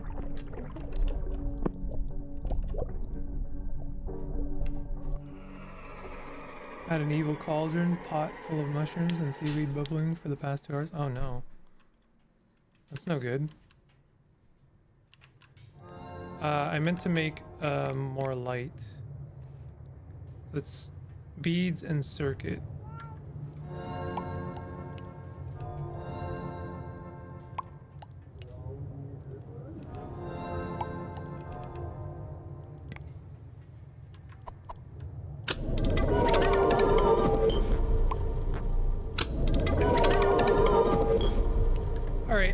I'm probably gonna call it here, but I do want to have a quick look. Do you have plastic pellets?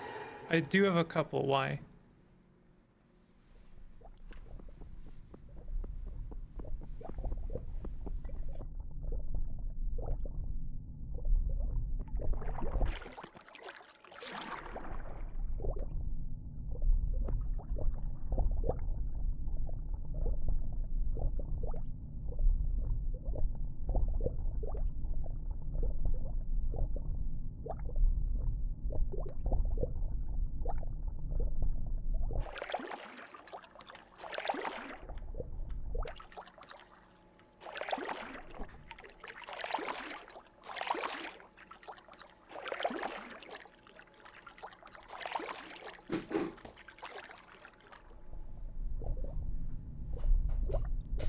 All right, you know what?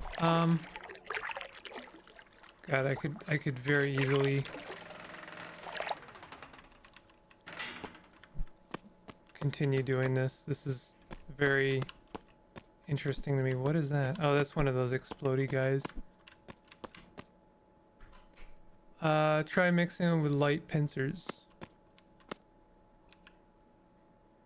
Okay. I'm not promising results. All right, I'll do that and then I'll shut down stream.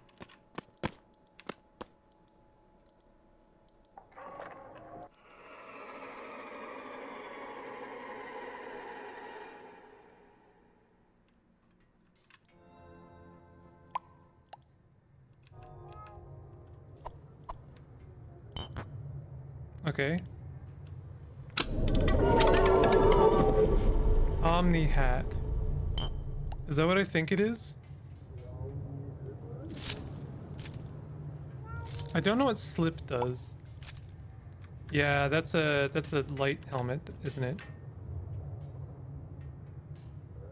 What do you mean that's no good? My bad. I thought that meant like you forgot about it. I thought you were like, I forgot about it. I forgot my suit.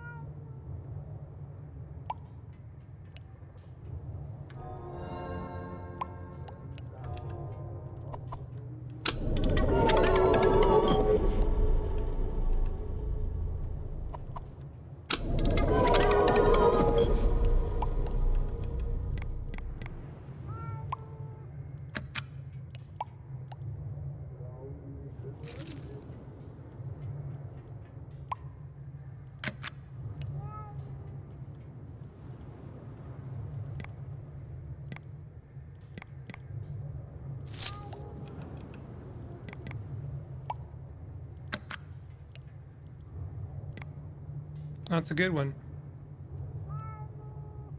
That is a very good one. Light hat, very good. Thank you for that. All right, y'all. I'm gonna call it here. I'm still really enjoying this game. I think I'll be back tomorrow. No, I won't be back tomorrow. I actually will not be streaming tomorrow. I've got something going on. But thank you very much for hanging out. It's been a lot of fun. I've enjoyed all of the things today. I really enjoyed that corgi game. That was really cool. Horsey game is always a joy, but I'm glad I got to finally show it off. And I'm still really enthralled with this. This is one of my favorite like little discoveries, to be real. I mean, I've been tracking the development for this game for a long time, and I knew I was going to enjoy it, but like I'm glad that it is actually meeting, if not exceeding, expectations. I did not know what to really make of this. But anyway, streams are fun. See you next time. I'll probably be around Friday. Yeah, maybe. Let me say maybe. But I'll see y'all next time. If you want to hit the like button, it does something. I don't know what. It, you know, it does something. And I'll see y'all next time.